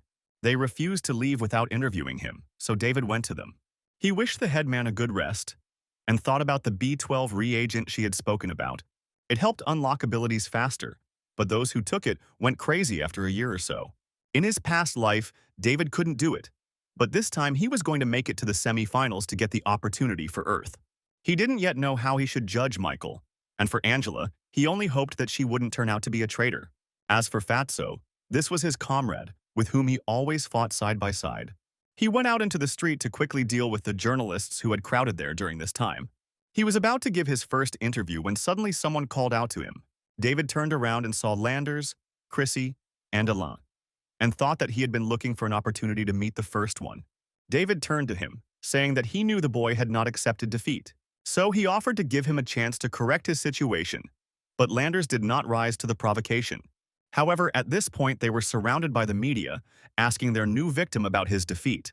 Someone asked if the guy had decided to rely not on his own strength but on the influence of his family. All this made Landers extremely angry. He was going to answer them all, but he heard Alain's voice. He warned his friend not to say too much, but Landers told him to shut up. He added that the guy shouldn't think that he was in charge and could tell him what to do, but Alain interrupted him. Doyle put his hand on his friend's shoulder and asked the journalist not to disturb them, using some technique. After a few seconds, all the people left, as if under hypnosis. David, who was watching all this, said it was a pretty useful skill. Alain just waved it off, noting that his battle with Floyd was exciting, but asked, how did he know about the secret of the fire core in the heart? To which David replied that the heart is the core of everything. He noted to himself that the upbringing on the Moon was really good, because Alan Doyle was already so mature. Chrissy Da Vinci then approached him, telling him that now she didn't have to worry about him going astray again. The girl was talking about that incident in the training room, but now David was famous. However, he awkwardly noted that it was an accident. although he hoped that the media would not always hound him. Alain then apologized for disturbing him and said that he hoped they could talk again in the future. At this point, the guys from Luna left, and David was left alone with his thoughts. In the evening, when everyone had already gathered in their rooms, the list of the next fights was announced. Magnus, who also called David, sat down to see this distribution. First, they showed Antaeus, who gave an interview where he said that these two Earthlings were approximately the same. The conversation was about him and David, and Fatso really didn't like the statements of this pompous guy. The fat man called David again, who had gone to take a shower about 20 minutes ago and should have returned by now. But his friend didn't come out. So Magnus even got a little worried and went to check everything himself. He tried to open the door, not even realizing that his friend was lying inside, covered in blood. There was also something strange sparkling on the floor, and only David himself could account for his actions. 10 minutes ago, he walked into the bathroom and bent over the sink in pain. The scar on his body had already spread quite far and was making it difficult to breathe normally. So David couldn't think of a better way than to get rid of him. He decided to do it himself using a knife.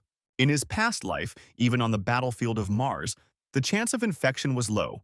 However, if someone did become infected, there was no escape. The boy brought the blade to his chest, gathering his courage to plunge the knife into his body. He did it slowly, trying to chip off a piece of scale that had grown over the scar.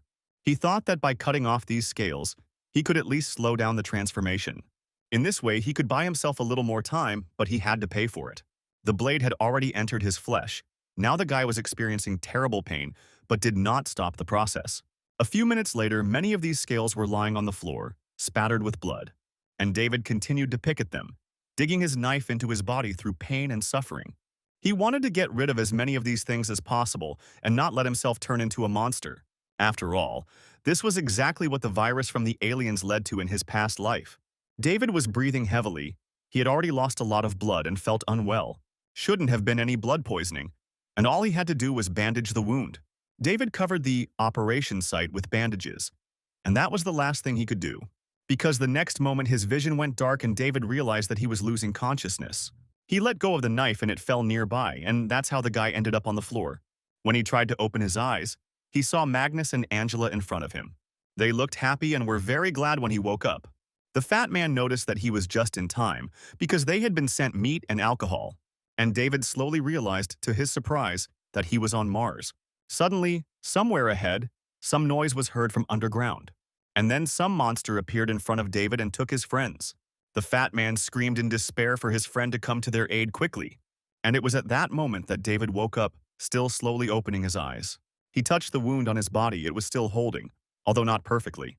And the fat man continued to knock on the door, asking his friend if everything was okay with him. David then quickly put on his t-shirt and opened the door, saying that it looked like he had eaten something bad. Luckily, Magnus didn't suspect anything. He started telling him about Antaeus. The friend wanted David to show him that the Earth was better than the Moon, but he didn't listen very carefully. The next day, the quarterfinal matches began and David woke up not feeling his best, but that was understandable. He also felt as if foreign bodies had grown into his heart, and the scales that were cut off yesterday have already begun to grow back. He tried to get up and did so with considerable difficulty, moving away from the bed. He suddenly felt dizzy again and his chest area began to tingle again. But David just took a deep breath, saying that he had to calm down, because he had to move on to protect everyone he cared about. Meanwhile, the matches approached the most interesting duel. The first fight that will open today's competition day was his fight. Mila said this hesitantly at first, as if something else was planned. However, she then repeated everything with complete confidence, saying that this was a battle that would decide fate. Dr. Clemens introduced his challenger on the left side of the stage, Antaeus, and Dr. Rick did the same, greeting David from the right side of the stage. The Earth audience cheered in support, but someone noticed that he was completely pale. Antaeus also drew attention to this, asking whether he had not slept all night because of fear. And David thought that he had a lot of regrets in his past life, so he should make up for them in this one. Competition arena was different, and the waiting rooms were also different. Catherine, Angela, and Fatso were now sitting at the table, and the head girl noticed something strange. She felt like there was something wrong with David, like his condition was even worse than hers. Angela wondered anxiously if something would go wrong in this battle. After the last incident, David started acting strangely, and now the girl thought that maybe it was because of her. Meanwhile, David himself was already entering the capsule, ignoring the tingling in his chest. Antaeus knew that, according to the information, this David's strength was in long-range combat. To tell the truth, Antaeus was a little scared at first, but Alan said he had a good feeling. And it has never let him down before. So according to the headquarters plan, he must force David to resort to firearms. David thought that first of all he had to avenge Magnus. Not much time had passed since his return in time, but he hadn't done anything good, so he was obliged to at least please his friend. Both opponents donned their gear and prepared to move. The location of their battlefield was quite symbolic, as it was Mars itself. Ante thought that Alain's premonition was correct again, because this was simply the perfect place for him.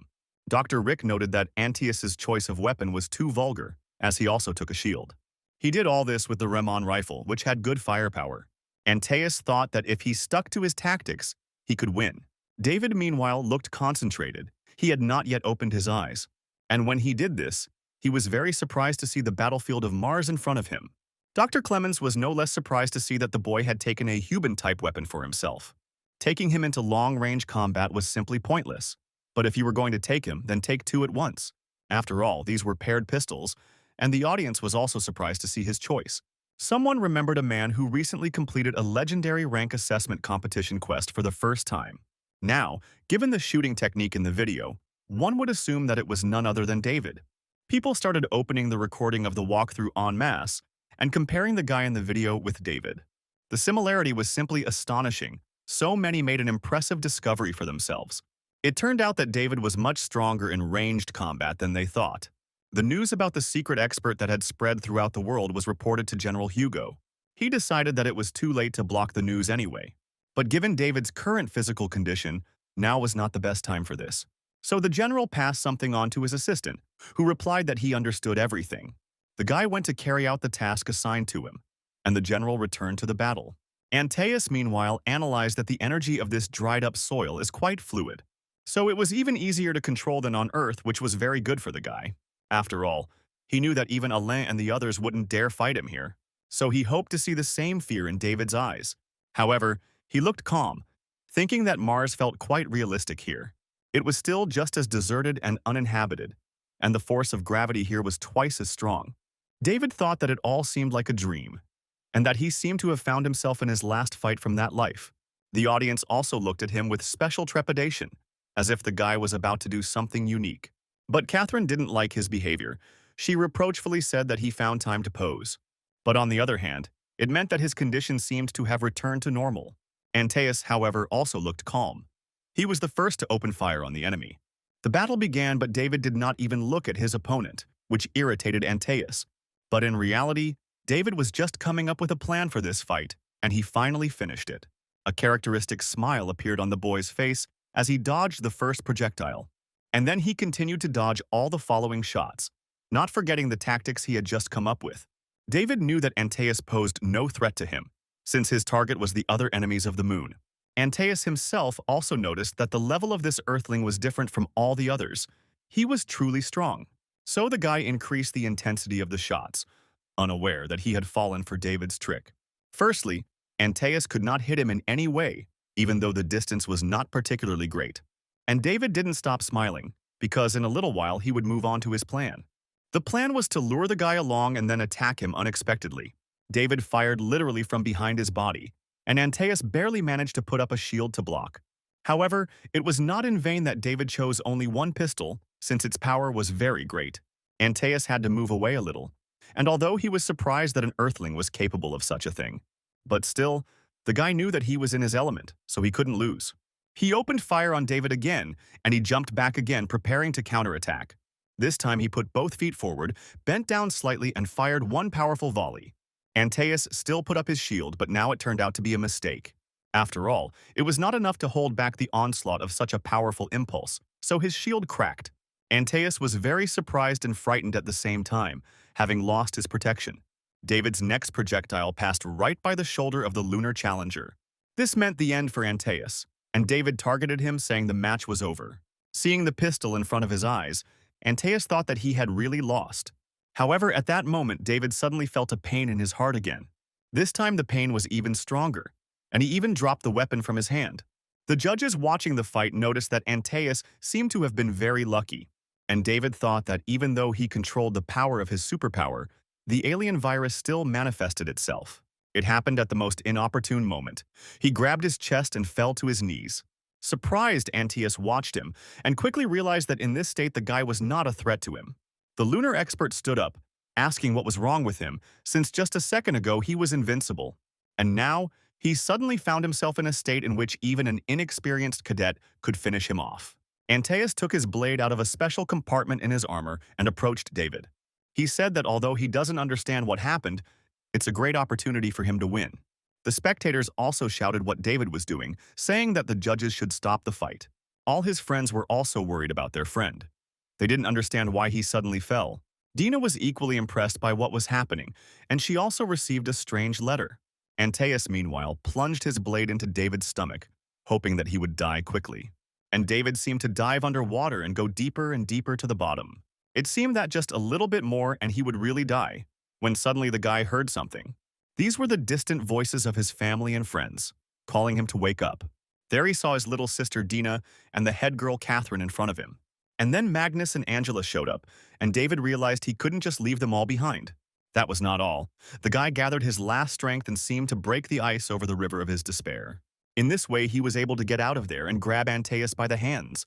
He was surprised that the Earthling was still alive, and David looked at him with a creepy look. He squeezed his opponent's arms so that he could not dodge or escape. Then he shouted that he should have aimed for the head, after which he hit the guy himself. From such a blow, Antaeus's eyes rolled back into their sockets, but David was already preparing the next attack. He tensed all his muscles, putting everything into one blow that he directed at his opponent. And it worked. Antaeus's head flew like David had served a volleyball.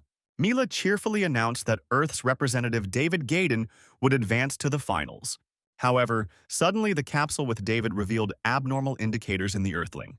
Michael, who was watching the fight, noticed the message with surprise. It had just arrived to him and was a bit of a nuisance, so the guy decided to open it. But what he read there shocked Michael and made him even more worried about David.